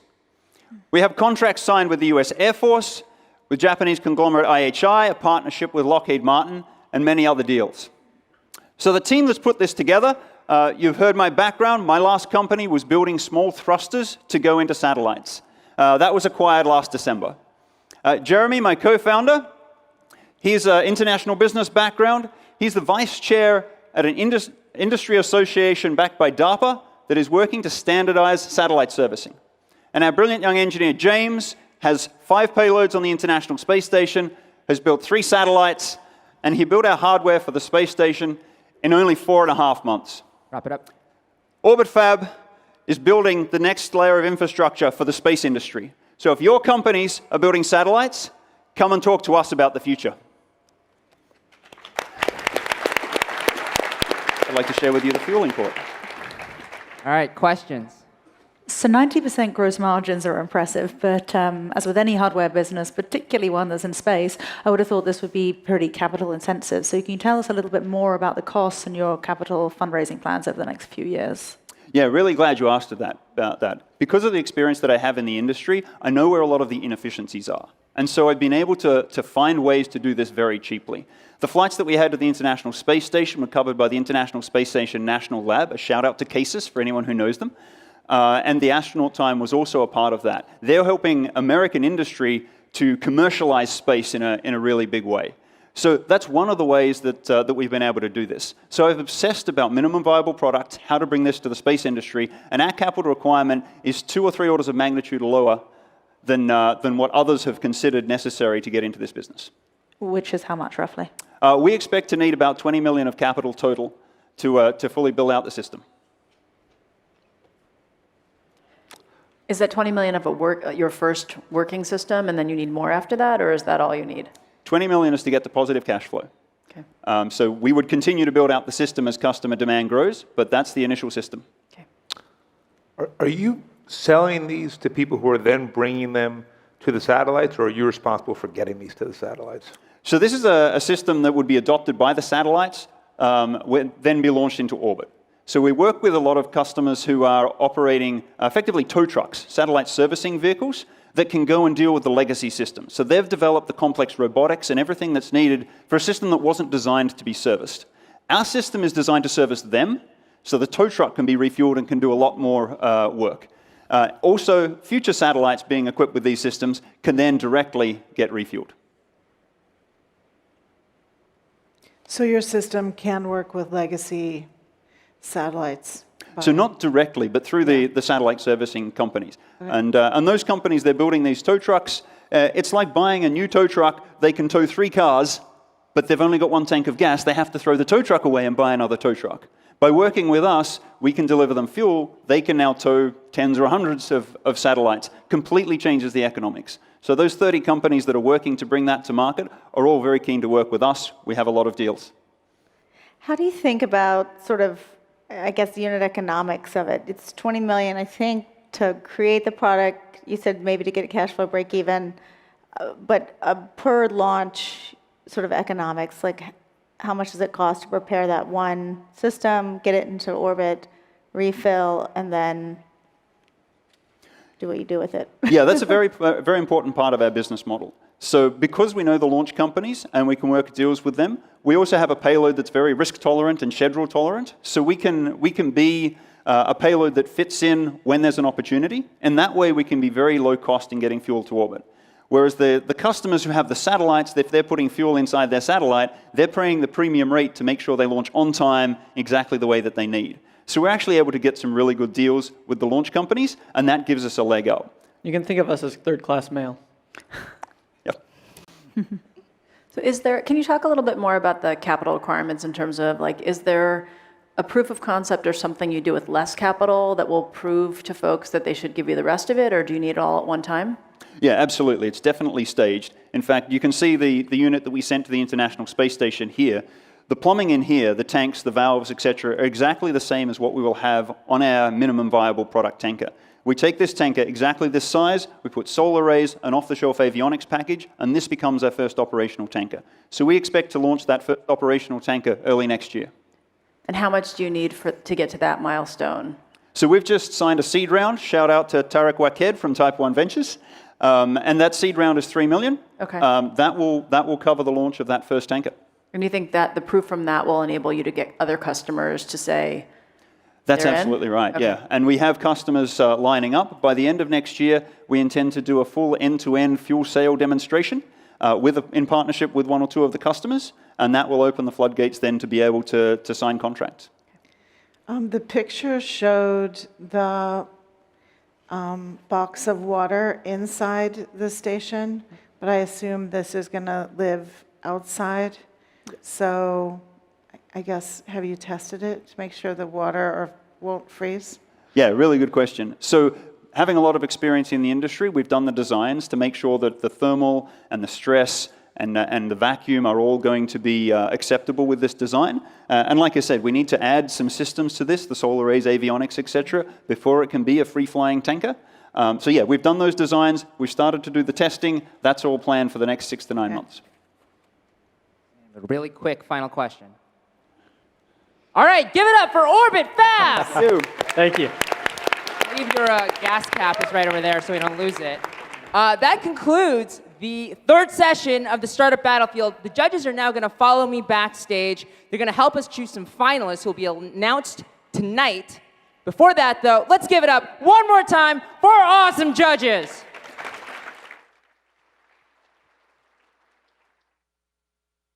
As companies transition to using microservices in their architectures, more APIs are created across the organization. With this increase, it can become more challenging for developers to find these internal APIs and reuse them when they're developing new software. That's where Rapid API for Teams can help. Rapid API for Teams enables development teams to publish their internal APIs into a private workspace. Developers can find any internal API, view its documentation, test it, and connect directly, or collaborate and share information about the API right in Rapid API. Team members can also subscribe to any public API available on the Rapid API Marketplace, and the entire team can see and use that subscription. This way, you only pay once for any API your team uses.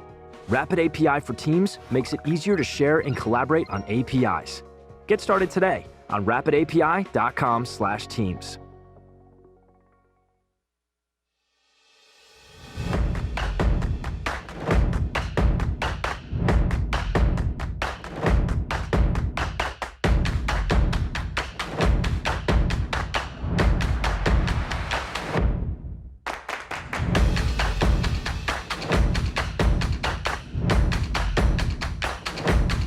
Why did you come to this workshop? To learn. But quickly I realized I started unlearning some things which I've been doing very incorrectly in the past and which didn't really give me the results that they're supposed to give. I want to be where we ask questions like why? And the big question I ask is what if? You know, it's a different way of thinking at Stanford than it is at any other university in the world.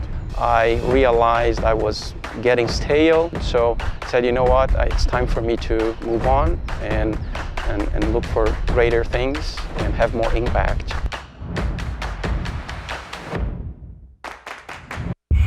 At Lockheed Martin, we're on a mission. Your mission. When millions of people are counting on you, you can count on us. To build the impossible, to invent the inconceivable, and solve every problem with speed and reliability. Every mission is an expedition of the greatest importance, both to you and to us.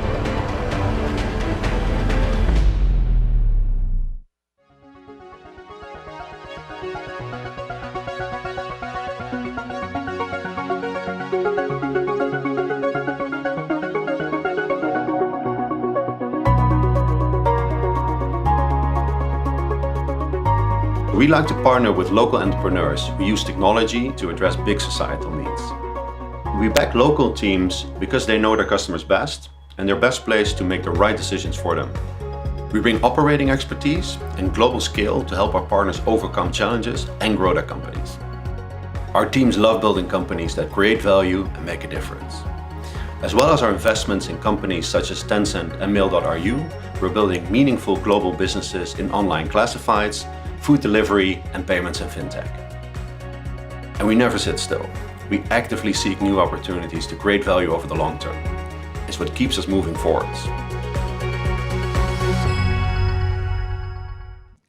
What technology do you think will help us best deal with natural disasters? Go to the IBM booth number BF1 to pick your favorite from the Call for Code finalists. Over 5,000 people have already voted.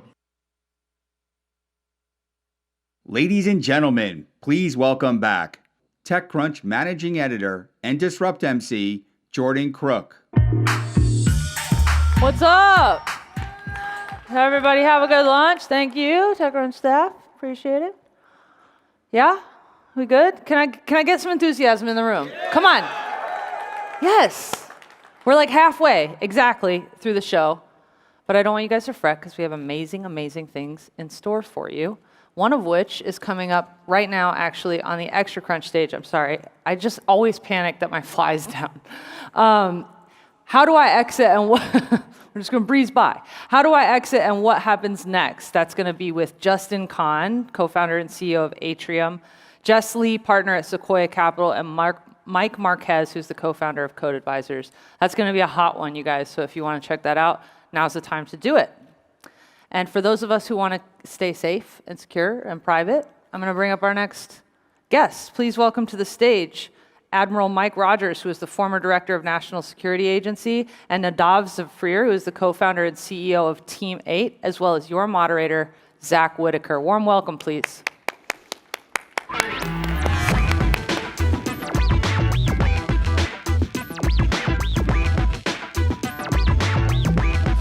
Okay, we get this. Hi, everyone. Good afternoon. Hope lunch was good. I'm really excited about this panel. Mike, you've spent a very long... You've written notes. You're ready to go. I've written notes. You've got a very long career in cyber. You spent 2 decades in the Navy. You spent 5 years at the NSA. You've served... I spent almost 4 decades in the Navy, oh goodness me, yeah. And you served 2 presidents. You oversaw the NSA during, a period of heightened tensions between the US and some of the other nations in the world. You're now a private citizen. You are working for Team 8, founded by Nadav Zafrir, who is sat next to you. Hello. Who used to run Israel's version of the NSA. I'm delighted to have you both here. So, it's been a year since you retired from the NSA. You began working for Team 8, a startup studio and a VC firm, for those who don't know, although you should. You must have had a lot of options post-government. Why did you choose Team 8? So for me, number one, I was interested, just as I was in the military, it's probably what attracted me in the first place. I was interested in a mission that I cared about. I wasn't interested in doing something that was just about money. I was interested in doing something that I thought could generate better outcomes. And so cybersecurity was an area. It wasn't just what I did in the government. It's something I believed in, and I wanted to be involved in things that I thought could improve cybersecurity in the private sector and on a global basis, not just here in the United States. I love the people, I love the model, and the chance to work with Nadav. We did not serve our respective jobs. He, the leader of Unit 8200, the NSA equivalent in Israel, me, the director of NSA, the Unit 8200 equivalent, if you will, in the US.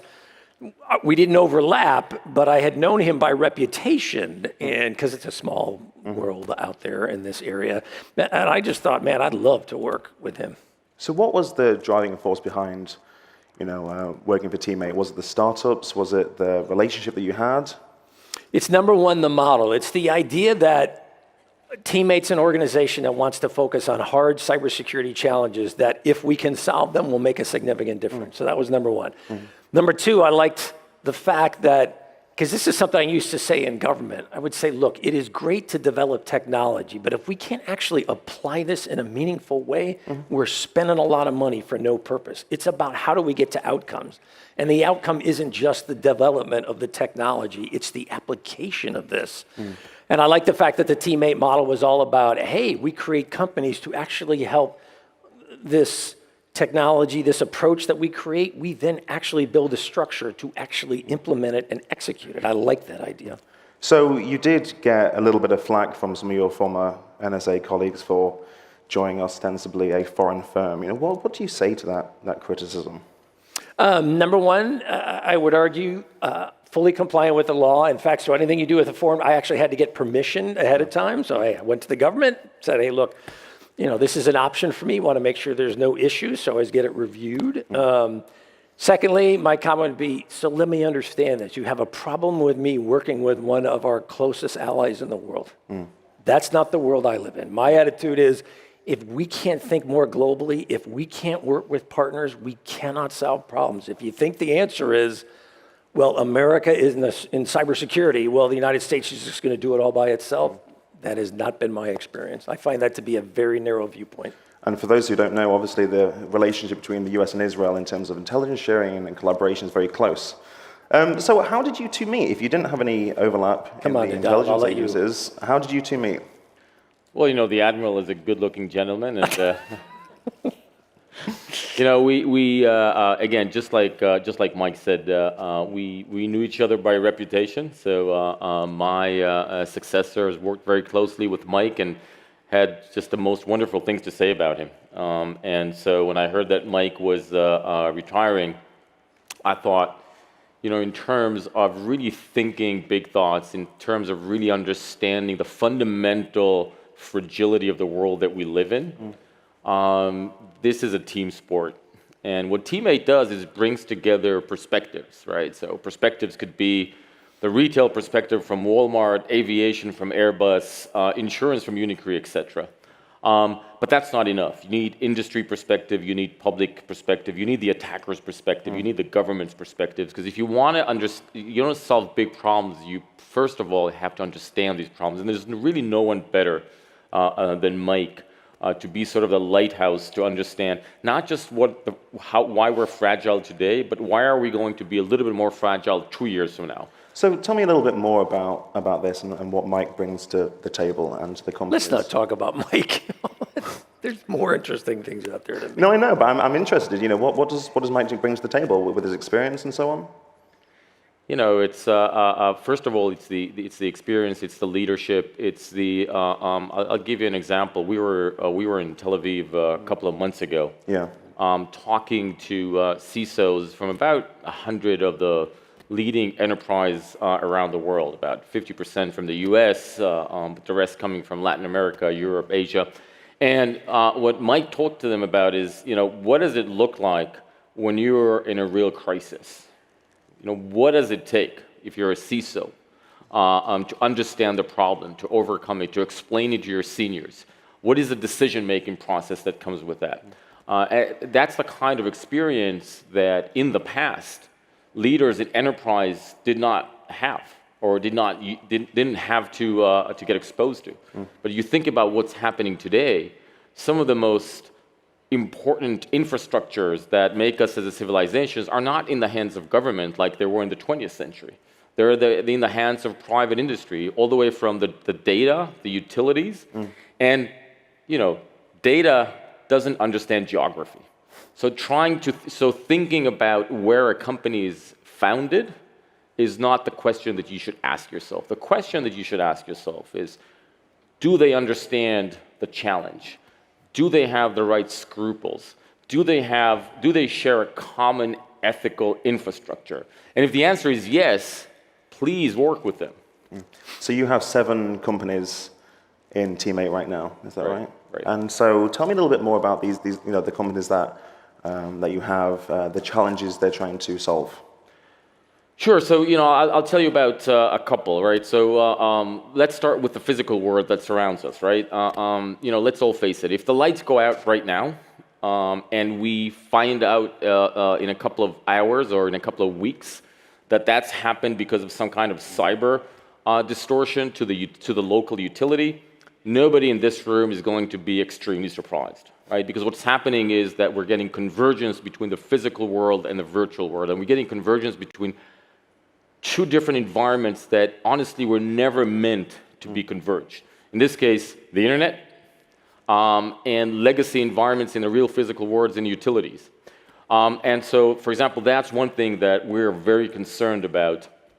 And one of the companies that we started, which is Clarity, has the ability to visualize into a very, very detailed manner every black box in every physical infrastructure, so that now you can connect it to the rest of the world, to the IoT, to the internet, but you can do it safely, securely, optimize everything. This is one thing that we're very, very working very closely. In fact, Galina, one of our founders, is in the crowd here, and they started a tremendous company that is now literally deployed around every continent in the world, every industry in the world, making it safer, more secure, but also be able to modernize it, to connect it to the rest of the world. So one of the things you have here, IoT, industrial control systems, companies focused on privacy. Admiral, privacy is a big thing these days. End-to-end encryption is on the rise. It's almost ubiquitous. It's on most messaging apps. With your experience at the NSA, how difficult is the NSA's job with the rise of end-to-end encryption? I mean, it certainly makes, from a technical perspective, it certainly makes access potentially more challenging. For us as a foreign intelligence organization operating when we're doing our mission outside the United States, there's things that we can do where you can think beyond the encryption. You can think a little bit more broadly when you're thinking about penetration and how you access. So that, gives us some options. I thought the bigger challenge wasn't for us and our mission so much, but for our law enforcement teammates when I was in the government. If you're the local sheriff, if you're a state trooper, if you're the FBI, and you don't have the technical means to access devices or information that may contain insights, criminal activity, exploitation of youth, drugs, kidnapping, application of violence, how do we as a society, again, this is something that all of us should be concerned about. This shouldn't be the government unilaterally deciding it. You don't want an intel person or a law enforcement person deciding this. I would also argue, no disrespect to the audience, but I don't want the tech community deciding this unilaterally.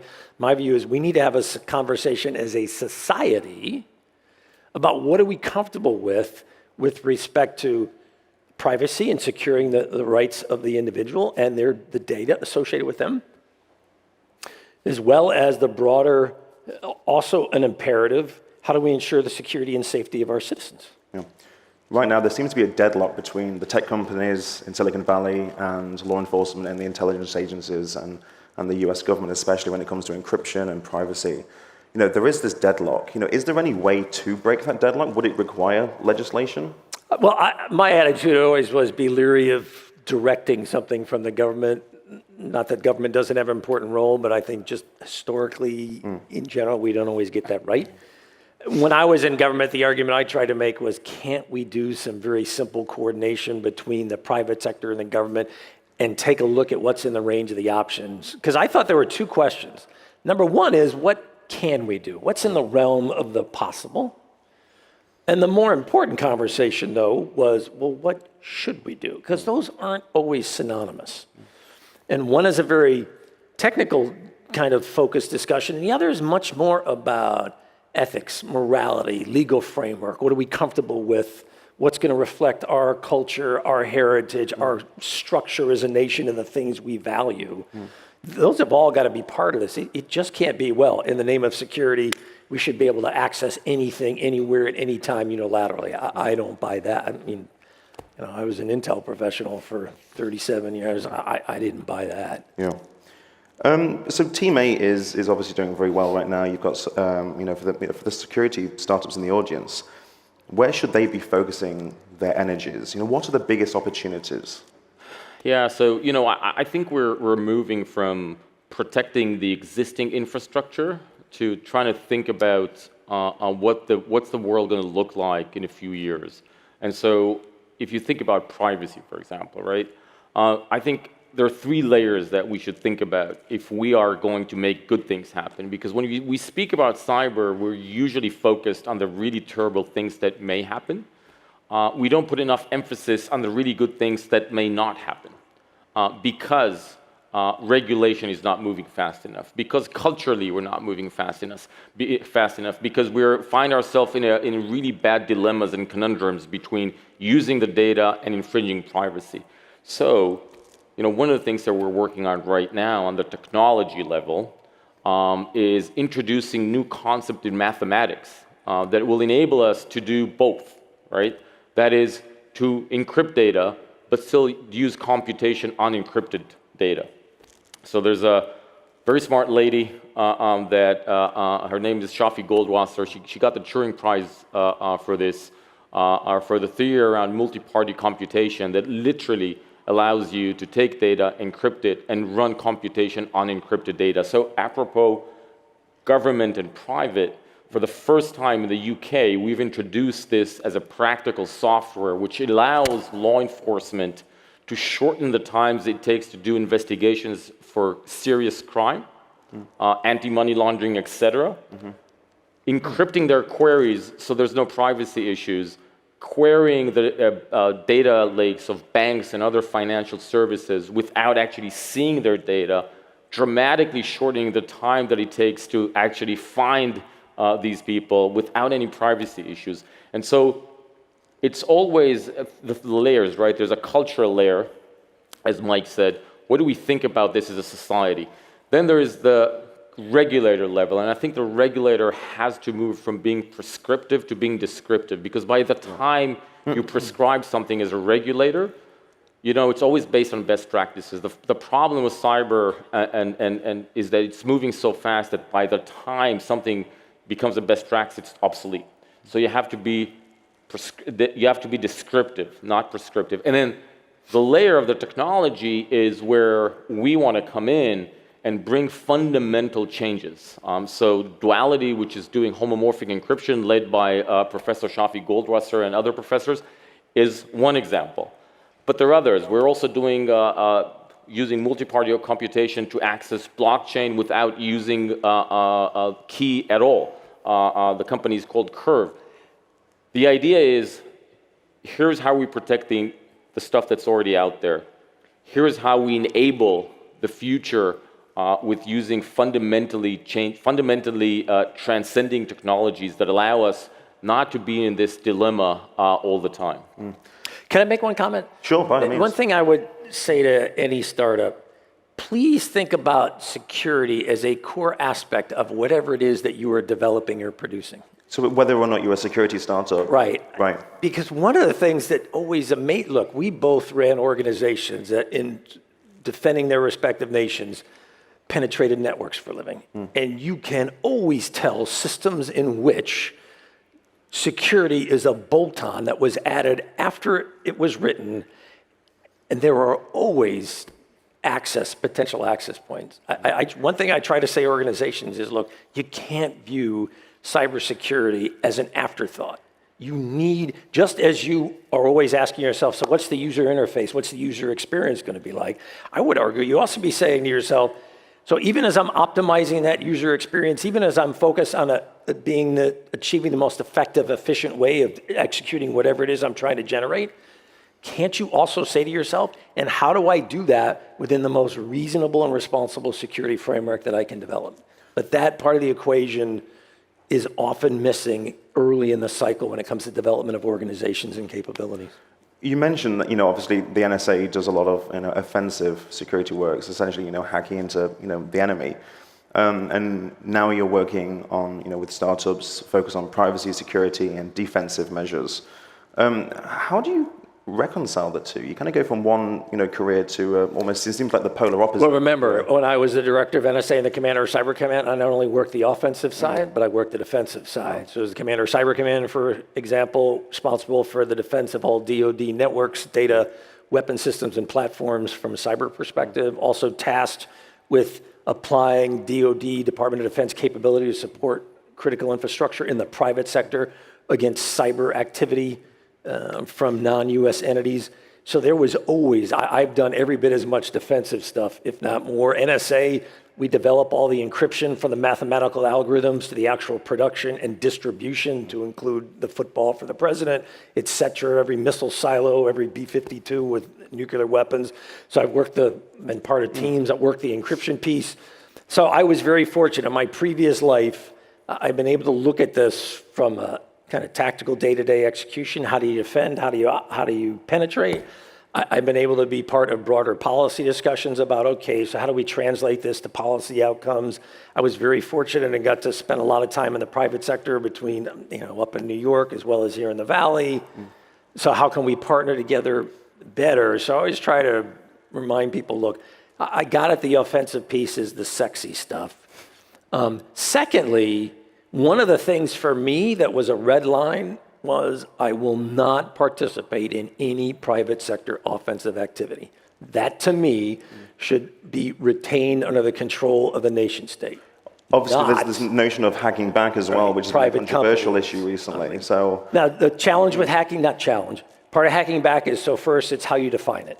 I have seen some people describe this from what I would consider pretty escalatory offensive acts to fairly benign, hey, look, I'm just trying to make sure I can forestall what they're doing. And there's a wide spectrum there. In general, and I can remember saying this in the White House Situation Room with the leadership many times, as an individual who was part of teams that were tasked with securing and defending, the analogy I used to use with them was, look, I know sometimes you look at me as hey, you're leading the teams that are helping. I wasn't the only one, and the DoD wasn't the only organization, but hey, you're part of this broader government effort to secure cyber. What about hackbacks? And my comment would be, look, I already feel on most days like it's the Wild West, and myself and the team I'm a part of, we're the sheriff on the street. I said the last thing, in my opinion, that you want is more people running on the street with guns. This isn't the answer. I was also concerned about, so how comfortable are we with precision and attribution? Because if you don't get the attribution right, you get massive second and third order effects. From a liability perspective, I'm not a lawyer, but one of the conversations I've had with general counsels of large companies to small companies is, so if you go down the hackback road and you incur second and third order effects, what's the legal liability for you? And most lawyers will look at you and go, well, it potentially is pretty significant. Just in general, to me, my attitude is I certainly would not go offensive. So while I have you two on stage, you both have seen all kinds of hacks and activity over the years. What do you two do to keep safe and secure? Ndave, you go first and I'll give you an opinion. I think there's a generational gap. So my generation, we grew up where everything was private, and you decide what you want to publicize, right? What do you want to publish? And we're almost in a situation today where it's the opposite. Everything is public, but you can still choose what you want to keep private. And I think this generation millennials and beyond, I think there's going to be a backlash back to privacy. And I think the world in which we traded our data and privacy for convenience, that party is about to end. I think the music is subsiding. I don't think that's going to be the future. I think in the future we'll see a backlash back to privacy. I think people value their privacy. I think it's a fundamental right that we have. And in that sense, I think the key word is trust. So, we came from a world where we knew each other, we grew up together, we had coffee, we talked, so we got trust. And then the world got connected. And so we said, we trust, but we need to trust but verify. And then the world became hyper-connected. And we said, now we are going for zero trust. And zero trust sounds very appealing, but it's also very costly. And so I think where we should go is beyond trust. Beyond trust meaning the stakes have to be at a position where we're able to collaborate without the high price of zero trust. And that's this kind of stuff that we're trying to do with homomorphic encryption, with Duality, with MPC, with Curve, going forward, creating that infrastructure that takes us beyond trust. Admiral, we only have a minute left on the clock. You spent 5 years at the NSA during a pretty, many changes happened. Interesting times. Interesting times, let's say. You oversaw the NSA during the aftermath of the Snowden disclosures. There were multiple leaks. There was the exposure of the NSA's prized hacking tools by the shadow brokers. What is your biggest regret? I'll be honest, I have very few, if any. I feel more pride than anything else. I got to work with incredibly motivated men and women doing something that mattered within a legal framework that we fully supported. And in so doing, we created increased security for the citizens and our friends and allies. And do you think NSA I loved every day of that, and I would do it all again in a heartbeat. And do you think NSA is ready to continue with its mission for the next 5 years, 10 years, given the issues that we're facing with encryption and privacy and so on today? Yeah, I mean, there's always been challenge. Hell, I can remember in the late 90s when we were going from radio frequency-based communications to the world of the network. And I can remember at the time was the executive assistant to the senior kind of signals intelligence officer in the Navy. And he was having a discussion with the director of NSA, and the director was telling him, oh man, things are terrible. We're going to lose access. We're not going to be able to do some of the things we used to do. And my attitude is, look, you look at these motivated men and women, you look at their focus, you look at their commitment, you look at the level of support that this nation, its citizens, the money, the legal framework that we've created to try to make sure we strike a balance and that we're mindful that we are operating as intelligence professionals in a democracy. This isn't the authoritarian states of my counterparts in Beijing or Moscow, where I would look at what they would do and I'd go, we not only couldn't do that, I would never do that. That would never work within this legal framework and the fundamental idea of the rights of the individual. Hey, we couldn't operate, I wouldn't operate like that. Bottom line is I always tend to be a positive individual. Look, motivated men and women can take hard problems and they'll do well. And there are such motivated men and women on those teams at NSA, at Cyber Command. I was very fortunate to be a part of it. I was very fortunate to get to work with teammates like 8200 in Tel Aviv and in other places around the world to try to address problems that, if we didn't solve them or if we didn't improve our ability, we were going to see men and women die. You don't ever forget that in the job. That's all the time we have. Thank you so much for your time. Thanks. Thank you. Thank you. Thanks, you guys. Thank you so much, gentlemen. Appreciate it. No. I don't like that. Okay, on the Q&A stage, blasting into space with Tess Hatch, who's an investor at Bessemer Venture Partners, Sarah Spangelo, who is the co-founder and CEO of Swarm Technologies, and Adrian Steckel, who is the CEO of OneWeb. If you have questions about space, you know where to go. Hit up the Q&A stage. Our next guest is the CEO of a company that tends to fly kind of under the radar, but they have their hands in payments and fintech and food, classifieds, travel, retail, media. I mean, you name it, they got it. So with that, I'd like a warm welcome for our next guest. Please welcome to the stage the CEO of Prosus and Naspers, Bob Van Dijk, and your moderator, Ingrid London.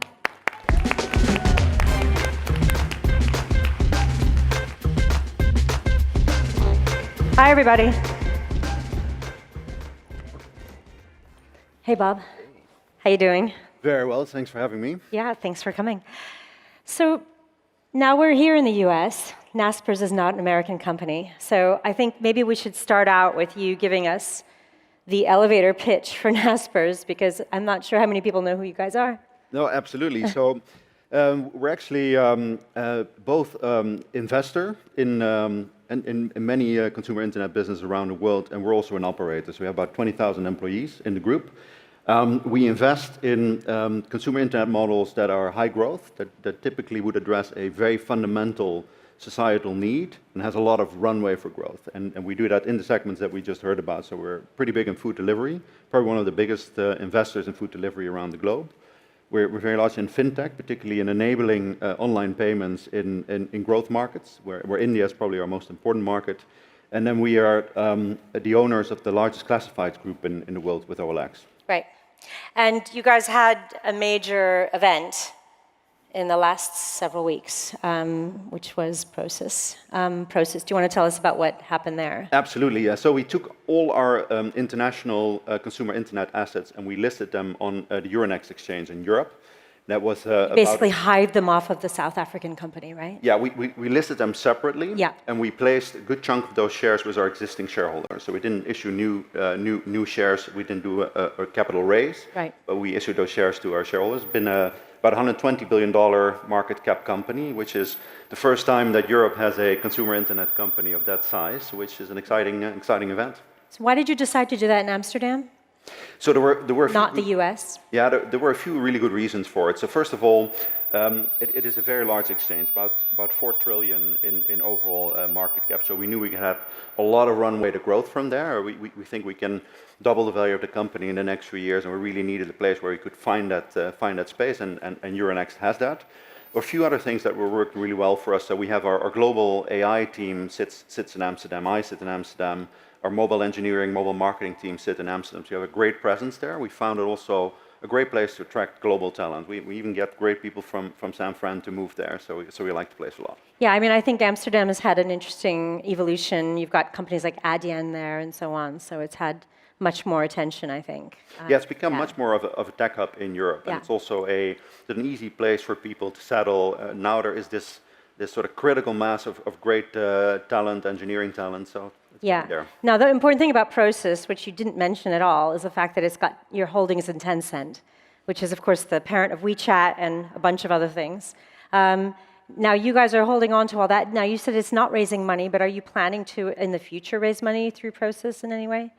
So we'll see how we go. I think one of the things that was really important for us is to attract a new set of investors to the group, right? So we've been traditionally, even though we are sort of 100% consumer internet, if you look at our revenue base, we've had a lot of emerging market-focused investors in the company, which we are very excited about, but maybe a bit less represented on the tech side. Yeah. And that was very, very important for us to do. And also, since it's such a rare listing of that size in consumer tech in Europe, we're getting a lot of attention. So it is a massive business, Naspers. It's, either giving you a mic, you're a little too quiet.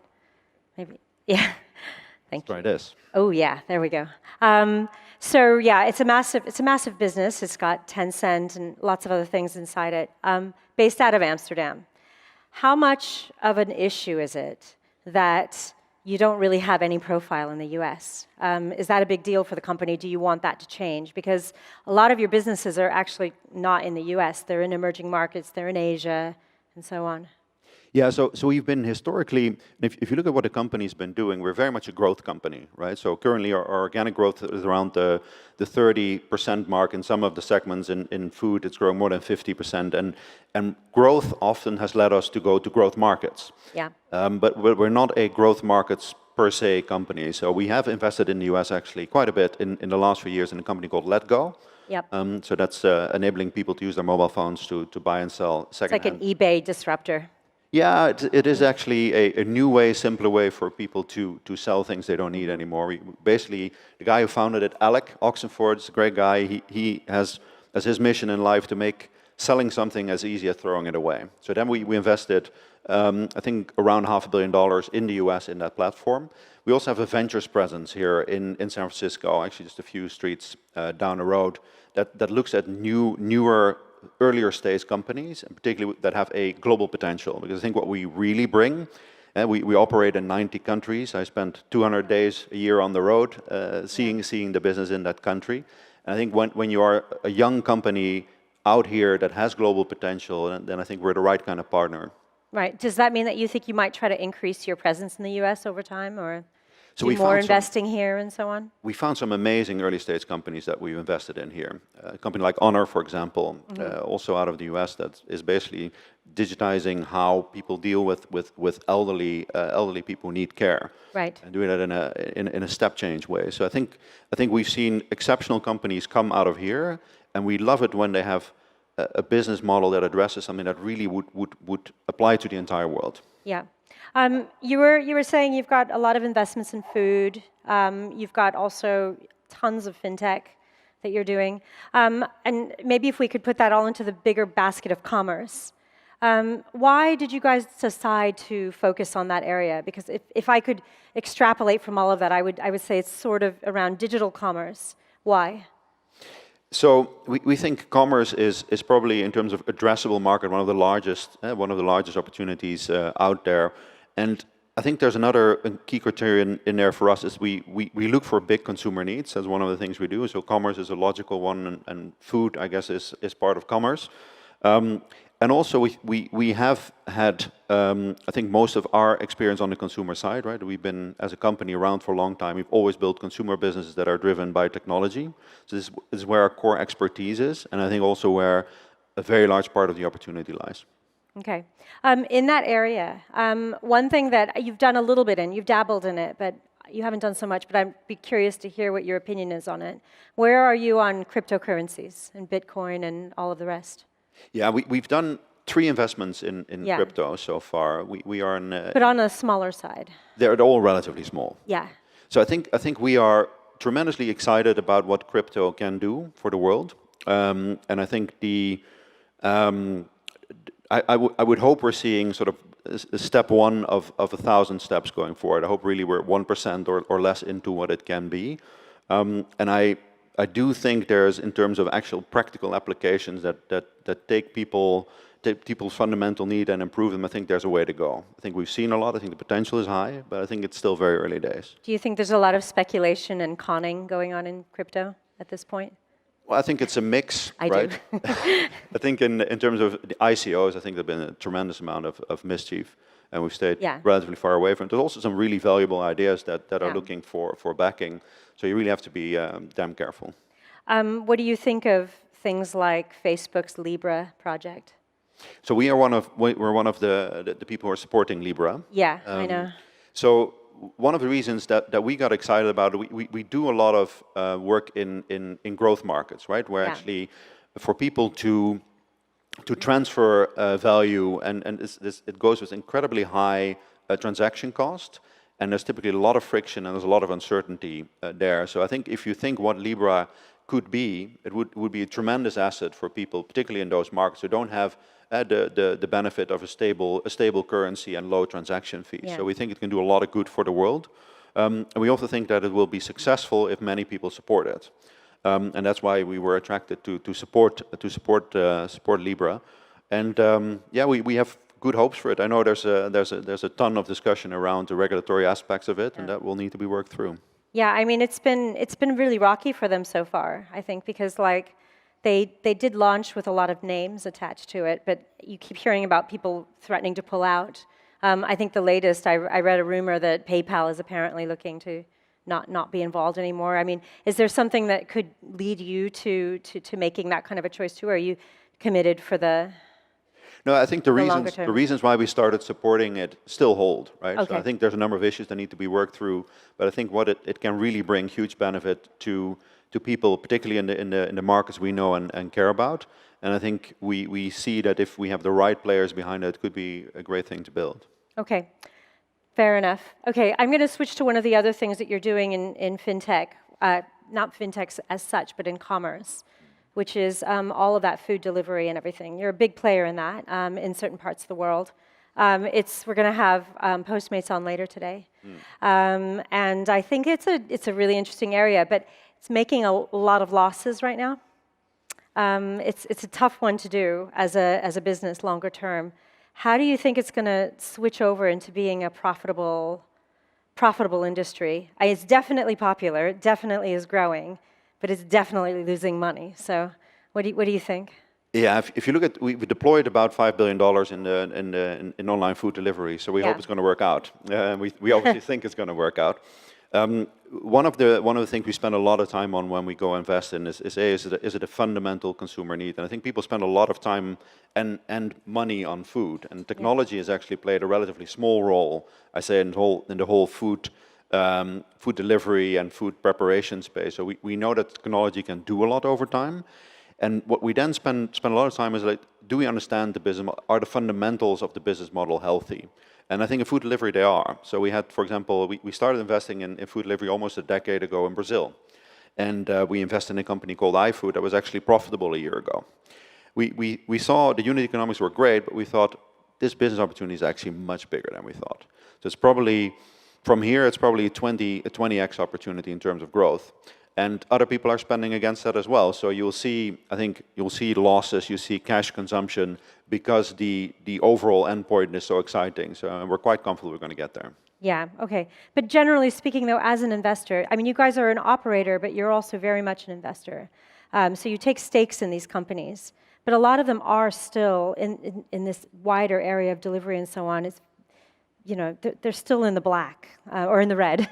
How much of an issue is that for you as an investor? And how willing are you to stay in the companies while they're loss-making longer term? Will you stay until they're profitable, or just until you can sell your stake to someone higher? Or? No, in many cases. So one of the things that is typical for us, we are a long-term investor. We're not a fund, right? So we have no exit horizon. If we like an investment, we can stick with it for 20 years, as we have done with Tencent, for example. So we have a long-term horizon, so we don't need to get out, and that's important for us. We do need to have a lot of confidence that the business model works, and then we don't mind, as long as we see progress, that it consumes cash for a while. For example, our classifieds business, and we started investing in it, I think it's about 8 or 9 years ago, and they made operating losses for 7 years. They turned profitable last year. Right. And everybody says it's a great business. I say, well, we told you it was a great business. Right. But it's how about you mentioned Tencent, which is, I'm glad you did. You guys are their biggest shareholder now, is that right? Yeah, that's right. We have 31% of Tencent shares. That's an amazing thing to have. Now, of course, you guys amassed that when it was a much smaller business than it is now, but it turned out to be a huge hit for you guys. But you don't really have much of an involvement with the company operationally, do you? So we have 2 board seats yes. At Tencent, and we're actually very well connected. And we've been invested for 20 years. And I must say that if you look at the opportunity that the Chinese internet has because of the sheer size, obviously almost 1 billion internet users, the digitalization of the Chinese economy, I think, is at a level that the rest of the world needs to catch up on, and is not even close to.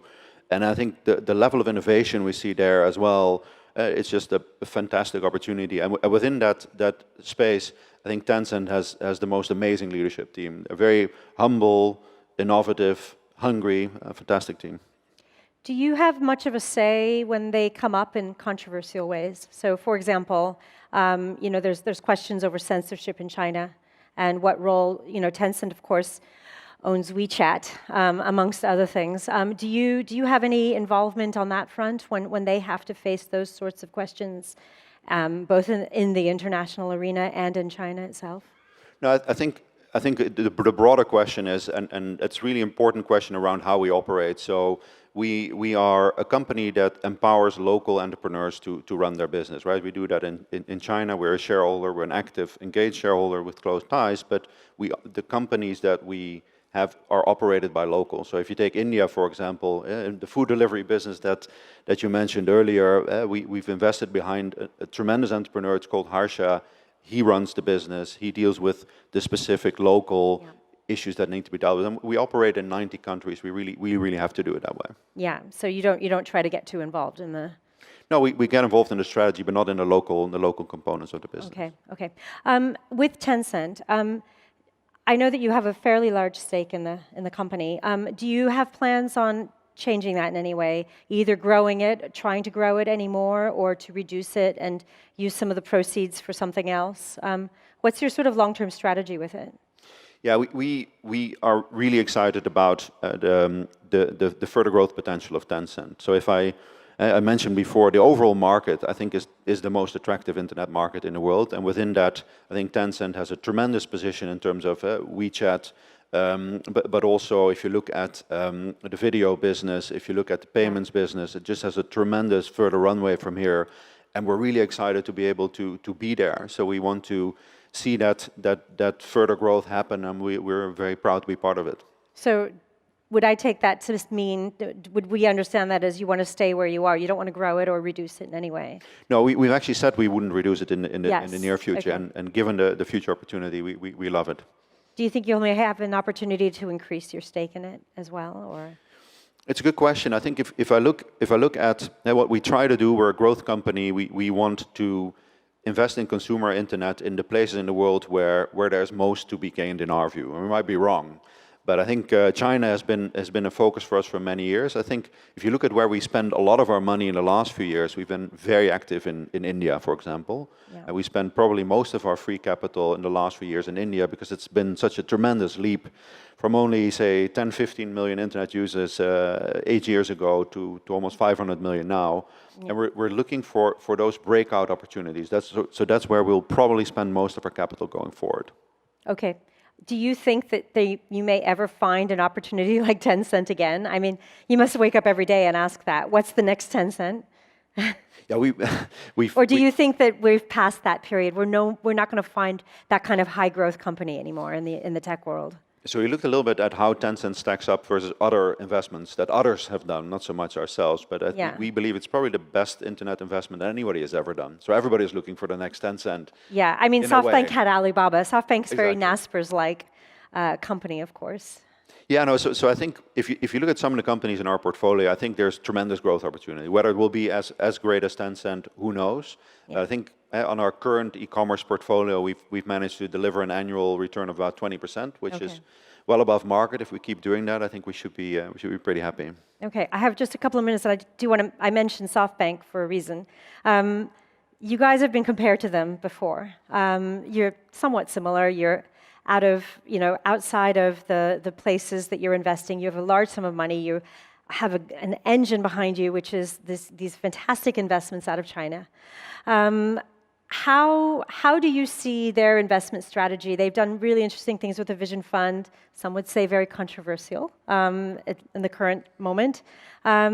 What do you see there? Can you see yourselves ever trying to do something like that? In terms of forming a fund and going for really, hell for leather with really big investments into things, using your acumen and so on?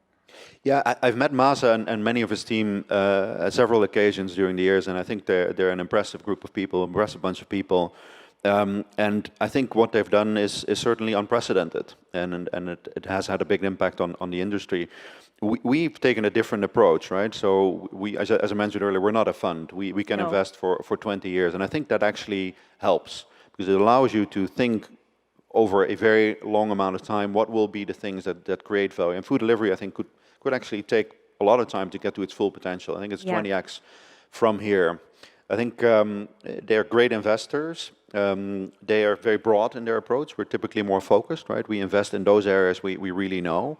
And that also, I think, is for us the right thing to do. But do you think you might ever try to take a page out of SoftBank's book and try to do the approach that they've done? Or do you think that's been a bad approach?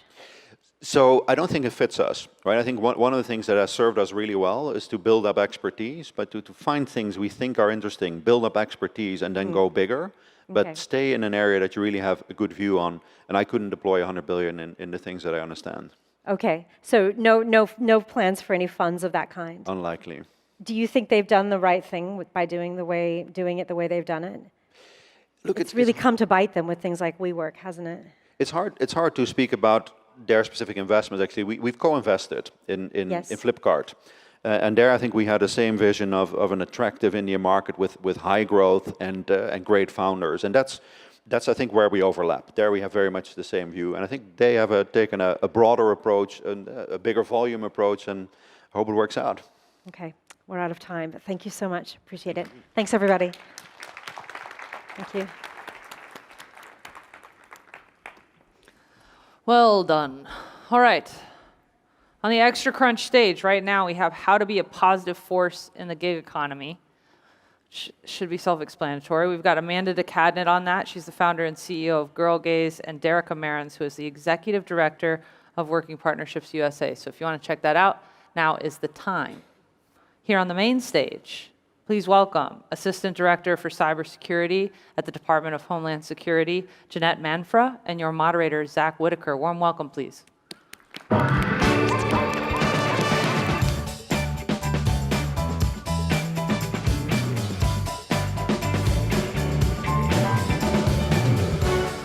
Hello again. It's been a while. It's been 20 minutes.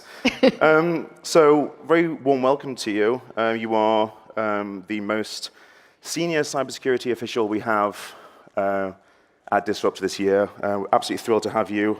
You're the assistant director at CISA, at Homeland Security, the new consolidated cybersecurity agency that's been around for about a year now. That's correct. How's that year been? It's been pretty good.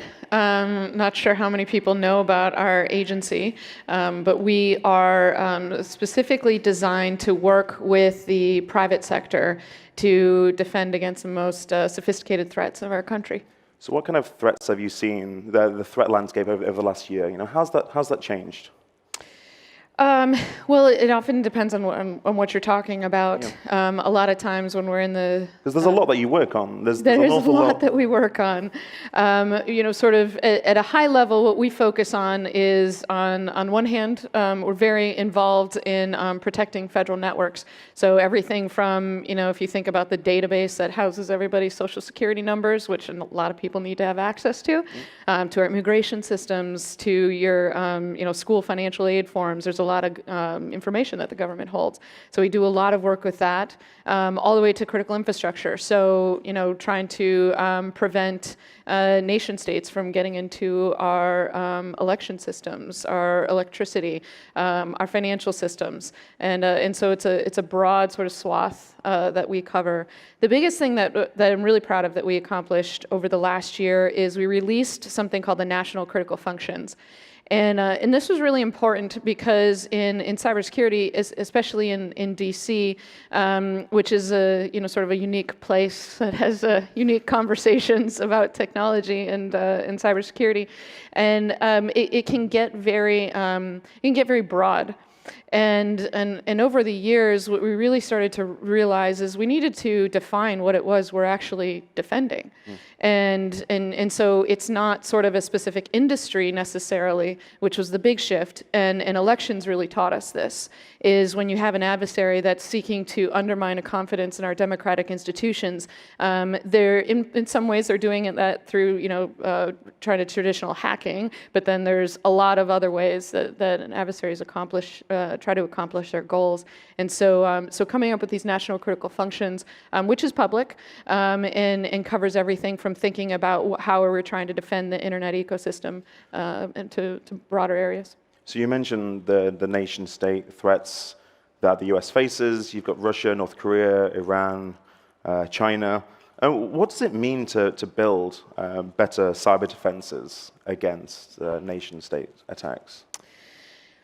I think there is an element of building the actual technology defenses, and that's important. And when you think about a lot of these institutions that are the targets of some of these nation states, some of them have a fair amount of resources at their disposal.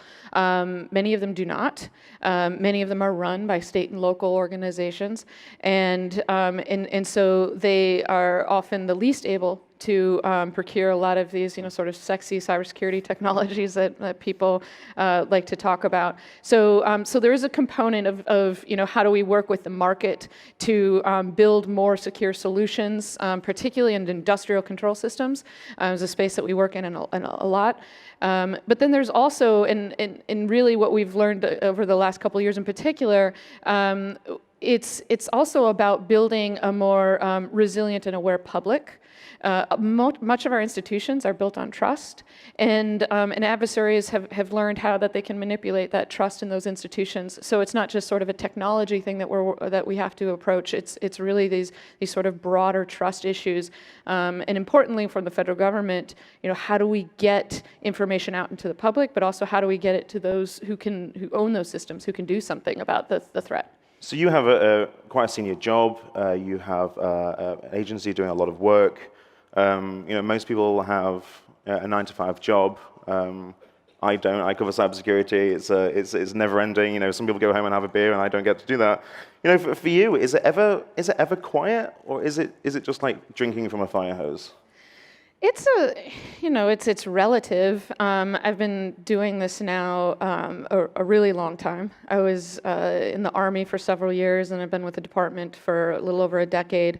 And so I think what I've sort of forced myself at least to do is you're in this for the long haul, and there is always something going on. There is always a breach. There's always reporters that are reporting on things that you have to deal with. Those pesky reporters.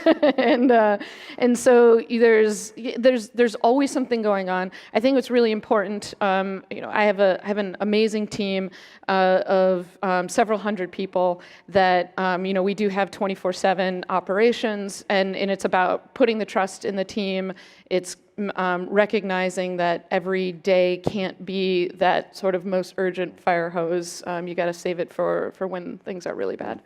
So, you've been in government for, over a decade, and so, the US government has a bit of a skills shortage, the private industry pays more, national security clearance takes a while. Is it a national security risk that the US government struggles in places to compete with private industry? I would say it's broader. It's a national security risk that we don't have the talent, regardless of government or the private sector. We don't have enough. There's a lot of people that talk about the tech shortage overall, but particularly to security, it suffers even more, and we have a massive shortage that we are actually expecting that will grow larger. So we actually spend a lot of time investing in even K through 12 curriculum. We have a scholarship program that we put in place, and I think we're trying to change the way that people think about working with the government too. A lot of times historically people think, you go to the government, and then you've got 30 years, and then you have your retirement paycheck. That's fine. That's great if people want to do that. But I also recognize that there's people that pay for a scholarship. They come work for us for 3 to 5 years. We train them. They're awesome. But then they go and they work in the private sector for a few years, and maybe after their kids are done with college, they can come back and work for us. And but I think some people refer to that in a negative way. I think it builds a community of people of a shared sort of experience. They understand what it's like on the government side. They understand what it's like in the private sector. And in security, we're really all trying to do kind of the same things. And so that's the culture. And we actually will be debuting in the next year an entirely new workforce program that's really modeled after how tech companies recruit and retain individuals.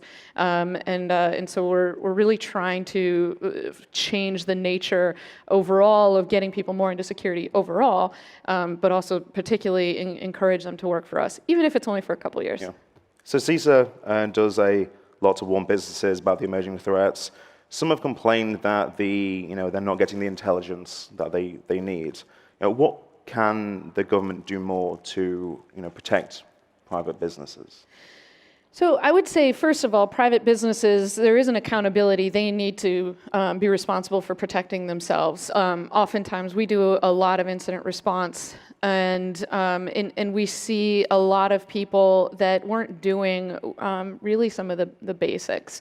And oftentimes, it's because they didn't think that they had anything of value that somebody would be after.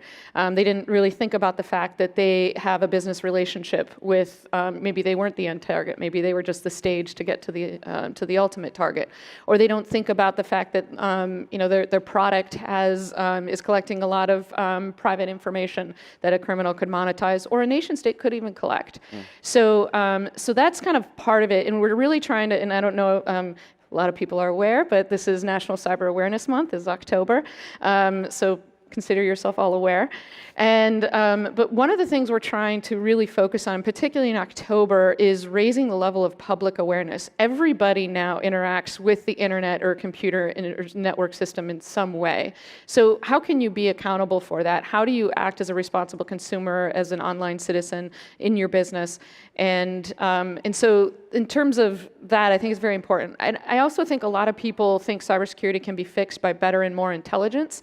Intelligence is not going to solve any security problem, much less cybersecurity. And a lot of it, we'd like to see, more market solutions, more automation, more orchestration of capabilities that are at a price point that, more organizations can afford.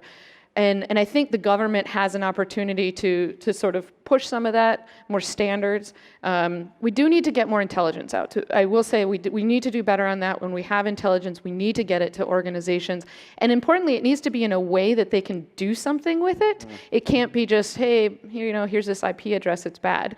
It needs to be, here's what's going on, here's what we understand, and that's often very hard for government to release that information. So what can improve that intelligence sharing relationship? It goes both ways. It does. You've got companies like Facebook who have complained historically that, in the run-up to the 2016 election, they weren't getting enough information.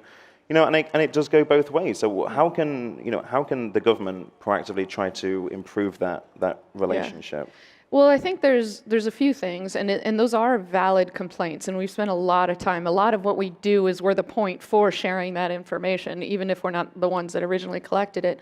And what we found is that you'll have, and you heard from the former director of NSA, you'll have the NSA, you'll have other intelligence community people, and they have a piece of the puzzle. But where we sort of see ourselves is that's one part of it, but it's missing context. And we're doing a bunch of work with the banks right now and talking about these national critical functions, and understanding how the wholesale payment system works. And you're talking about the trillions of dollars that banks are clearing every day. That's something that an adversary would probably want to disrupt or degrade, or even just give the perception that they're doing that. So it's not so much about, and the government needs to have that understanding of how those systems work in a way that, in a level of depth, that you can then turn to the collectors and say, hey, can you tell me if you've got anybody looking to collect against this type of software that they're using, as an example. That then would be useful information. That would then be a potential indicator or warning that somebody is trying to do something. In the case of foreign influence, when you're talking about with Facebook, we need to, there's potential, information that is often some of the most sensitive information, and so we have to break down a lot of those barriers of, and we have to think about the private sector as a partner in intelligence sharing, which is a big shift for the government. So 2 years ago, it was widely reported that the NSA mistakenly let go of its prized hacking tools, which were used to launch and spread the WannaCry ransomware attack, which I think most people are quite aware of that happening. It's quite a damaging event. So what is the US doing to prevent another public WannaCry style attack? I don't know that we could ever prevent something like that. When you just have something that completely manifests itself as a worm, and kind of even I think the original perpetrators of that didn't expect probably that sort of impact. What we do want to prevent, and there's a lot of things on the preparedness and prevention that we have already talked about in terms of, frankly, updating your patches, some of those kind of basic things that would have prevented a fair amount of people from being a victim of that. But I also think it's important to build more resilience in our systems. We talk a lot about mitigating the consequences. So acknowledge that these bad things are going to happen, but how can we be better prepared to work together? So for WannaCry, when and I've talked about those a little bit, but not a lot of people really, I think, understand the years of work that have gone in building global alliances. I run the United States CERT, the Computer Emergency Response Team. Most countries have sort of a version of that. And when WannaCry started in Asia, we were getting information from our partners in Asia about what was going on. They were passing information over to us, and when in the Brits and in Europe, they were so that in the U.S. for really that kind of entire first half of the day, we were getting advanced information because of the those partnerships we had built overseas, and those national certs were getting information from their local businesses who were being attacked, and luckily there was an enterprising individual who was able to find a way to kill it and didn't impact the U.S. as much. But what we really recognized is that we needed to have those sorts of mechanisms, but much more robust in the United States, to think about like how do you mobilize industry and government and allies to combat something like this as it's emerging. And so since then, we've been building more of those plans. We have a lot of representatives from companies that sit on our floor with us, and we work through these things together so that if we have these sorts of scenarios come up, that we're ready to respond quickly, even if we didn't prevent it. So the companies in this room, the startups and large businesses alike, have one thing in common, and that's that they very much rely on the supply chain, which is something I know, Cisco is obviously very, involved in. It's where businesses get their technologies from, their services, hardware, software. What kind of threats do you see, against the global supply chain? And of course, it's a difficult question. Every supply chain is different, but what kind of threats do you see? Well, there's a lot of different threats. You see a lot of foreign governments that are sort of finding clever ways to mask their influence in investments and in finding ways to maneuver around the ways that the government traditionally can have some ability to block investments that we're concerned about. I would say the best advice I could give would be how we thought about Kaspersky. And for many, many years, there was a lot of conversation about, should we use it, should we not? And I was very frustrated because, and this gets to the intelligence thing too, is a lot of people want intelligence to just give them, this is the right answer. And that's usually not what you're going to get. And so what we decided with Kaspersky is that we were not comfortable with government data being housed in a country where whether a company wanted to or not could be required to hand that data over to the security service. And so we have the authority to actually direct federal agencies to take action. And we decided to do it publicly for due process reasons. We wanted anybody who would be potentially impacted by this decision to remove Kaspersky. And our thinking was, and I would encourage anybody when you're thinking about your supply chain, whether that's from a software, hardware, or just business relationship perspective, sort of three things, and that we think about and will continue to think about from a broad national policy is the first is like the laws of the country. And I know that's something that a lot of people don't necessarily want to talk about, but the laws of the country where either the data is housed or transited or where the company operates, it's important to consider.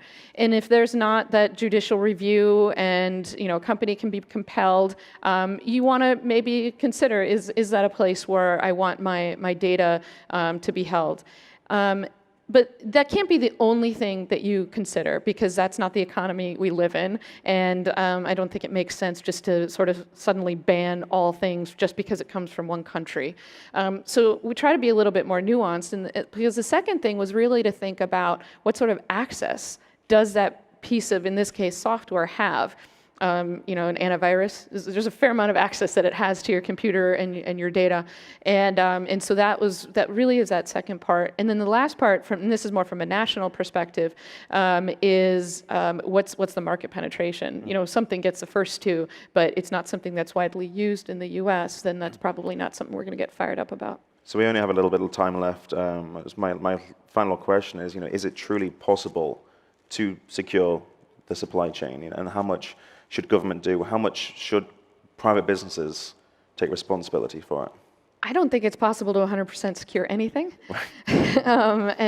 So we talk a lot about risk management, and we see ourselves as risk advisors and risk managers. I think everybody has to be a risk manager in your own organization. You have to understand what's most important, and you have just understand the risk that you're taking on if you acquire a company, if you join, have investment from certain individuals or organizations. Understand what that risk actually is, but then make the decisions based off of your own risk calculus. And that's how I think of the broader supply chain. Is a lot of people talking about 5G and all the challenges there, and we have to think about it from a national perspective.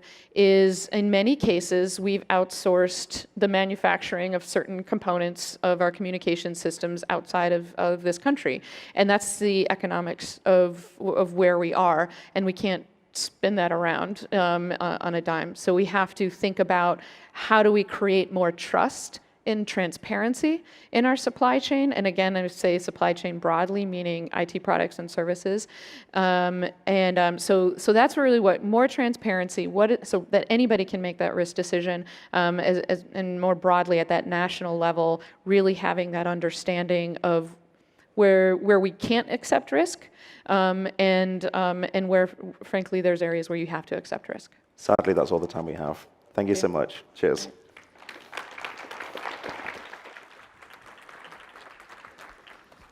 Oh, he missed. All right.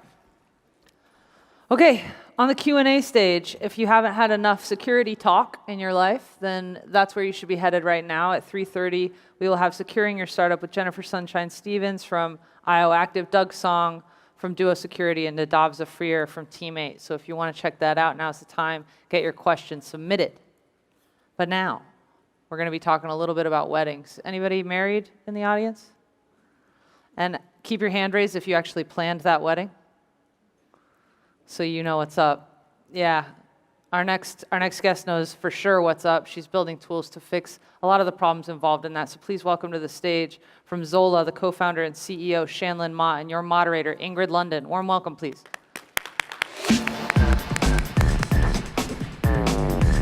Hi again. Can you guys hear me? Excellent. Hi, Shan. Hi. Thank you very much for coming on, and I have just one question for you. Yes. Will you marry me? No, I'm just kidding. Maybe. No, anyway, welcome. Thank you for coming. You've got an amazing business going, Zola, wedding website for wedding planning, right? You guys are huge, absolutely massive.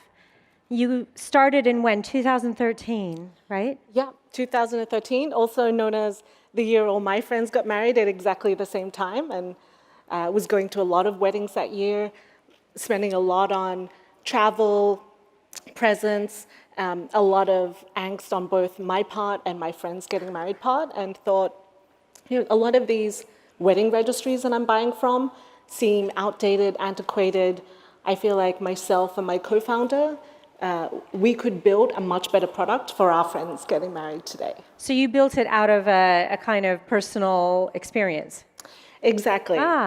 Like House, which I always think of you guys as a little like House. So that's interesting. Yeah, we share some common investors who kind of see the analogies between what House has done in home renovation, we're doing in the wedding space. So it's a funny thing, though, because you pointed out, I mean, there were like a ton of sites out there already when you guys hit the market. How was that? I mean, did that mean that it was actually really hard to get users in the beginning? How did you carve out a place for yourself in what's pretty antiquated market? Well, we looked at the entire wedding planning process and thought, why is it that on average before Zola, a couple has to use 20 different sites to plan one day? Many of these sites or apps not even built for wedding planning, when couples today who are the millennial generation, they have so much great apps and products in every other part of their life, and they expect a lot more. And so we thought, what if we could build the ultimate go-to site and app where couples could plan everything for their one day in the one place? And let's start with wedding registry, because that's what we know. It's e-commerce related. That's where we are particularly strong with our background.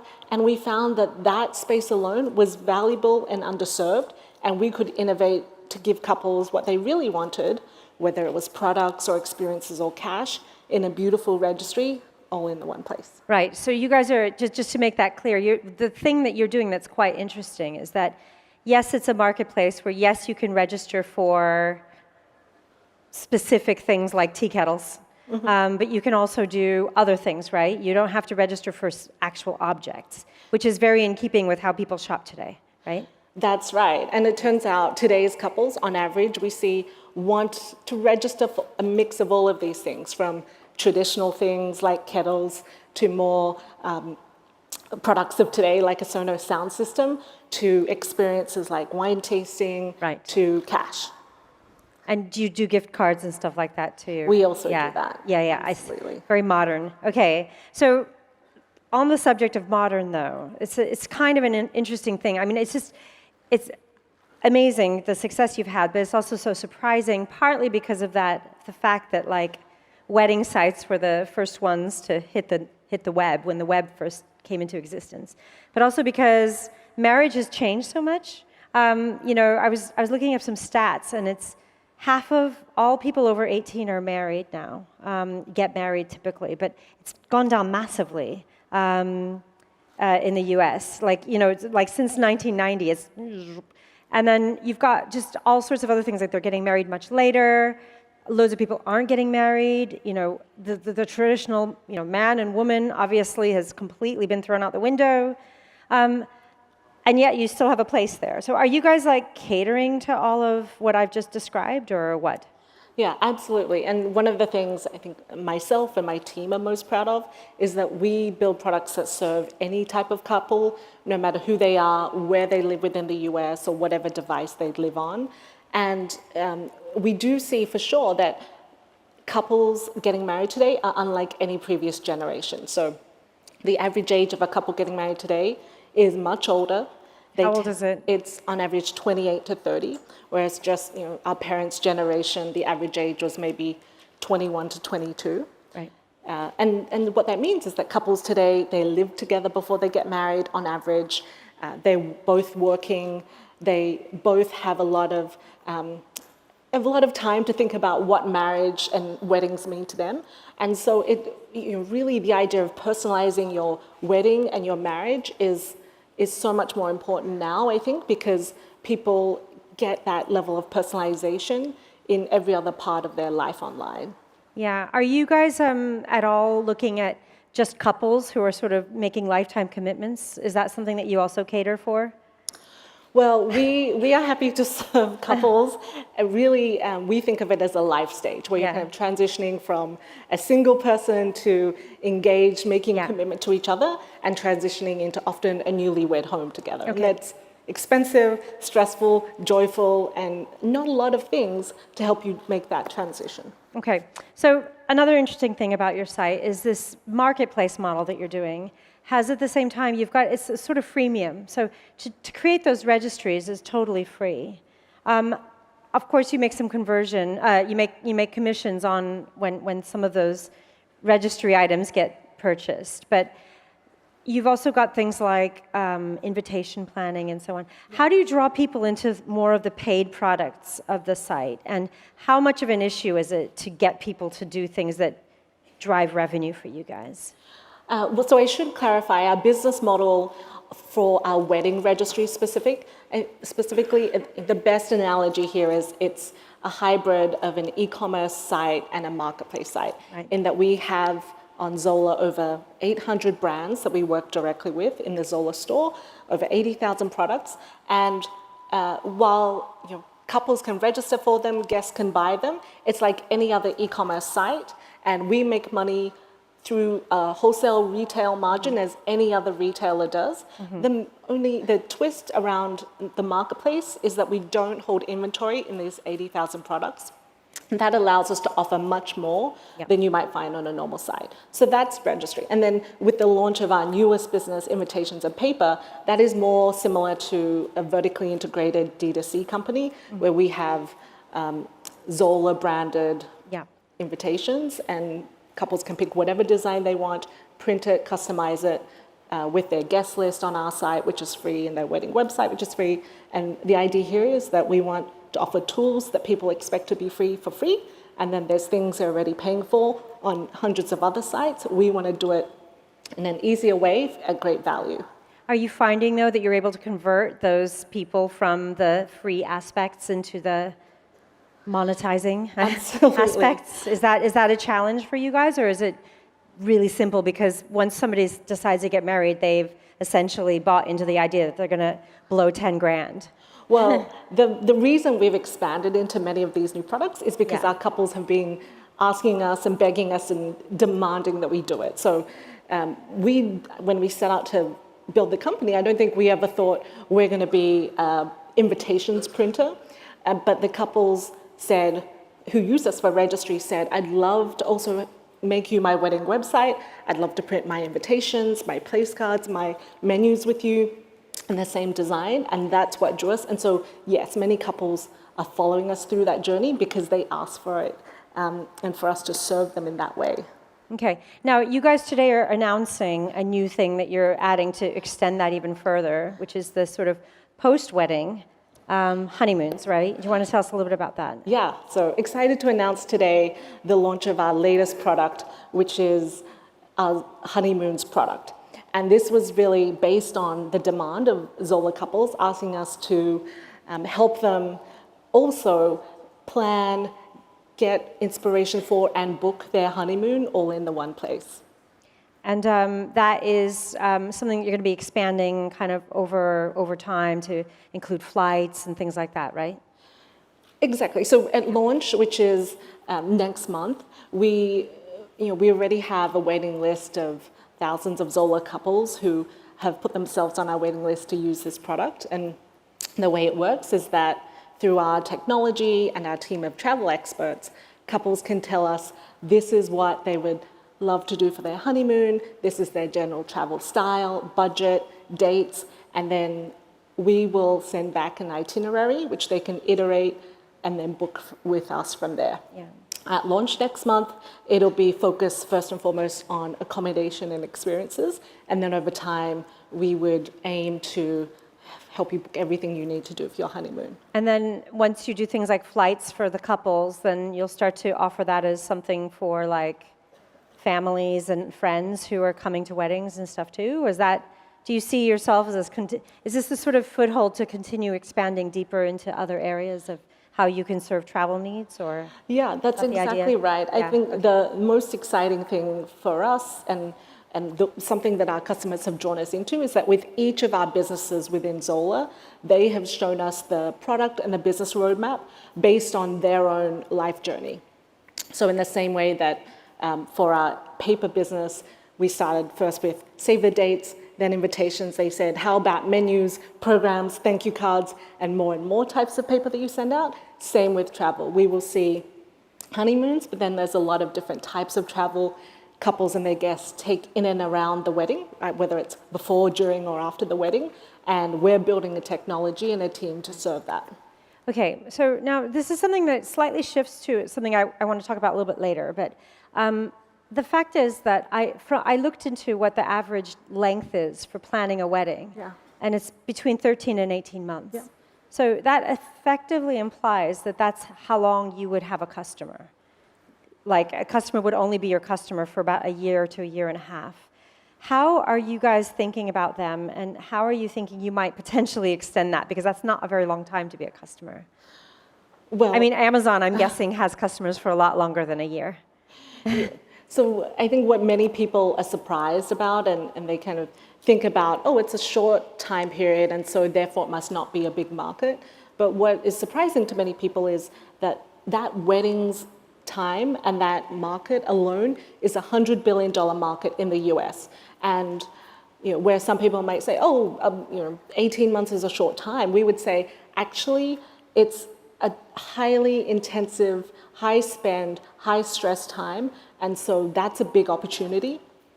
And when you look at the market and every other category that is fueled by millennial spending of the same size, there are multi-billion dollar disruptors that have emerged in those markets to win those categories. Weddings is one of the only remaining categories that has not seen a disruptor emerge to take this size market, and that's what we're focused on. So does that mean that you don't have plans to do things like Zola Parents or anything like that? Do you think that that would be the kind of thing that would dilute your focus too much? Or do you think that's a natural step, the way that honeymoons is a natural step? We will serve couples in this life stage. And the definition of the life stage has actually expanded over time as our couples have grown up with us. So the first cohort of couples with Zola got married in 2014. Are they on their second weddings now? No. Good. That's good. But many of them are asking for us to continue helping them with things for their home or elsewhere, and we are doing that. So you will probably at some point extend into other areas, we could say. Maybe some point, but maybe some. You're not going to announce that news here on stage today. Okay, that's fair enough. Okay, I have to ask you, because I feel like if you've got any entrepreneurs out here who are in e-commerce, any kind of marketplace thing, whether it's in weddings or something else, this is always the big elephant in the room, is Amazon. Now, I did a little research. I didn't know it, but apparently Amazon has a wedding site. Yes. And Amazon, of course, wants to get further into travel. So they're probably going to look at honeymoons attached to their wedding sites and build up their wedding site. How much of a problem is that for you? Well, they've been in weddings and in wedding registries from way before we launched Zola, and yet we've still seen phenomenal growth. We've still seen a lot of copycats from many competitors copy us, and so it keeps us motivated to stay ahead, to continue to innovate in each of the product lines that we have. But what no one else has is this ecosystem of all the wedding planning products all in the one place that talk to each other. So for example, in honeymoons, you can imagine if we have a registry where you can register for specific things on your honeymoon, guests can buy for you from Zola. It can feed into your honeymoon purchase. And then you are on your honeymoon, you have that item, you can send your thank you note via Zola to the person that bought you that gift, all in one click on your mobile device. That's something that is hard to do, but magical and makes a ton of sense. And we are really uniquely positioned to deliver on that vision. It's one example of 100 interconnections that I think make us unlike any other company. Has Amazon ever tried to acquire you guys? I can't even speculate on that right now because we have a lot to do and we are just getting started. Yeah, no, I didn't ask if you'd ever thought of acquisition. I just asked if Amazon had tried to acquire you guys. No, they haven't. Okay. Or no, don't go there, Ingrid. No good. Don't go there. Okay, fair enough. Okay. I'll ask you another time. Okay, so here's a question that actually my editor, Matthew Panzarino, really wanted to know about, which I'm quite interested in too. So his secret life before going into tech was that he was a photographer. And as he pointed out to me, in photography, if you're like a photographer, about 80% of your business is actually weddings. So that kind of opens up an interesting area. So you guys are doing a lot of vertically integrated stuff, like your invites, like the honeymoons, you're doing it all, building it up. But there's this really obvious way of interlinking with suppliers and other marketplaces, like photographers. How do you see stuff like that? So we're talking about this really important element of the wedding process, which right now is pretty fragmented. but that's a really big area to then start to try to mobilize contractors effectively. That's totally outside of what you're doing already. So how will you tackle things like that? Would you want to? Absolutely, and this is actually one of the things that we have started to build, and I would consider in beta phase right now on Zola, where we have the ability to let photographers or wedding venues or local vendors that serve and help couples with their weddings create beautiful, unique profiles on Zola and then be matched to couples that they think will be most appropriate to them. And likewise, the couples today, we've started primarily in New York and Charlottesville, but couples who want to get married in those areas can go on, specify what type of venue they're interested in, budget, people, and get just a select number of matches for their preferences. And so that's something also no one else does, and we're trying to innovate and push the envelope on that. So you're doing more of that sort of localized services, service providers, contractor databases, and so on. Yeah, That's exactly. brilliant. And towards, really towards the end vision of, we know today you have to go to 100 different sites to try to match all the different types of vendors for that one day. And you want to know really what is the social network of a venue or a photographer that works well together. And can I see examples on Zola of weddings and then book it right there. Yeah, that's very cool. Okay, we only have a minute, which isn't enough time for me to ask this rather large question. But you guys are a New York startup. Yes. You're now valued at $650 million. You've raised over 140 million, which is absolutely impressive. How much of a challenge was it to raise that money? A, being out of New York, B, being a wedding site, C, being a woman. Well, I think every single founder I've spoken to, no matter gender or where they live, fundraising is challenging for anyone, I think. And not just in New York. Exactly. Not just because of the wedding. Yes. And I think in the early days, before we had shown, we could launch a great product that people loved, that had huge growth, it was certainly harder because there were a lot of bodies buried in the weddings category. But now we've shown we can do something in a category that no one else has been able to do, and people are very excited. And they're like that. You've also got some interesting background with, your background from the Guild Group and so on. So that probably helped you? Yeah, so the team, the leadership experience, team, we have history in good times, bad times, and we know what to do and what to avoid. Yeah. I know, guilt definitely nosedived, but you think that's the sort of thing that sometimes helps.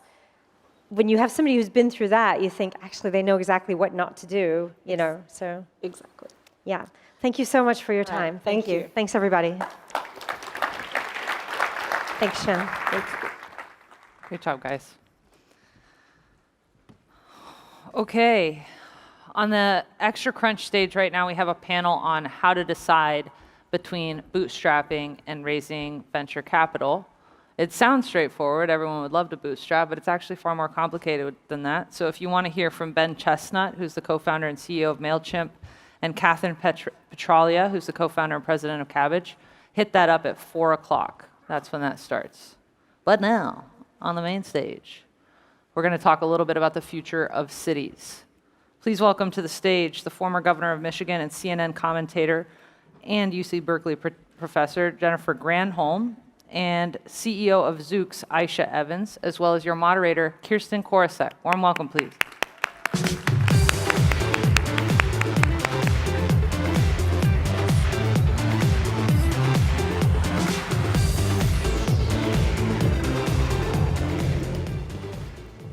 All right. Well, if you missed it earlier, I was talking up here with Sebastian Thrun talking about flying cars. So now we're going to talk about what happens when you put those things into cities. So thank you so much for joining me, Governor and Aisha. And as I said, we're here to talk about the future of transportation, namely autonomous vehicles, since that's what Zoox is doing, and its relationship with cities. And you both have different perspectives. Governor, you were former governor of Michigan, a state that is was and continues to be one of the largest employers of auto workers. And I'm wondering, from your perspective and your background, who is going to own the future of transportation? And you can't say Zoox. It's not about naming companies. I'm wondering, regionally, cities, like who is going to own this space? Yeah, well, I do know, and you know this too, because you report from there, is that the OEMs in the auto industry are thinking about this really hard because there's, 260 million cars on the road right now, but anticipating autonomous vehicles means that there's going to be a lot fewer cars, maybe 45 million cars. And what does that do for those who manufacture cars, right? So they become not necessarily just commodity builders, but service providers. And that's the model that they are looking at. And I think it's part of, this is a Disrupt conference. This technology is hugely disruptive. It's disruptive for the OEMs. It's disruptive for the oil industry. But for those vehicle makers, they have got to get not behind the train, but ahead of it. And I think you're seeing that with a lot of the CEOs who are making these critical investments in the technology that will allow them to be not just builders, but service providers. So do you, before having Aisha weigh in, do you see this as Detroit and Silicon Valley squaring off against each other right now? I mean, is there They seem to be partnering in a lot of places. Yeah. So is there a country even that is, that you see right now based on policy and technology and development and how much investment they're putting into it, kind of potentially able to own this sort of future of transportation, or is it up for grabs? Yeah, I mean, let me just say, first of all, I know that Michigan wants to own this, and I know that Silicon Valley wants to own this, and so a good bit of healthy competition is happening, but really the places where this is going to go fastest and furthest are places where you've got people like me who are policymakers who are not freaked out about the technology, who are not afraid to experiment, who are not afraid to adopt policies that allow for the technology to be on the streets. And so you'll see, and places where the leaders understand the safety ramifications, meaning that if 38,000 people die every year in car accidents, and it will be so much better, that the cost of getting people to work will be so much cheaper, that it will create a space that makes those communities so much more attractive to the kind of technology workers and workers in general that people want to attract. Those kind of leaders are the places where you will see much more rapid adoption, and then the rest will flow. Aisha, do you agree? I mean, or are we overlooking a country or another region that is actually, pushing this ahead faster than Silicon Valley and Detroit? Well, I mean, something's going on in China, yeah. That's for sure. So, look, I think that Silicon Valley and Detroit, first of all, I don't think it's a competition. I think it's a partnership. There is going to be a vehicle moving people around, whether it's from micromobility all the way to public transportation. So I think it's a partnership. There's definitely a lot going on in China, no questions about it. But transportation is also very local. So the way you have transportation in the US versus in Europe versus in China versus in India and other places of the world, the needs you're trying to serve can all be different. So I think it's all partnership, essentially. Can I just to build on this? Yeah. The issue about China, this is why I think the leadership in this country, whether it's at the local, hyper-local level or at the federal level, is so critical because there's massive investments happening in China to make this technology more ubiquitous. Whereas here, it's all being left at the moment to the private sector, with some states allowing experimentation, but not the funding that you are seeing in other countries. And so, that's our question as a nation. Do we want to lead, or do we want to allow other countries to lead and us just follow? So does it, is it going to come down to more government investment? I mean, what's Zook's point of view on that? I mean, do you think that right now, as Governor was saying, it's like a lot of private companies. Does the government have a role in really pushing this forward? Well, there are several forms of investment. Investment is not necessarily cash. Right. In terms of regulatory policy, in terms of permitting, in terms of infrastructure, cities are going to be, I think there is this view that the way the cities are now, people are driving in them, and now all of a sudden, you're going to have self-driving cars and everything's going to be the same.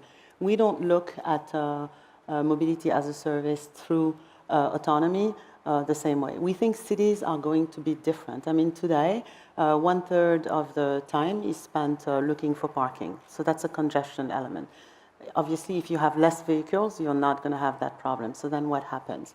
Also, there's a lot of these assets today, passenger cars, they are only active 4% of the time, which means 96% of the time they are parked somewhere and depreciating. Somewhere is a physical location. Those are buildings. What happens to those buildings? Today, when you're planning a city, you're looking at parking lanes. And by the way, the local authorities or the local agencies make money off of that. So how is the money flow and the money distribution going to change? How do you integrate public transportation, meaning the last mile, and all of the shuttles that are going around? So I think that that entire transformation in terms of what cities look like is going to change.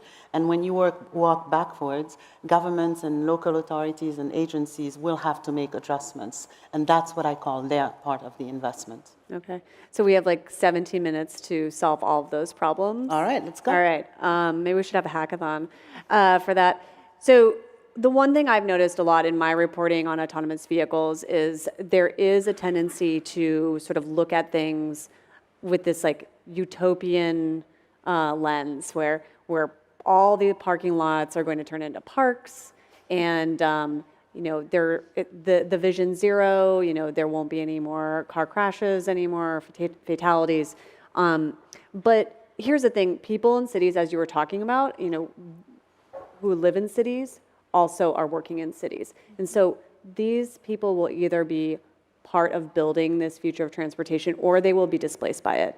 And I'm wondering, Governor, for you first, I mean, what do you say to those workers who are potentially going to be displaced? And I think right now it's particularly interesting because we're at, day 16 of the United Auto Workers strike. Yeah, no, this is a super important question. So there are 5 million people in the country that make their living driving, right, who are freaked out about the notion of this. And not to mention the people in the insurance industry the auto insurance industry that might be freaked out about it, or the people in the auto finance industry, the people in the shops that actually do repairs, or the dealerships. I mean, there's a whole ecosystem of people that could be disrupted by it. But here's what I like to say to people. I mean, if you're bullish on the technology, then there was a professor named James Besson who did a study of all of 317 professions where technology had been introduced. And to find out, had the technology displaced people or had the technology actually increased employment? And of the 317 professions, there was only one profession that actually went away as a result of technology. All of the rest had employment increase, because you can't imagine what the ecosystem will create when you have this new technology. The one profession that went away was elevator operator. But the rest of these places, even like ATMs, the basic example, the ATM employment increased for tellers as a result of the investment in ATMs. So you just don't know what is going to happen in the ecosystem, but you can imagine that there is all sorts of really interesting applications for autonomous vehicles. But the real question is, what do you do with the people who actually don't have a skill necessary to code or to be part of the technology component of this? How do you make this world available to them? And that's why the policy framework has to be set up in a way that allows people to thrive. And right now, all we've got in the US are these old 20th century retraining programs that time after time studies have shown don't work. The investments in old-time training do not work. The investments in technology-based training, meaning you take somebody where they are and you use artificial intelligence and machine learning to bring them to a new level where they don't have to go sit in a community college and they're, you know, whether they're young and they don't want to go take trigonometry, or they are older and have been displaced and they don't want to sit next to an 18-year-old at a community college. You can have training that respects where people are based upon technology and takes them to the next level. We just haven't thought about the policy ramifications of investing in that as a nation, and that to me has to be done in tandem with displacing kinds of technology. And plus, we also have to be reminded that technology is a tool, and can be used to enhance skills. We are all cyborgs already, as Elon Musk says, because we all have cell phones. So this is a tool as well. It doesn't have to replace, it can enhance skill. So, Go ahead, Aisha.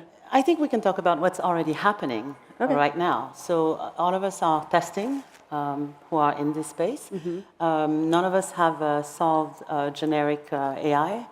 We're also finding out that human beings are rather underrated, and we have methodologies for that. So for example, I think Jesse talked earlier about teleoperation, which is a new job. It's literally a new class of job where the vehicle encounters a situation where it doesn't know what to do, and it autonomously says back to the teleop center, hey, there's a construction zone that I don't know how to deal with, or I'm going to have to break a rule temporarily.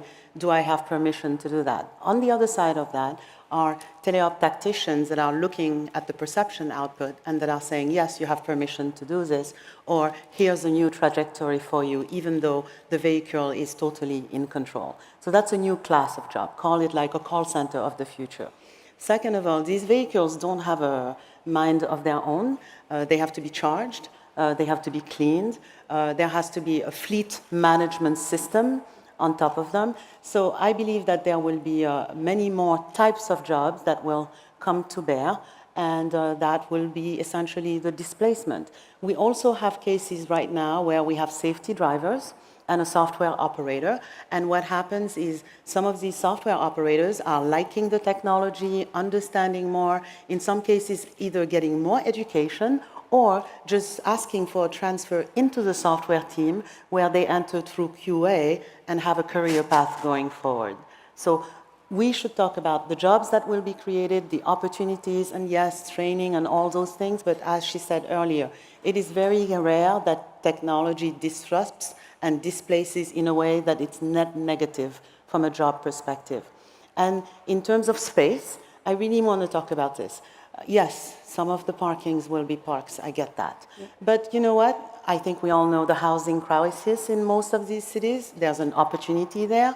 We also know that this is an opportunity for more enterprise to come into the cities, and therefore that provides an opportunity for more job. So it's not just going to be all park and green and everybody's going to have more fun. I think you'll see a new level of infrastructure being born, and that will bring opportunity.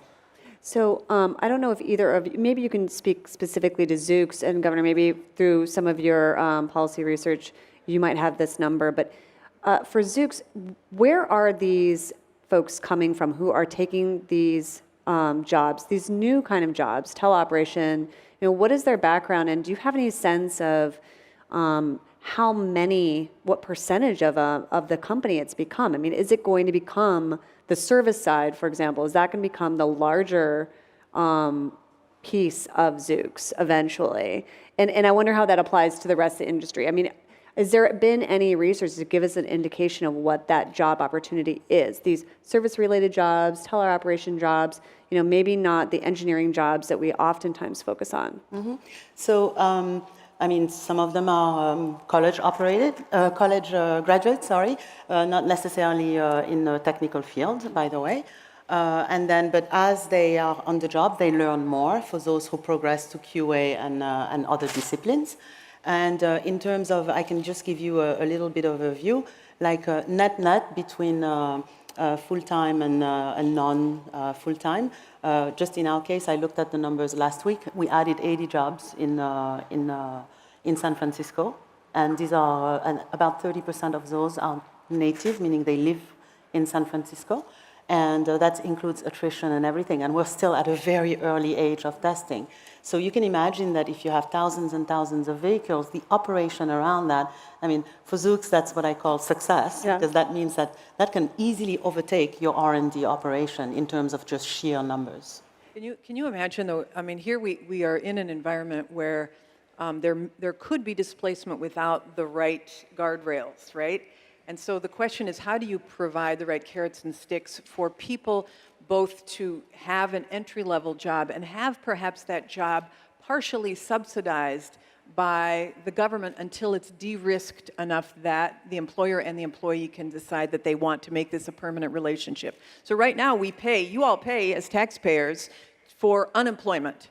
What if we subsidized employment rather than unemployment? We flipped the script on that. What if we thought of learning as not just seat time, but it's a much more active thing? What if we had lifelong learning accounts in addition to Social Security so that people can continually upskill themselves? What if we trained young people not just, on your ABCs, but how to do the things that AI and robots cannot do? How to collaborate, how to lead, how to work in groups. We don't teach that kind of stuff, but with this kind of technology, there is a moment for us to think about how we learn as human beings throughout life. Well, do you think that that can work, though, even in Michigan, where right now there are 48,000, United Auto Workers on strike, that those specific people, right, can we transition them to other jobs so they can have that same sort of lifestyle that they've been able to have? Right. This is the question, right? Because you've got people who have been working all of their careers in a really good paying job, potentially, maybe not as well as it was before the recession, because these auto workers gave a huge amount of concessions in order to keep the companies afloat. But the bottom line is they just want a good job, and they're really proud of building.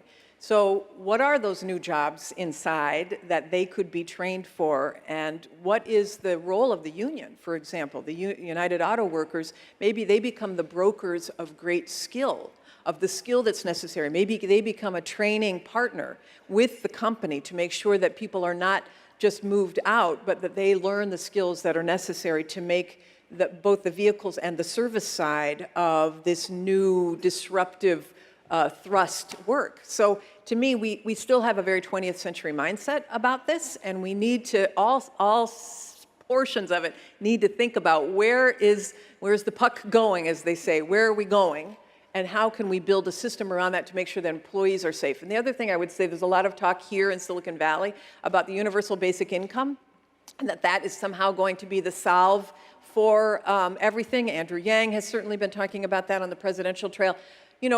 Whether it's a universal basic income or whether we think about, data as a supply to the platforms and get compensated for data, which a lot of people are talking about, some way we've got to make sure that inequality is not exacerbated by the technology. And that, again, requires some policy guardrails to make sure that we all move forward together.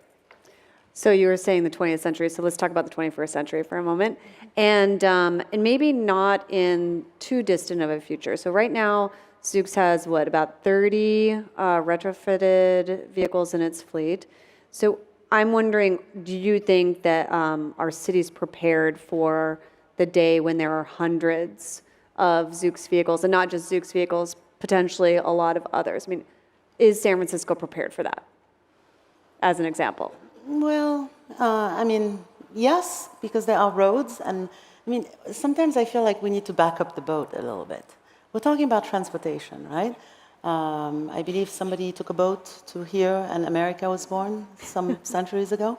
That was transportation back then. From there, we went to sort of commercial things like the Titanic. And then from there, we went to trains and horses. And all that's happening here is that we went from horse and carriage to a human person driving a car, and now AI is going to drive.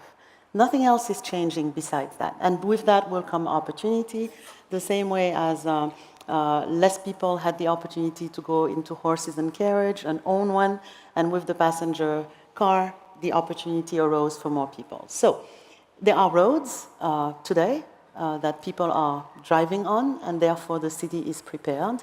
However, there will have to be an evolution on the infrastructure, maybe less gas stations, more charging stations, for example, pick up and drop off, sort of the partnership that I talked about earlier in terms of some of the things that are going to change around parking and parks and jobs and so on. But I believe in the human spirit, and I believe in cities. We've gone through these transformations many times, and nothing bad happened. We figured it out. We will Well, it can be again. very chaotic, though. Yeah. I mean, to be fair, I mean, a very less technologically advanced way of mobility, scooters, has like upended parts of the city, and cities are figuring it out now. But there was a time where it was absolutely like crazy. There will be waves in terms of problems, and we'll figure them out.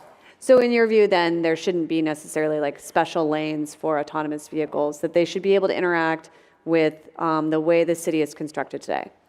Our view at Zoox is that if we require the city or sort of the transportation systems to do differently for our vehicles to operate and for our service to be launched, then we failed. One has to first integrate the existing infrastructure. Now, I do believe that over time, maybe it'll take decades. I mean, this is a more effective and efficient way to transport people. And it's also on demand and as needed.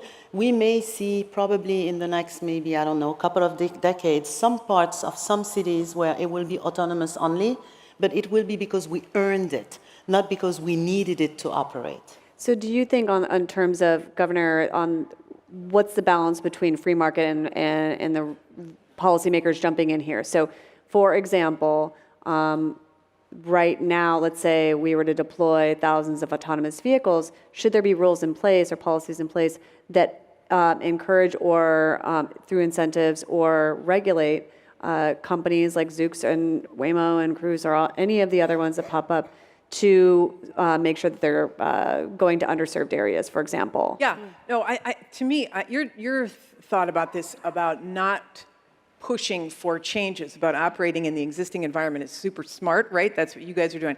On my side, I would say the smart leadership would, in the cities, on the city side, would be to make sure that we have, we rethink the curb, and that we rethink the parking structure, and that we repurpose we incentivize the repurposing of people's garages, which they won't need anymore, and they can construct alternate, accessory dwelling units, and, all of that. I think we need to think about the policy related to that, and I think this is true for the vehicle. I think it's true for the human side of it as well, in terms of making sure that people are able to be brought about quickly.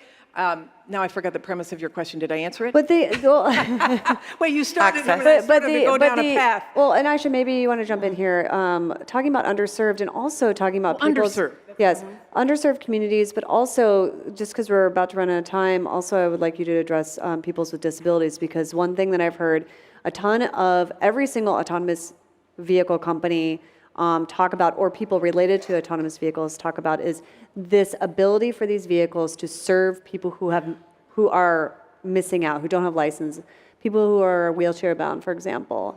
And I'm wondering what Zoox's plan is for that, but also your view on, should free market be pushing, allow this to just happen, or is there a role for policy to encourage through incentives or through regulations to serve these markets? Oh, it's a lot in 20 seconds. Yes. So No, it's okay. Go ahead. Finish Yin up. and yang.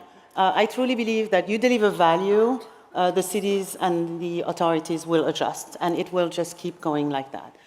In terms of underserved communities, I think there were two questions in there. Right. Our vehicles are not going to care what neighborhoods they are going into.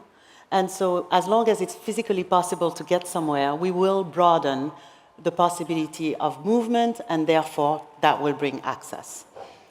In terms of people who do not have a driver's license, well, teenagers, this will be because by choice, but for people who can't, it may not be our first order of thinking, but we're definitely thinking of all classes and all types of people who can't drive and why they can't, and what do we need to do to serve them. But first order of business is to launch in a city within the infrastructure with the demand that exists already, and then go from there. Right, and today you actually announced that you're going to be going into Las Vegas, so that's your secondary market. So I guess in closing, Governor, do you think that the road is a mix of policy and Technology? Yes. Okay. Absolutely, and I do think that policy will address the underserved community, but I also think that the technology is so disruptive that it will bring down the cost of transportation so much that you will see employers, for example, giving subscriptions to their employees who may come from underserved communities to be able to get to work through the service component of things. If they have to pay 5 cents a mile, it's almost free, as opposed to 65 cents a mile, which is what we pay right now. The technology itself is so disruptive that it'll be interesting to see how much policy intervention you actually even need. I agree. Great. Well, we could keep talking, but we have to go because Jordan's staring at me over there. Thank you so much. Thank you. Thank you. Thank you so much.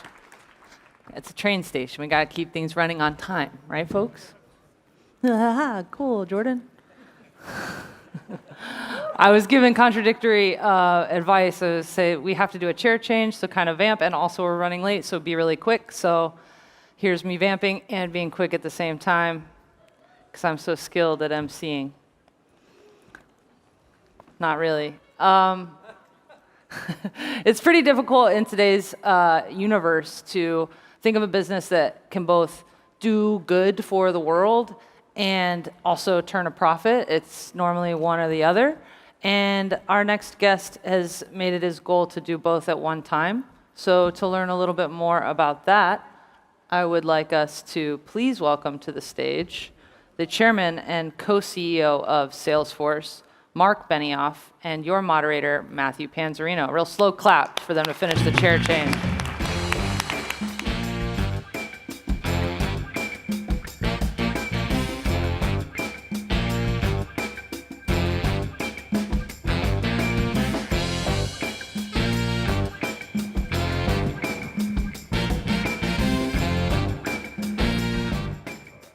Welcome, welcome. Thank you. All right. Let's chat about a few things here. Got a couple things to talk about. You have a new book that's coming out soon. It's called Trailblazer. I had my assistant put these in, so it looks like I did my homework. No, I actually read it. I read it and I enjoyed it. Talk about lots of things in there. One of the things I'm most curious about to start off with, though, because I think a lot of people in this room are either in the process of raising or maybe have raised money. It's been about 20 years, a little over 20 years, since Salesforce had to raise money. How do you think the environment's changed between then and now? Well, I think it's changing. I mean, you know, when we were raising money, no one would give us money. So that was difficult. We raised it all privately through individuals. I was lucky that I had some rich friends. If I didn't, I would not have been able to get the company going. No one on Sand Hill Road would give me any money. What were they so scared of? What did they understand about the business? Well, I think that they did not understand this incredible opportunity for cloud computing. They certainly did not see that this would be a company with 45,000 employees and more than $100 billion market cap, top 5 software company. They just could not see it. And that was an amazing moment in time where I was going in and out of these venture capitalist offices with no term sheet, no deal, no opportunity. And I found friends of mine here in San Francisco and also Japan who gave me money, and it was private money. And if you think back to that time versus shortly thereafter, after you got your money and went into what was your primary goal after it was so hard to raise money? What was your first primary goal in getting that company off the ground? Well, I think for us, we always had a vision that was really 3 things. 1, we wanted to build a new technology model. Now we call it the cloud. 2, we have a new business model, which is subscription, or really an orientation around the customer. That was very different 2 decades ago. And 3, we had an idea that we could integrate a set of values into our business that, that our values would create value, that we would take this 1-1-1 model that I had come up with, 1% of our equity, 1% of all of our product, 1% of all of our employees' time. I mean, it was very easy because we had no equity, we had no product, we had no time, no Right. employees. But today, we've done 4 million hours of volunteerism. We've given away $1/3 billion. We've also run 45,000 nonprofits and NGOs on our service for free, which is about $1 billion of product a year. And it's, really was a segue into a different type of business for us. That at that point we realized that, that our business was really more than just about a shareholder return, that our business was becoming about a stakeholder return. That yes, we had these incredible investors, these people who have given us this money, they're going to have this great return. In fact, since we went, public in 2004, we've had a 3,000+% return. It's been a very good return. But we've also had an excellent stakeholder return as well. We've been able to give to our public schools. We've been able to, support our employees at scale. The things that we do as a organization, we realize that it's more than just our shareholders. It's all of our stakeholders, which are, it's our employees, it's our customers, it's our partners. But look, if you're in San Francisco and you're the largest employer in San Francisco like we are, it's also going to be about the homeless. You can see that when we walk in here down the street, you're looking into the eyes of those people who are on the street who, they have to be one of my key stakeholders. That's why we fought so aggressively for Proposition C. Yeah, you mentioned it in the book, how you went to Matt This for is really that. important to us, that who are your key stakeholders? Right. And yes, it's going to be those public schools, it's going to be the women inside your organization. They're going to be a key stakeholder. That's why we fight for equal pay, for equal work. That's why that's so important to us. Right. It could be for our LGBTQ employees. That's why we went to Indiana. But in all cases, we're looking at not just our shareholder return, we're looking at our stakeholder return. And that has really created a company that we can look back and say, not only have we done well, but we've also done good. And that has really worked for us as a business, and we want to advocate that for other entrepreneurs who are starting their businesses, to be conscious and think about what kind of business are you creating? Right. What is really important to you as an entrepreneur? And I think that's an interesting segue into stuff that's going on right now. I mean, we look at the WeWork situation, where Adam Neumann obviously has been taken out of control of the company, and certainly it isn't going to plan, right? It's something has happened in the company culture at WeWork that has led it astray. And this is not the first time we've seen this in recent years. And I'm wondering what you think about this kind of cult of the founder-first mentality of like the founder knows best and they deserve to have complete control over the company, and how that compares to Salesforce's approach over the years. Well, I think I said this in the New York Times on Sunday, which is that shareholder return is going to be table stakes. You have to have a sound business. Right. You have to have a sound technology model, a sound business model. You have to take care of your employees. You have to do the traditional business pieces. But then you have to think about what kind of business are you building? That's where the stakeholder return starts to come together. And when you get these two things working, you're going to have a fantastic company that's going to be solid. But you've got to operate with that level of values and that level of ethics. And if you're not, then you're not going to really exist, I think, in this environment. I really strongly believe that capitalism as we know it is dead. That we're going to see a new kind of capitalism. And that new kind of capitalism that's going to emerge is not the Milton Friedman capitalism that it's just about making money. Right. And if your orientation is just about making money, I don't think you're going to hang out very long as a CEO or a founder of a company. You have to be more than that in today's world. You certainly have to be more than that in San Francisco. And that's because you you need certainly that have to be more employee, than right? that in our tech industry as well. Yeah, and that's because you need that support of your employees. You need their faith, their trust in what you're trying to do, right? Well, if trust isn't your highest value, then you have to ask yourself what is.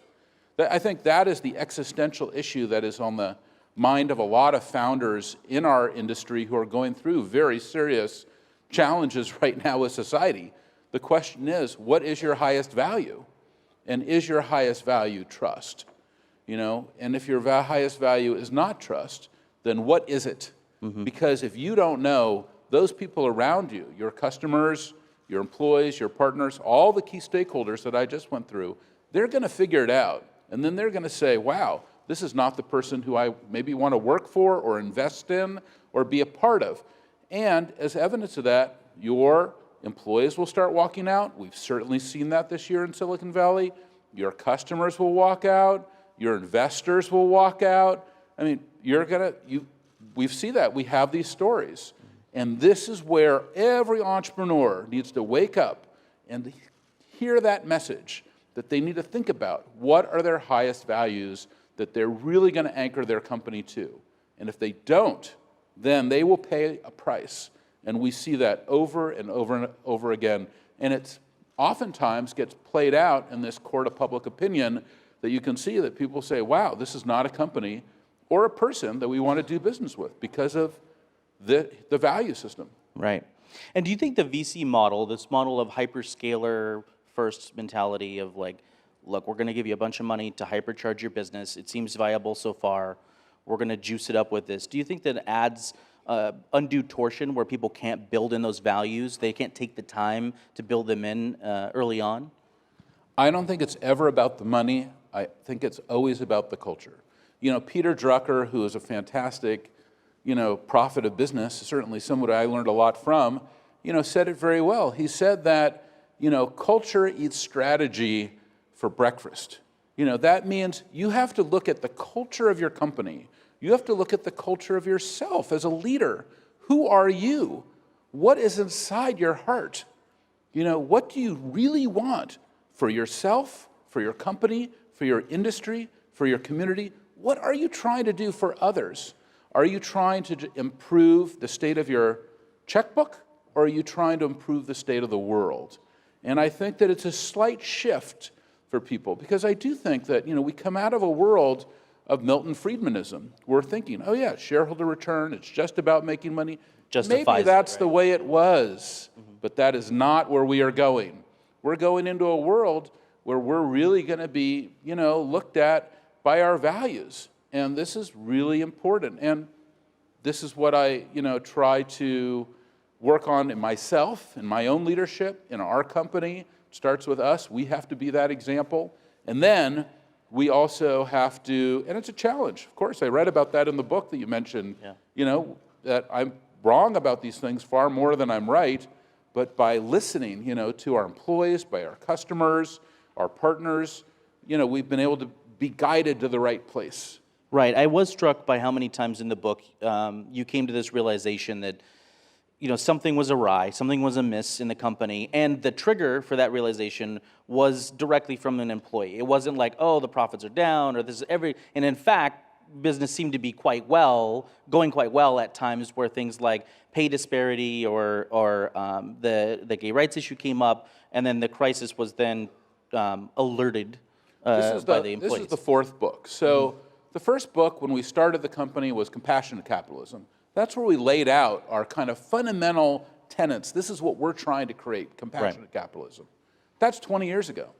Then we laid in a second book, which was The Business of Changing the World. That was really about saying, okay, you know what? Here's other companies who are doing it right. Then 3, we wrote about Behind the Cloud. That was how we got from an idea to $1 billion in revenue. Well, I think that's something that every entrepreneur wants to learn about. So we wrote a how-to book on how to do that. This is a book on how we then went from $1 billion in revenue to, we've given guidance that this year we're going to do about $17 billion. So that shift, when you start to operate at scale, you need to think about your values much more deeply. You need to listen much more deeply. This concept of deeper listening, cultivating your beginner's mind as an entrepreneur, to really pay attention. And as all these amazing things start to happen to you, your ego and your arrogance and all these things can really start to take you over. That's where it's like, whoa, how do I get broken back down so that I can listen? If you can't have a one-on-one conversation with someone, if you can't listen to any employee or any customer or any stakeholder, or I'll give you an example.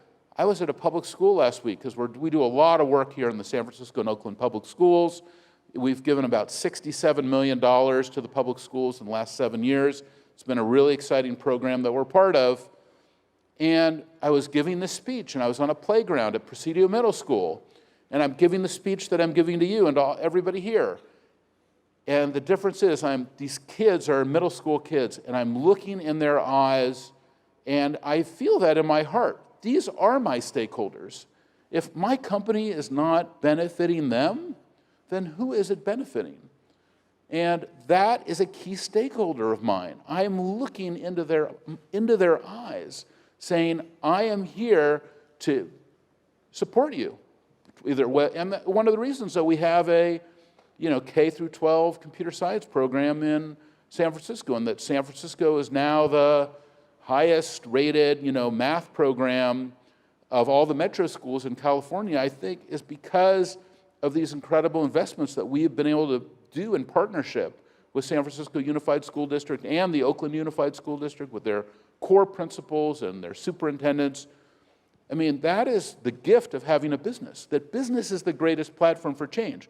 That's what I love about my business after 20 years. It's what gets me excited about getting up and going to work every day is I can improve the world through my business. Not only build great products, have great customer relationships, have a great shareholder return, but I can have a great stakeholder return also. I can use my business as a platform for change. And that is what is exciting to me.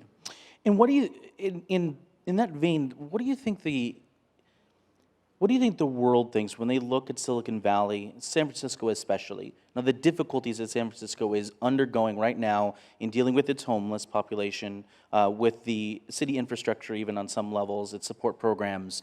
And it says, look, this is the heart, or at least the head of Silicon Valley in some ways. Why all these tech companies are coming from there? They're creating products for the world. Why should we listen to these people? You can see it in the battle that went down exactly a year ago, where I was fighting for Prop C. We put $7 million into Prop C. This is what we wanted to achieve was we're trying to tax ourselves. We wanted to pay 0.5% of our revenues to directly address the homeless problem, which we need significantly more funding for in San Francisco, and this was going to give $30 million a month, and I was fighting some of the other leaders in Silicon Valley who do not want to give up their profits or their revenue, and they don't care. And they're not investing in local programs. They are not supporting. It's really a tale of two worlds. And I feel that very strongly. It got played out really well. Now, 62% of the votes in San Francisco came in for Prop C, but it's still not paying out because we didn't get to 66%. Okay. That's why it's in the courts. And then if the courts actually determine that that was a fair vote, then it will be enacted, which is what we all want. So this is where we are, which is why was everyone not on that bandwagon? But you had basically people in Silicon Valley or investors who are anti-tax, who do not realize that if we're constantly optimizing income taxes and corporate taxes, then you're going to strip out the bottom of your social programs. And they don't seem to care. They don't seem to care that we don't have enough to be able to give to these programs. And that's what has to change, not just in our city, but in our industry and probably every industries. And some are changing and some are still resisting. And I think it's very much evidence of what happened a year ago. And how do you think we change those minds of those people so that the next time an important issue like Prop C comes up, how do you get them to flip that bit, to understand that, like, look, this in the grand scheme of things, we make a shit ton of money, and this isn't that much, to pay to help build this foundation and keep it solid. It has to come ultimately from them as individually as leaders, and then it has to come from their employees or their customers or their partners. In each one of the gambits that we kind of go through in the book and tell these stories, Prop C is one of them, but there's many stories that, we are fighting those forces. They're out there. And in each case, they line up against us. And in some cases we win, and in some cases we lose. But we know that we're ultimately on the right side of history, because what are we going to do? Leave all these homeless people on the streets? This is ridiculous what's going on. And they're telling us that it's not a problem. It's up 17% since we were working a year ago. That's what's crazy, you know? And yet we're still fighting those people. Right. And they're saying, oh no, we're not going to do anything and lower our taxes even further. It's a joke. Yeah. Well, I agree. So, for what it's worth. All right. Well, thank you. I pay my taxes. You got one. Thank you, Matthew. In the introduction to your book, you say that when CEOs won't take responsibility, then I think you have no choice for the government, but for the government to come in. Do you think that time is now for Facebook, or is it approaching? I've been saying that for 2 years. I mean, you know, Facebook is the new cigarettes. It should be regulated. I said that, by the way, in January of... Hey, the first time I said that, nobody applauded. It was January... I think people realize it now. ...of 2018. Well, I think they hadn't really seen Cambridge Analytica. They hadn't watched the big hack on Netflix. They hadn't seen the 50 or 100,000 developers that they've now flipped off because all of their data has already been harvested and used against them. They hadn't heard about that, you know, Cambridge Analytica was using this data to identify the persuaders to go in and shift the election, you know, in a certain direction. Right. And not just our election here, but other elections in other countries as well. That was amazing. And, you know, the government has to step in. And, you know, ultimately, we also need, and we have now a California privacy law, which is something that I supported and happy to see enacted. But we need a national privacy law here in the U.S. as well. This is a critical thing that all of us should be acting for, because otherwise you're going to get a patchwork of privacy laws from every state in our country, and I don't think our industry wants to have to navigate that. That's a critical part of where we're going. We have got to get our privacy and our data locked down so that we all know exactly where we're going. And when it comes to regulation, the government is doing too little, too late. They should be stepped in now, and they should be working hard to make those changes. And some of those leaders understand that, and some of them are still waiting to understand that. Do you think that being a public company for the past 15 years has made you safer in some ways? Because I think a lot of private companies these days, we're seeing governance issues all over the place. I mean, WeWork is a recent example, but we have also seen it in the case of Uber and other companies where you're like, wow, this, I can't believe this is the way they were running internally. In all of those cases, my opinion has been, and I've directly advised many of those CEOs directly, they are staying private way too long.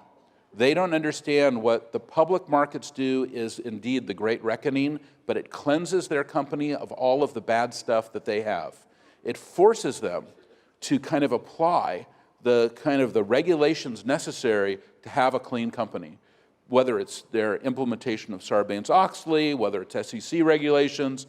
It helps them to kind of clean things up. And for these companies that don't do that or just wait too long, by the time they go public, it's too late in many cases. They haven't made the changes to their business model, their technology model, or their stakeholder model, and then they've gotten to that point, it's over, and they're not going to recover. So I think companies, like we went public, we were $100 million in revenue. Mm-hmm. That was about the right time. And that was a good time because we're small enough that we could make those changes and adjustments, and there's a lot of those that continually happen. And that includes the people on your team, your chief financial officer, your lawyers, the people who are really like keeping you, on the straight and narrow, but also that you want to create a great company. Mm-hmm. And great companies in many cases are the public companies. Not in all cases. There's some great private companies, but the vast majority of the great companies that are out there are public. Excellent. Well, thank you very much. I'd take another half hour, but I've already gone over time. So all right, thank you thanks kindly, for having sir. me back, I Matthew. appreciate really it. Appreciate Thank it. you Great kindly. to see you. Thank you. Companies transition to using microservices in their architectures, more APIs are created across the organization. With this increase, it can become more challenging for developers to find these internal APIs and reuse them when they're developing new software. That's where Rapid API for Teams can help. Rapid API for Teams enables development teams to publish their internal APIs into a private workspace. Developers can find any internal API, view its documentation, test it, and connect directly, or collaborate and share information about the API right in Rapid API. Team members can also subscribe to any public API available on the Rapid API Marketplace, and the entire team can see and use that subscription. This way, you only pay once for any API your team uses. Rapid API for Teams makes it easier to share and collaborate on APIs. Get started today on rapidapi.com/teams.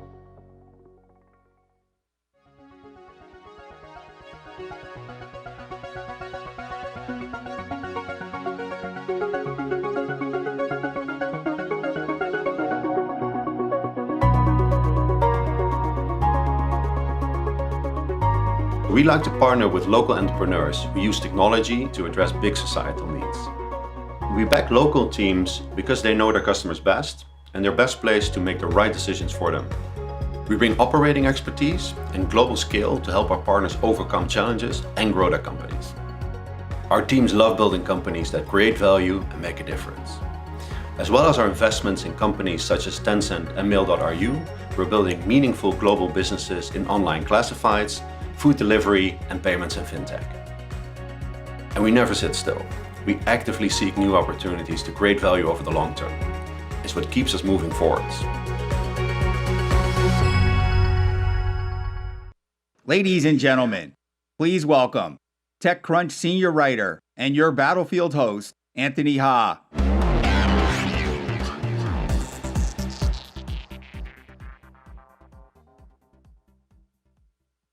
You all know what it means when I come out and start screaming at you.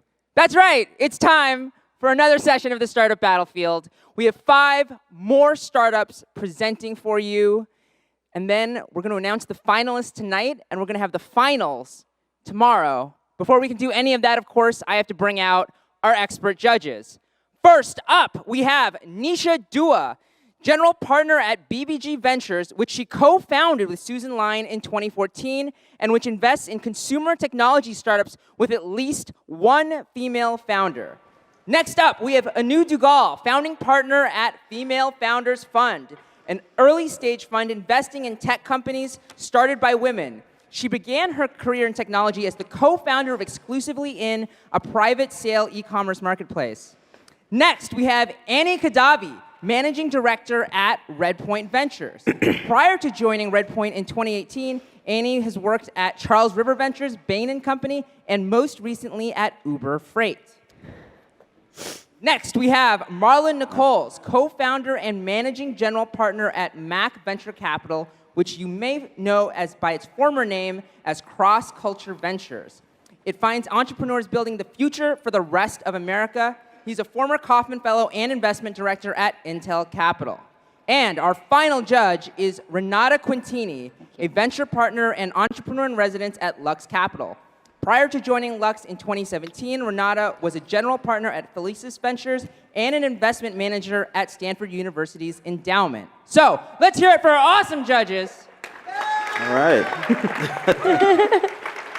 Okay. The plant is in front of the desk, which I think means I'm allowed to call the first startup up. That startup is Avelo. Presenting for Avelo are Amanda Dunker and Jeremy Nusser. Come on out.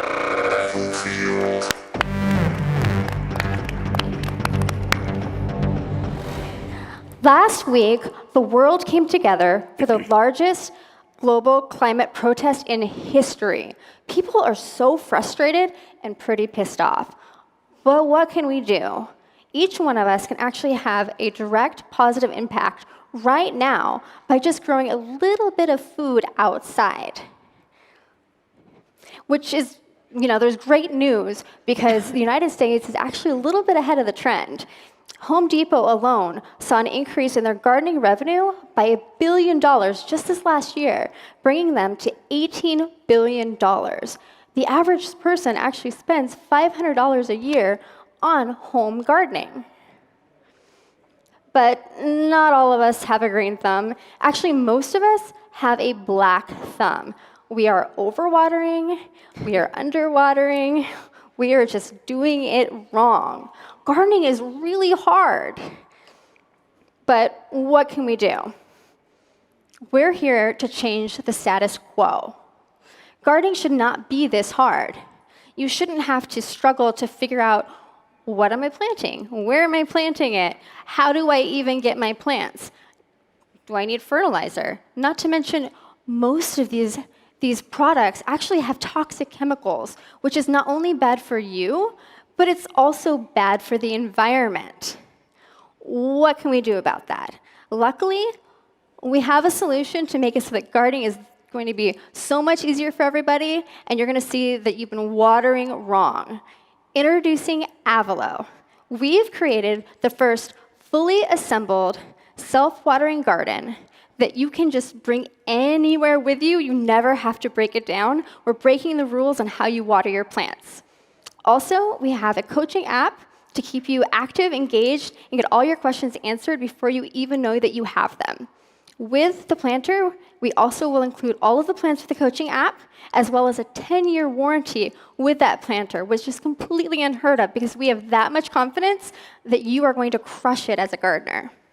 So how does this watering system even work in the first place? Like, what is self-watering?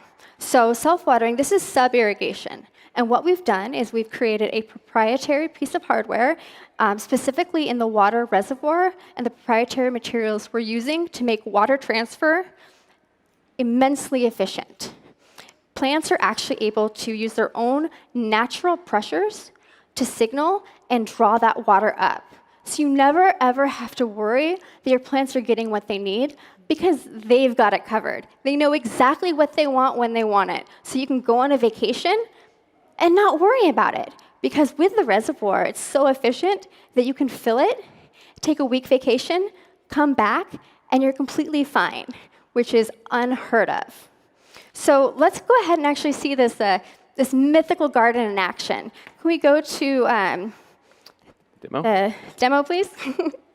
So here we've got Jeremy. Jeremy has just ordered and received his Avelo online. It has come fully assembled and with soil, which means he doesn't need any tools. And I know for those of you that live in, I don't know, New York or in a dense city where you don't have access to a hardware store that's super easy, or maybe a truck, this is going to make your life that much easier. Also with this, it has amazing connection points. You can pop in accessories for vertical growing to maximize your space, as well as cold frames, so that way if you're living in Chicago or New York, you can grow year-round. Also with it, what you can't see is that the water reservoir is actually built in underneath. It also is completely insulated to help keep that temperature regulated, because in this case, size matters, and that's where a lot of planters go wrong, is they don't take into consideration your climate. You know, you may be in Louisiana, but it doesn't mean you shouldn't be able to grow something. So Jeremy's getting ahead of the game here. He's already started to plant. He's using our coaching subscription, which does include everything. He has curated this box based on his climate, and we've worked with him to make sure that he's geared up for success. So Jeremy actually has a question, and he doesn't know what to do about the watering. This is the first time he's ever done this whole crazy water reservoir thing. So he's going to go ahead and he's going to connect to the app. So actually, if I can get the cameras to connect to the app as well. He is reaching out to our Grow team to ask a question in real time. Because what do you do if you have a question, right? It can take forever. You can get lost in the internet, and sometimes you're going to get misinformation, which nobody wants. Because if you're living in California, you may not want to be getting advice from somebody who lives in, let's say, Michigan, when they're not taking into account your actual climate. So Jeremy's going ahead and he's asking a question right now to our Grow team about how to water.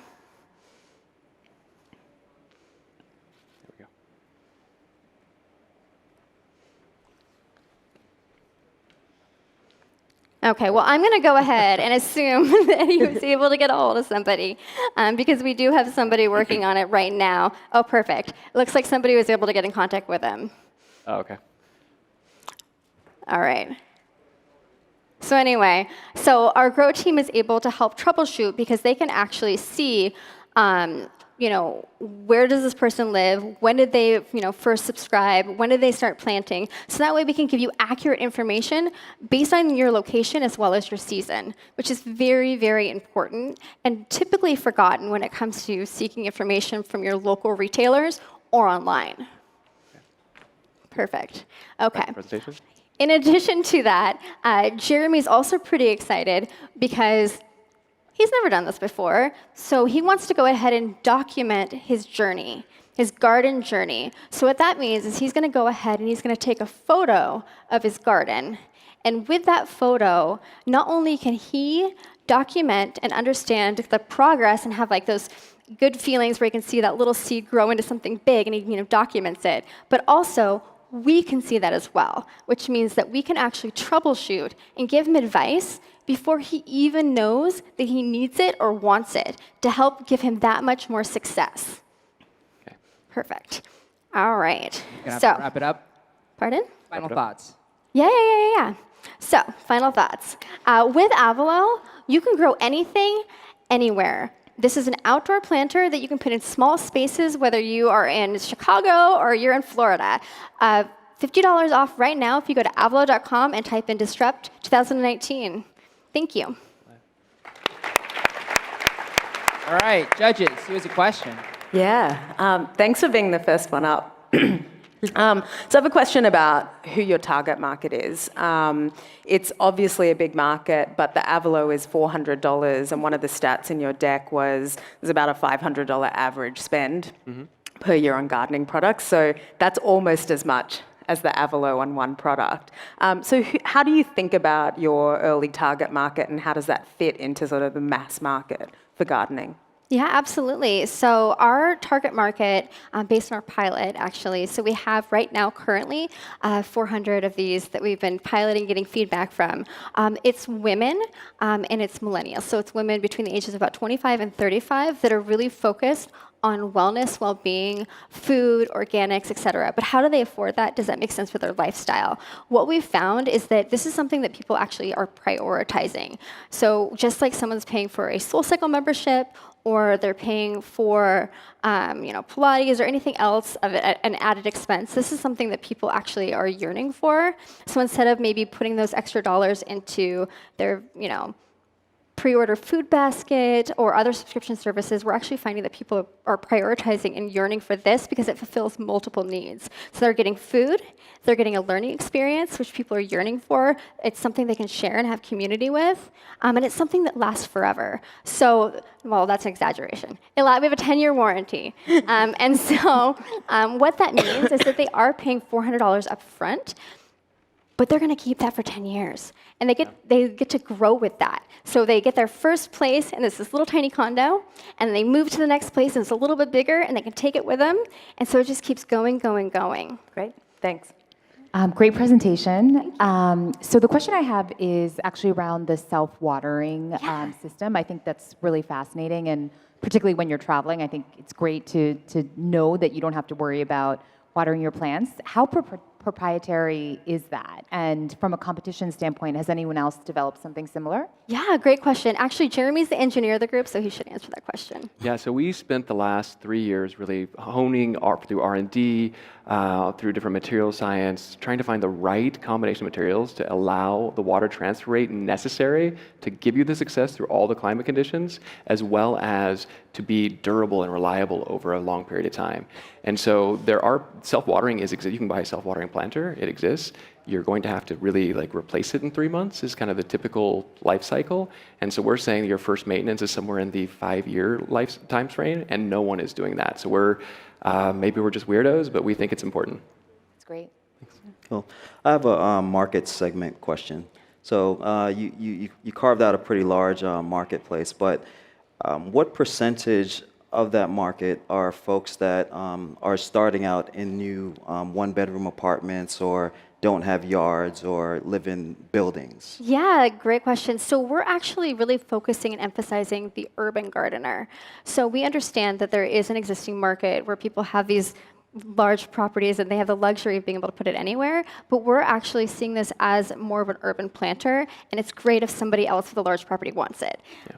Yeah, so Jeremy, you want to address the market size exactly? Yeah, so I think that what we're seeing is we look at ourselves as kind of the graduate program. If you're like you've decorated your apartment and like house plants, that's great, but like you're ready for that next challenge. So after you've been a loyal member of the Sill or Bloomscape or something like that, it's that next wave path to that, as well as you start to get more space, as you start to evolve in your career, in your life, you have more like kind of time for it, priority for it, as well as a little bit of space for it, and that tends to be kind of the people we're targeting. So it's kind of that early to mid career is like when they're starting. So I get the profile. I guess I'm asking, yeah. what is the number?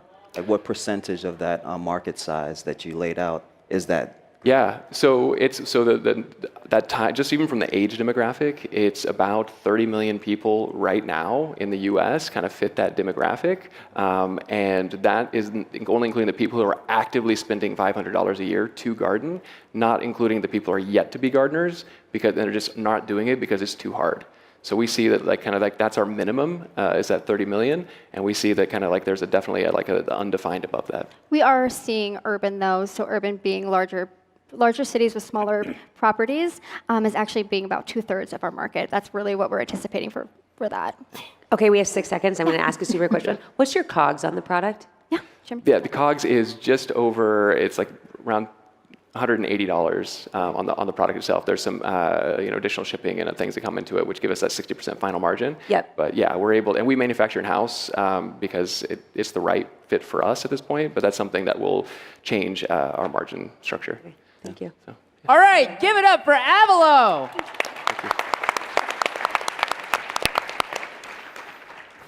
That means it's time to bring out our next startup. That startup is Cream. Presenting for Cream are Vitor Crespo and Felipe Quinaz. Come on out.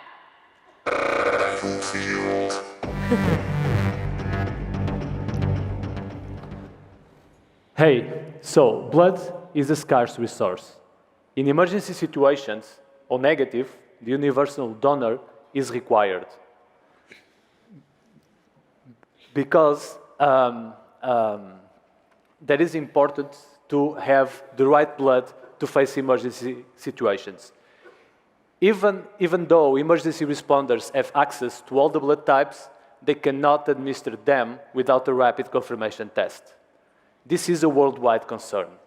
Less than 3% of people have O negative worldwide. O negative scarcity creates a huge financial impact for blood inventory management. As blood only lasts for 42 days, there is a constant need for the right blood types.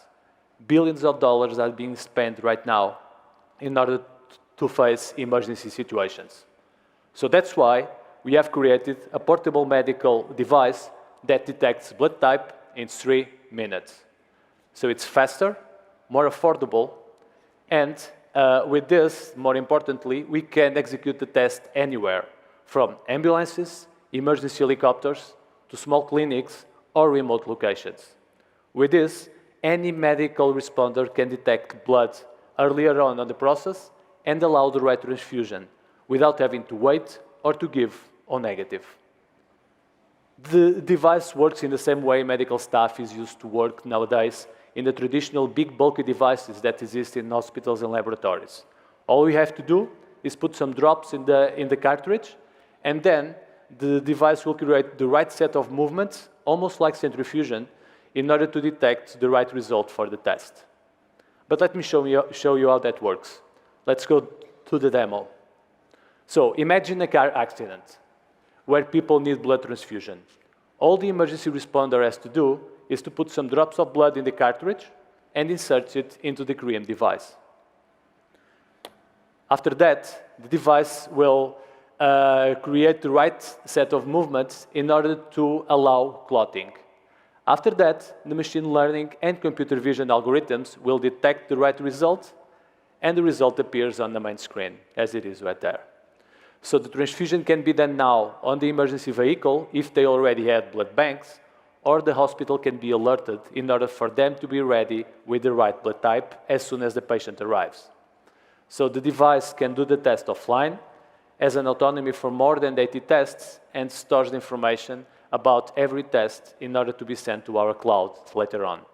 Now back to the deck. So we redesigned the way these tests are being done nowadays in the traditional big bulky devices. So in order to execute the tests anywhere. So we use microfluidics in the cartridge in order to split the blood evenly in all of the containers.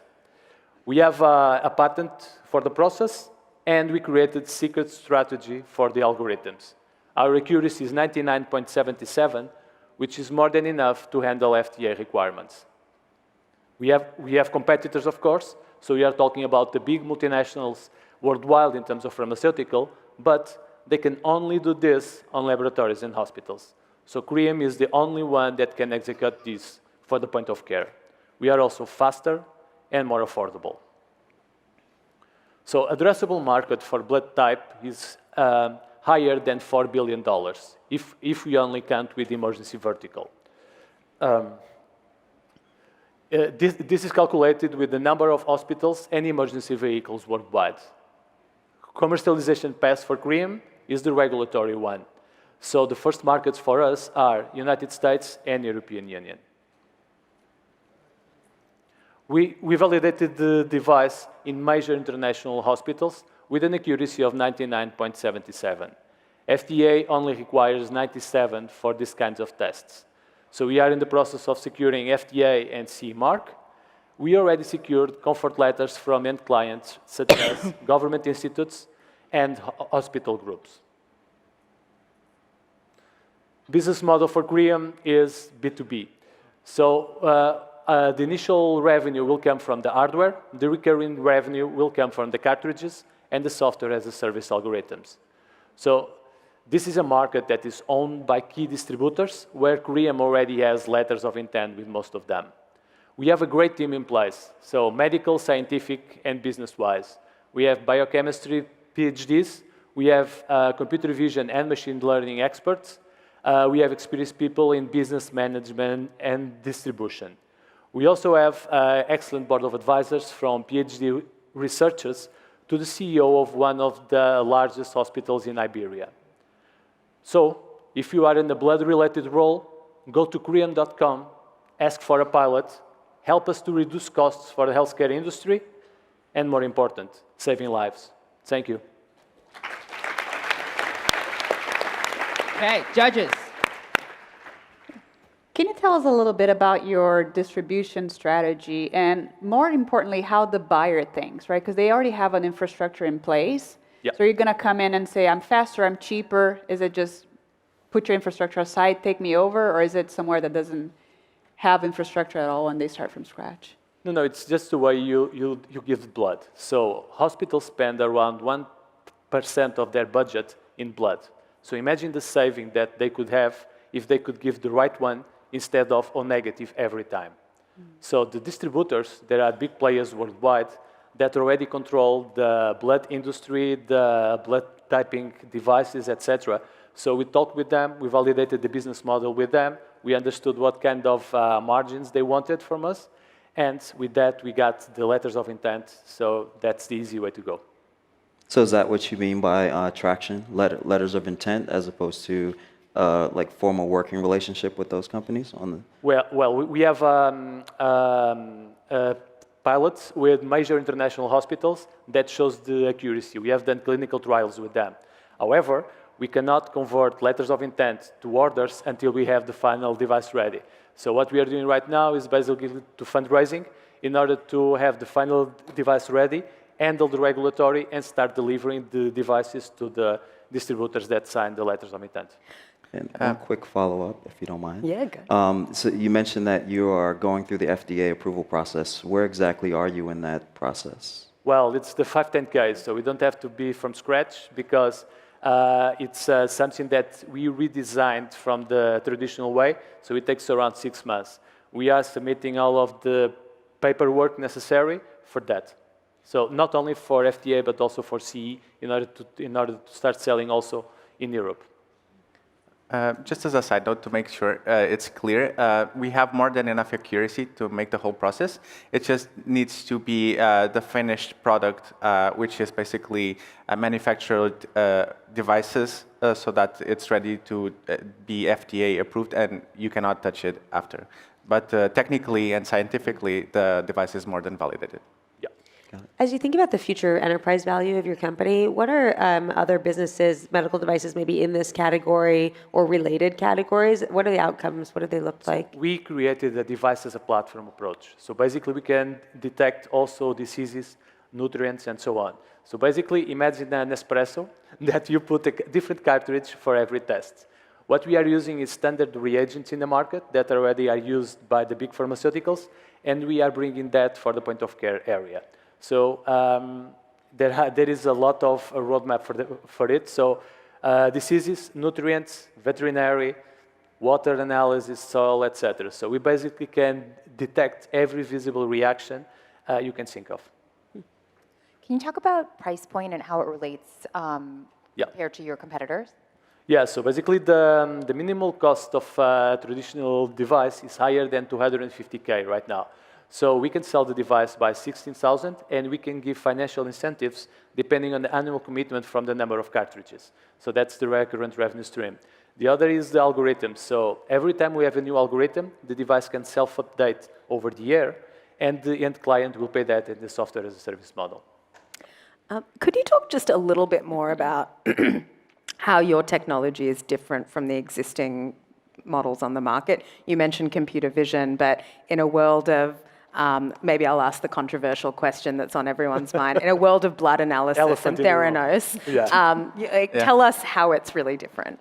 Well, first of all, we can do it in the point of care. No one can by now for blood tapping. The other one, I will let Philippe handle the part. From the science perspective, you need to make sure that you can detect visible reactions on the move. That's why we focus on portability, and that has its own challenges.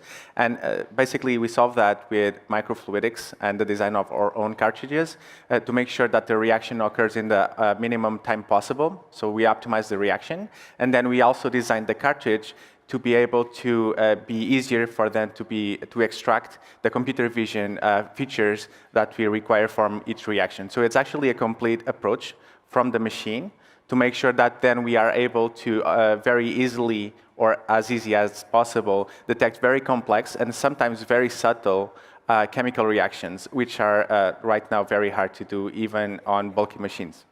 Just for you to know, so CREAM stands for chemical reaction and image analysis for mobility. Yes.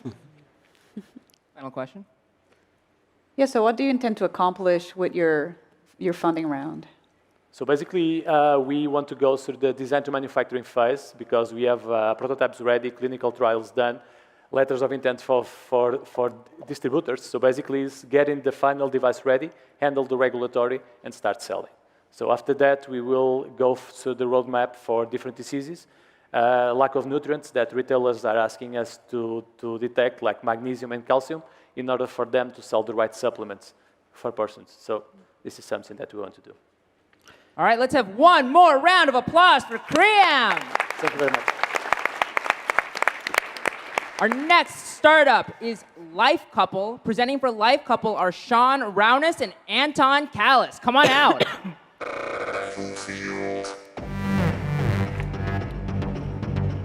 Thanks.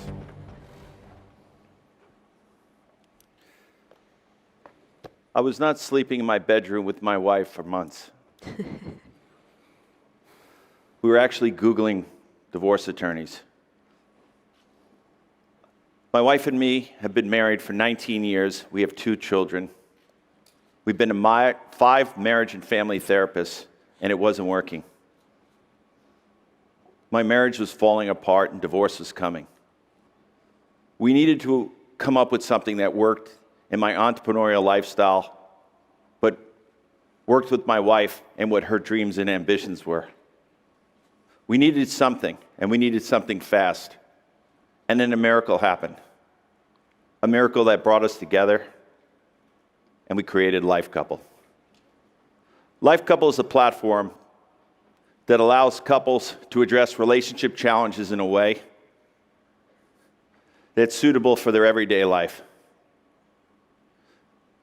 We have Jack and Jill, and Jack and Jill have just taken a metric-driven onboarding questionnaire, and through a proprietary algorithm, 4 key areas of the relationship have now been filled: communication, trust, intimacy, and conflict.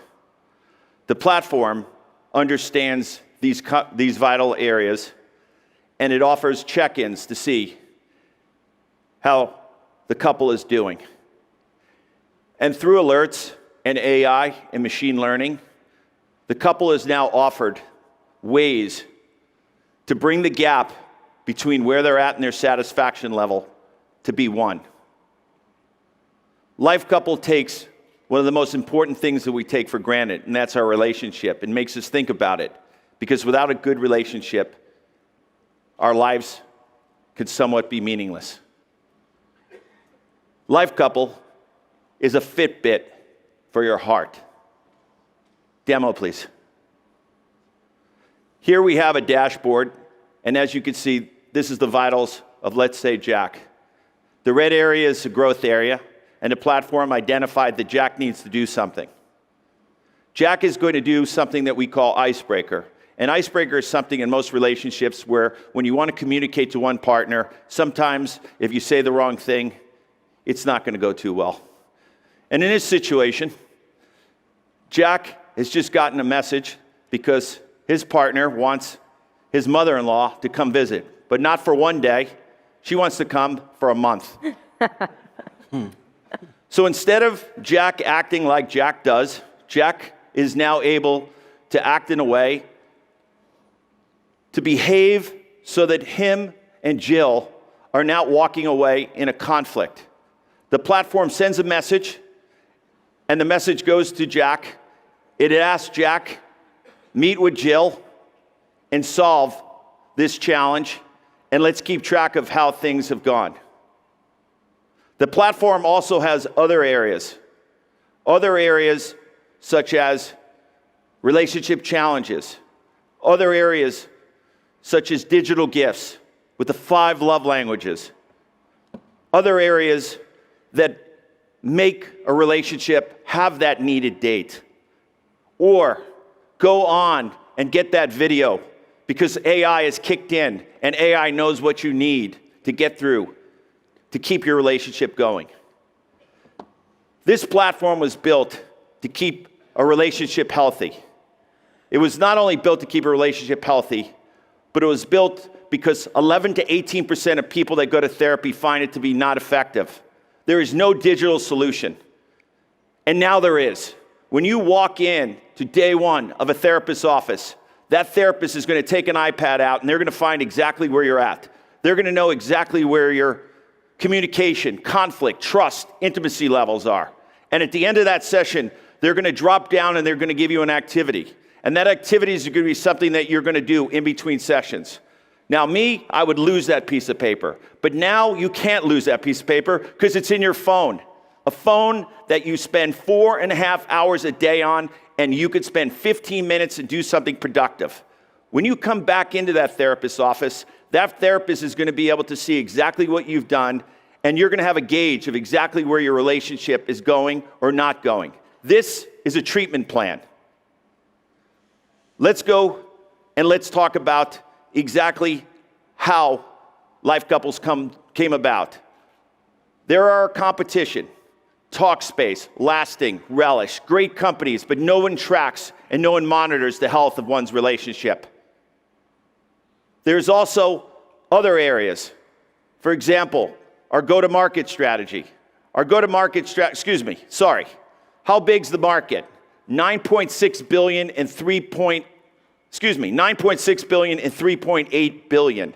This is a massive industry. An industry that the dating industry started, but what keeps us together? This platform will keep us together. The company started marketing in July. We spent $5,500. We have 5,000 users, and our CAC is an astonishing $1.25. 5 minutes and 42 seconds people are spending on this app, and we haven't even been close to engagement and any form of starting to work on our messaging. Our go-to-market strategy, of course, we have the traditional, but in the middle, we've broken grounds with some of the biggest organizations that have blocked technology from day one, and we have built a partnership because we complement therapy. We do not say that therapy is going to be replaced by technology.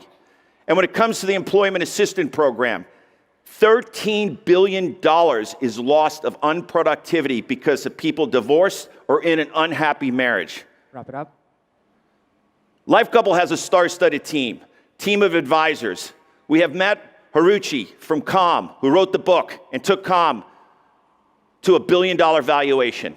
In summary, Life Couple is propelling the future of relationship health, and I ask everybody in this room to download Life Couple today and be part of the movement.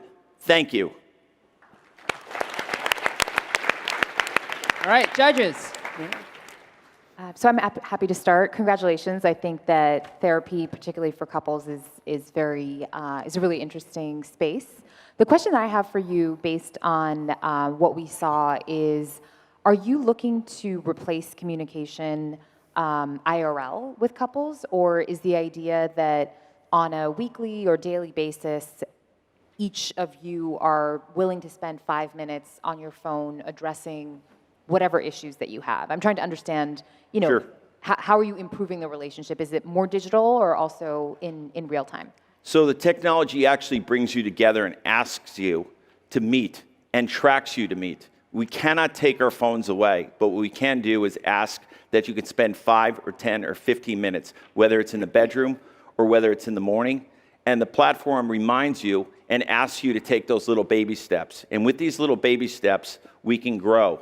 We might only start with 5 minutes, we could grow to 10 minutes, but it's all about small wins, because small wins are what makes a relationship start to flourish. And so what Life Couple does, it enables you to have small wins and maybe breaks you out of that habit and gets you to maybe put the phone down.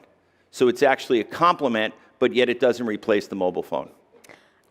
You put up some metrics there, 5,000 users, really impressive average session length. What are the other metrics you're tracking? Weekly active users, daily active users, what are you seeing there? And how are you thinking about retention, 30-day retention, and engaging people so that this product, they want to go back to it every day, every week? Sure. With the relationship pulse check-in, what it is it's automatic because everybody wants to know where they're at.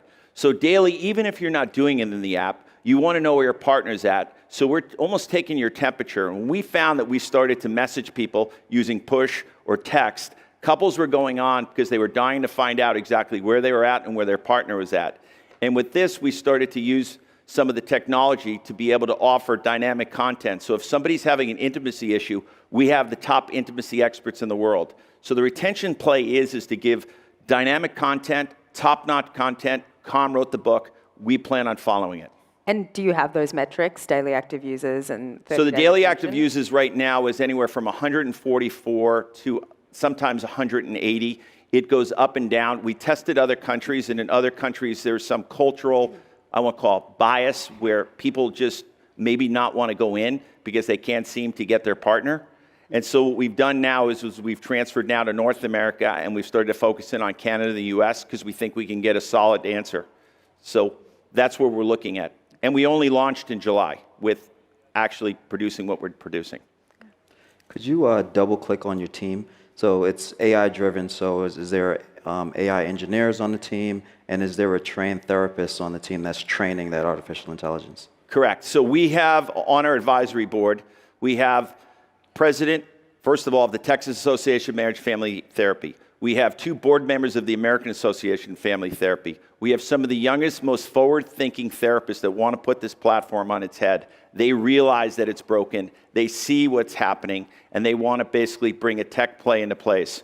As far as some of the day-to-day stuff, I'm out in coffee shops, I'm out in places asking people, sounds weird, but I'm asking them, what do you need, what can we do? And that's how we're building this product. We're building this product by people, not by theories, because theories, even though they sound great, but at the end of the day, with every 36 seconds of divorce taking place, I think the people can have an answer at times, and so that's kind of the approach we're taking. But we do have experts. We have somebody that is actually from the University of Michigan. He's a top professor there, and we plan on bringing in the University of Michigan and start bringing in some of the data and start growing from there. What do you expect your revenue model to be as you grow the business? It's a subscription base. We'll start off monthly and yearly. Right now, we kind of have an idea where we want to go, but we're looking at anywhere from $9 a month to $12. And the beautiful thing about it is this partner A pays, partner B doesn't pay. So if partner A comes on board and partner B doesn't want to come on board, we turn into what I call an empowerment. An empowerment meaning that if there's anyone out there that's hurting from the heart, we will offer content to give you the strength to do whatever you can to, in fact, find exactly what you need to get through this hard time. And I have a quick final question. Well, it sounds like a lot of the insights and the big difference comes from the intake questionnaire, right? To actually figure out those categories and where you are in the relationship. The onboarding, yes. The onboarding. How much of it is proprietary to you, and how much of that is secret sauce? Fantastic. We have patent pending status. It's 100% proprietary. Okay? We have not gotten the patent granted. I want to be upfront. But as far as the whole proprietary questions, we have the ability in our back end to change any of those questions at any time without having any kind of updates. So what we're finding is we're learning more about different nuances based upon if, for example, it's an LGBT couple, or if it's a couple that is in a certain area that might have a different income level. And we're learning, and we're learning, and we're learning. What we did was we built an engine that could solve the problem that the therapist had to take and go out and get grants and then put into place. And not to say that they don't work, but what I'm saying is that technology has the answer, but yet it has the answer without pulling us apart. All right, give it up for Life Couple. Thanks. All right, let's bring out our next startup, StratiX. Presenting for StratiX are Ariel Wright and Tate Testa.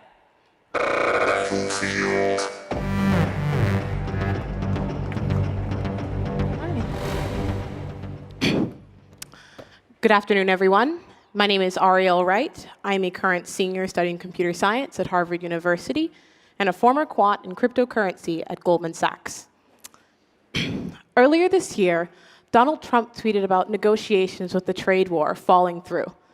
As a result, one man with one single tweet moved down the S&P 500 by 4% in just 2 days. That is approximately $90 billion in losses across our nation. However, JP Morgan was not as impacted as they have an automated index to track Trump and his tweets. However, this isn't the only case. Earlier this year, Boeing had a plane crash which led their stock to drop by 5%, equating to $10 billion in losses in 24 hours. However, there are very simple algorithmic trading tools out there that can work on these scenarios. But 7% of our world can code, and 85% of the stock market is led by machines. Where does that leave everyone else? From your everyday TD Ameritrade trader to your private wealth manager at a $10 billion fund who has never touched a computer. These people are being left behind, which is why we created StratiX. StratiX is democratizing algorithmic trading. We do this by creating tools for everyday investors who cannot code to automate, create, and test scenarios on their portfolio. I can show you a bit about how it works. Let's move to demo. So StratiX is actually brokerage agnostic, meaning you can bring on your own broker. And today we're going to be using our Robinhood. We're going to create a new strategy using a stock called Vivint. Vivint essentially works in the solar panel space. We're going to go for 10 shares. And from there, notice how in our interface, it allows you to buy when and sell when, giving you an indication that you can create rules to protect and also take advantage of opportunities. You can use these rules in Forex, Twitter, price change, etc. From there, we can create our buy solution. In this case, we decided that we wanted to buy whenever there's things surrounding green tech, the 2020 election, as well as materials for climate change in the space as keywords. These are a few of them that you can use. You can also choose a sell condition. And from there, we decided today that we wanted to actually sell under conditions of maybe geopolitical instability. So when Trump or trade war or maybe materials surrounding impeachment are presented in the news. Awesome. Great. Why don't we have a look at what the backtest gives us? StratiX is unlike any other tool in the space, as we have an internal proprietary scripting language that allows us to not only be able to trade on singular dynamic or maybe formal true or false materials for our backtest, our scripting language is Turing complete, which means that we can create a strategy for anything in the world. Our backtest gave us approximately 9% gains. Oh, not bad. With this price of the stock being actually dropping by 2.9%, meaning that not only under different conditions did the stock perform, our strategy also was able to generate gains. StratiX also has tools to be able to protect you, such as manual triggers, as well as automated stop loss and other materials. Great. From there, you can just give it a name, date, etc. All right, let's move back to our slides. Great. So we have a subscription model ranging from free to day trader, and then enterprise for other types of clients. Our market essentially centers around the $52 billion that trades between the 100 million everyday investors in the tool space. And because we're software and we are brokerage agnostic, we have the capability to reach investors globally, approximately 500 million. What differentiates us from our competitors is that not only are we easy to use, but we offer the ability to backtest, give you formal, full autonomy, and we are brokerage agnostic. People have taken notice as we've garnered over 10,000 people on our wait list, have spent $0 in marketing, and our current beta has a net promoter score of 7.5. Our team is made up of a team of internationally renowned researchers, Harvard computer scientists, engineers, and bankers. We've worked on portfolios as large as $200 million, and have been a huge passion for the space. StratiX is democratizing algorithmic trading. Traders, investors, go to StratiX today to reclaim your alpha. Thank you. Judges. So I have a question as someone who doesn't trade, but maybe might end up being one of your 100 million everyday traders in the startup. Over there? Okay. How are you guys testing or trying to understand really who's addressable in that 100 million? Because one of the things you had up was full autonomy.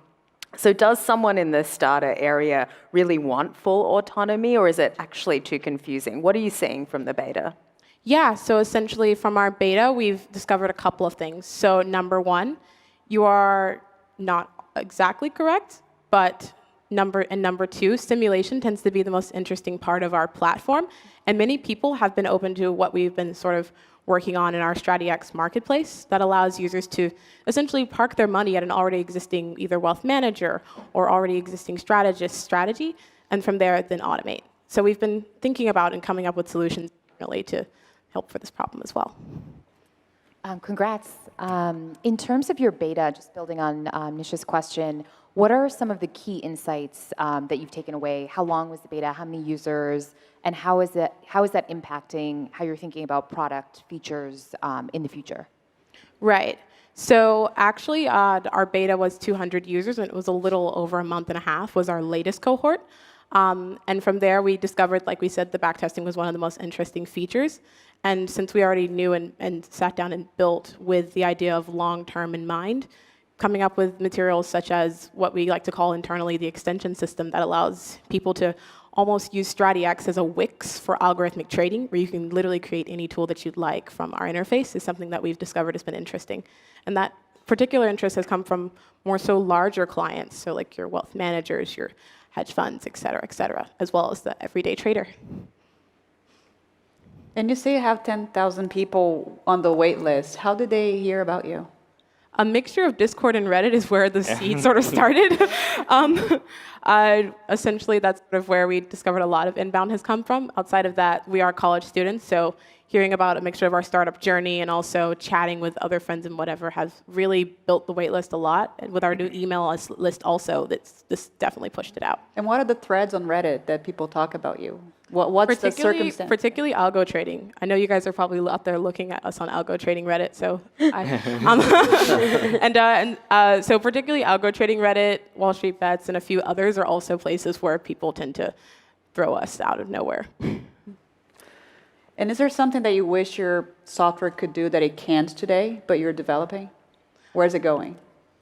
Yeah, so one of the things that, well, frankly, because the internal scripting language is Turing complete, there's nothing it technically can't do in the realm of computer science. But one thing that we are working on is being able to make sure that our desktop clients can actually work with our mobile clients. So private wealth managers actually have the capability to use and have fintech tools that they can have for bespoke portfolios in the space.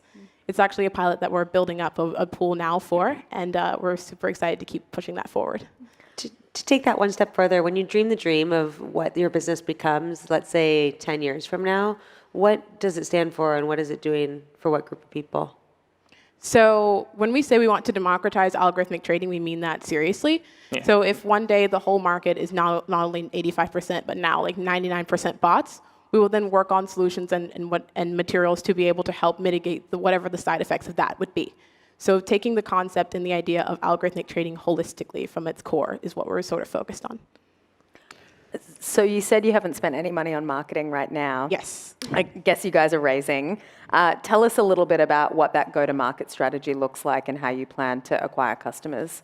So we definitely ground it and divide it in a couple of plays. So number one is our formal B2C. So continuing to sort of nurture the community that we've developed around our platform is the number one thing we're pushing for. We have our own sort of email list. We also have developed different learning materials, and we'll continue to sort of spread our word amongst the different Discord and Reddits of the world. And then for our sort of B2C, B2B, we actually have had people reach out to us organically, which is very interesting. So we'll probably continue just utilizing that mechanism and like pushing for referrals, with referrals being an overarching thing, obviously, for both, since it's been successful in other spaces. On the B2B side, do you think it's going to be more smaller trading shops as opposed to the big ones? And I guess what's underlying that question is what's really different and really hard about what you've built? Can a JP Morgan or Goldman Sachs or whoever put a lot of resources to it, tweak whatever they're doing now because they're using similar technology and arrive where you are? Yeah, so essentially I can break this question up into sort of two parts. I'll focus on the first, small mom and pop shops. So you're correct about, yes, a lot of the inbounds tend to be from simple manual trading prop shops that are currently existing now and realize that they need a solution because their analysts don't know how to program or code. So they reach out to us asking, oh, cool, you have a solution. Next, for the large JPMs in your formal maybe GSs, et cetera, for those, they do find value in us in the future. More so when we reach a formal climax in terms of not only users, but also insight about the market. From there, we can then use our sort of federated learning models that we've been developing sort of in-house to be able to provide more insights going forward in the market. All right, one more round of applause for StratiX. Get it. What's up? Thank you. Okay, we have one more startup. That is our wildcard startup, which means it was selected from the Startup Alley. Now, we've had winners from the Startup Alley, so that doesn't mean it's not as good. It does mean that they found out, I think, yesterday. They've had to put this together fairly quickly, so let's welcome them. The startup is Gray Parrot. Presenting for Gray Parrot are Michaela Drachman, Nicolas Sivach-Key, and Marco Palladini.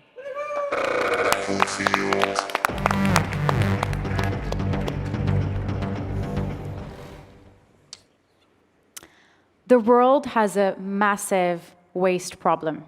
Every single year, we produce 2 billion tons of solid waste, and 60% of that goes to open dumps and landfill, having an increasing ecological impact. In parallel, there's increasing regulation for recycling and waste export.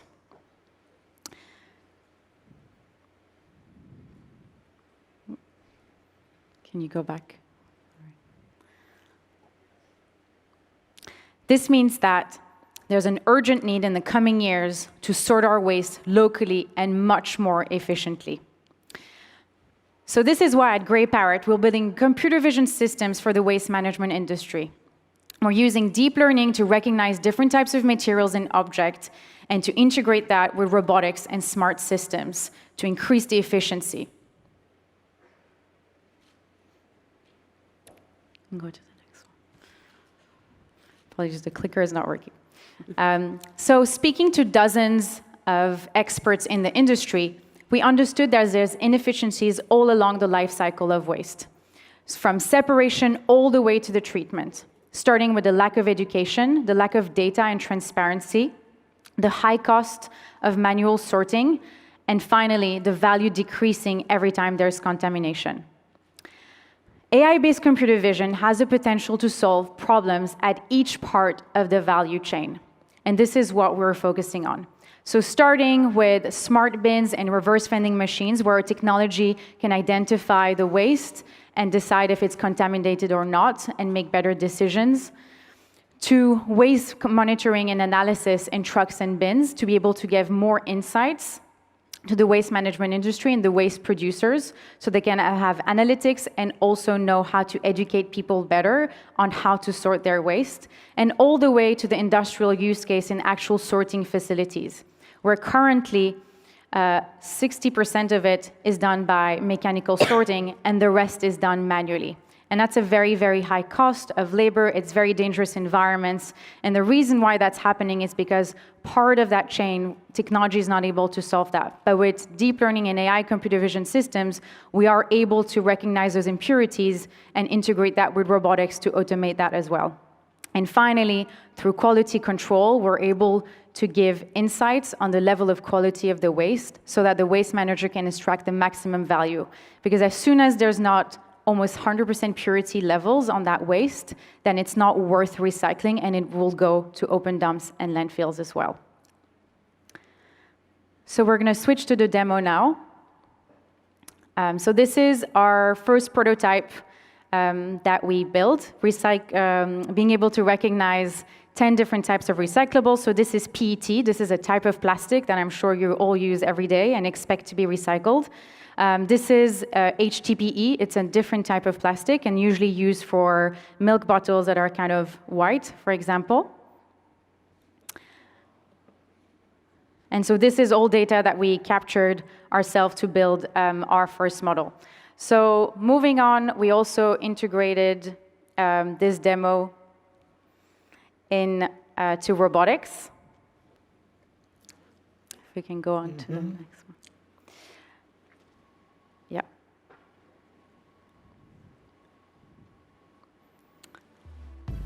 So as you can see, we're able to recognize the different materials, and they go into the different buckets. So this is black plastic, which optical sorters can't recognize today, so we're able to recognize that as well. And if we go forward, you'll be able to see our next industrial use case. So this is the first project that we're doing actually for a customer. So this is a recycling plant in Korea, where, as you can see, this is a plant where there's manual sorting. So at the end of the chain, they're removing impurities from the plastic to make sure that it can be recycled. So you have about 3 people working just on that line. And the reason why is because the systems currently can't recognize that. So in the model that we built, if we go to the next slide, as you can see here, we have the different PET bottles.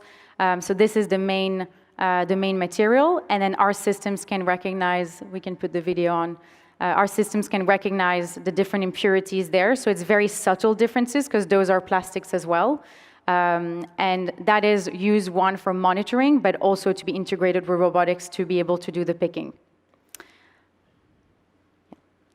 So the market is really very big. We're talking about a $530 billion market by 2025, the overall waste management industry. Of that, 40 billion of it is the waste sorting market, and robotics-based sorting is 6 billion. So our current customers are producers, smart bin manufacturers, and waste managers. And we already have 2 partnerships for waste managers, 1 pilot going on with bin manufacturers, and 2 RFP with producers, 1 airline and 1 big FMCG company, just in 6 months of starting. And if we go to the next slide. So our team is composed of a mix of technical and commercial skill sets. We all worked together previously, building cutting-edge computer vision solutions, and we believe that we want to put our expertise to work to be able to solve this massive problem in the waste industry. Thank you. Okay, judges. So, huge problem. Commend you on going after it. Sounds like computer vision and robotics. Can you help me understand what's proprietary about what you've built? Yes. So what we're building is really the AI models that are behind using deep learning. So we have our own data that we're collecting through the large partnerships that we have with recyclers in South Korea and the UK. We also have our custom hardware to be able to film and basically capture that data in a very efficient way. And we also have our own deep learning framework to be able to get to very high results with a low amount of data. So a question I have is about the product and the approach. You've got 3 buckets: producers, the bin manufacturers, and the waste sorters. Yes. Can you help us understand why you're going after all 3 at the outset, or whether you're focused on one and you think one is really going to drive the value of the business and the impact? Yeah. So they're almost not at the same level. So the waste managers and the waste facilities are the ones that have the problem immediately. It's very, very clear, and implementing those technologies will have a significant impact on their bottom line and on their revenue quite quickly. So that's actually our first focus, and that's where we're doing our first partnerships. The rest are more pilots with the industry basically moving towards different types of waste management systems. So currently everything is very centralized, but we're seeing, for example, smart bins coming through where, instead of waiting to do the sorting at the end, it will happen before. So we want to make sure that with the smart bins and also with the producers, we are early in the game to be able to help them with that problem. Just a follow-up question, sure. though. You guys are a small team, small and mighty, but is that distracting, going after all 3? Possibly. So this is what we're exploring right now. We are getting a lot of traction in different areas. So for us in the next few months, we'll also be kind of refining that a little bit more. But what's important is we're seeing in our models, there's like high transferability between the use cases.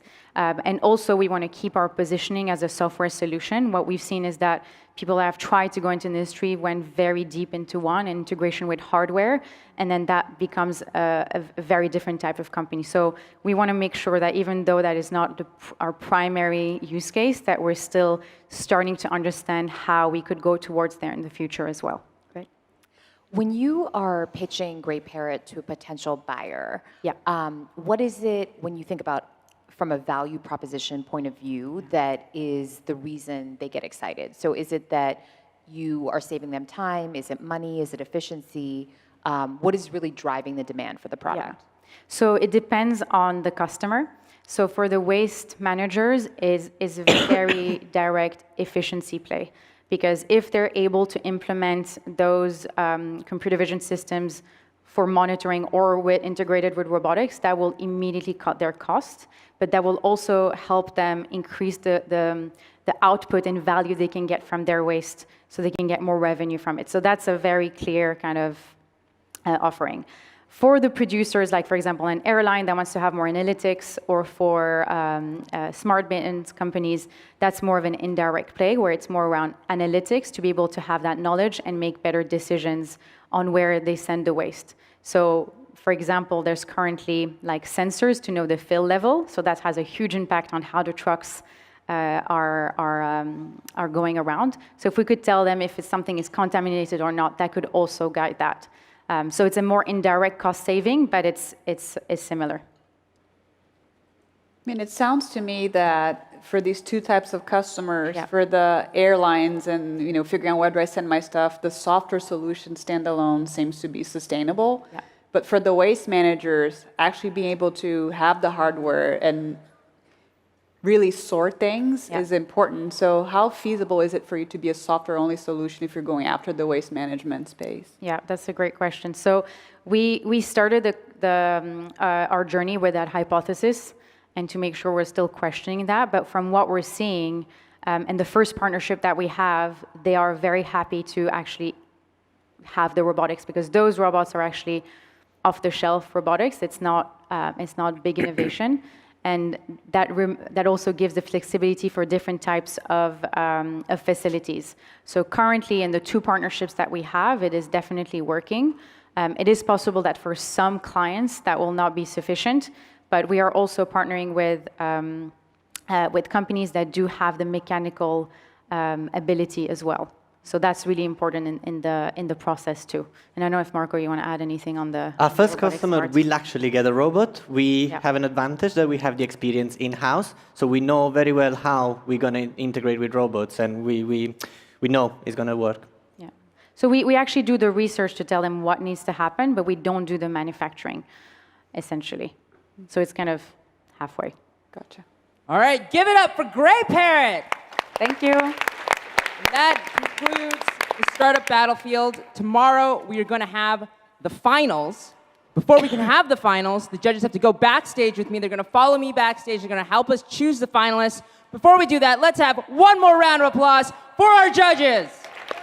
Thanks.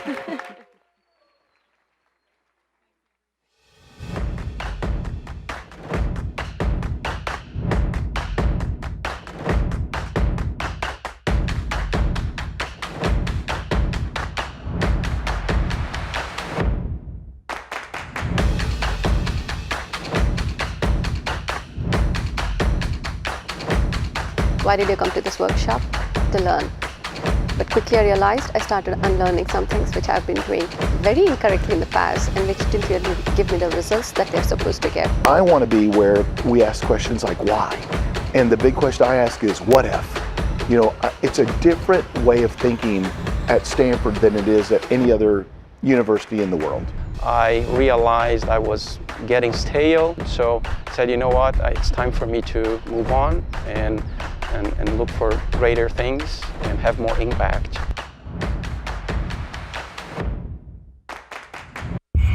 At Lockheed Martin, we're on a mission. Your mission. When millions of people are counting on you, you can count on us. To build the impossible, to invent the inconceivable, and solve every problem with speed and reliability.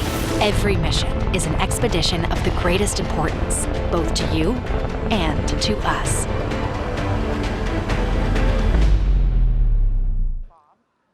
What technology do you think will help us best deal with natural disasters?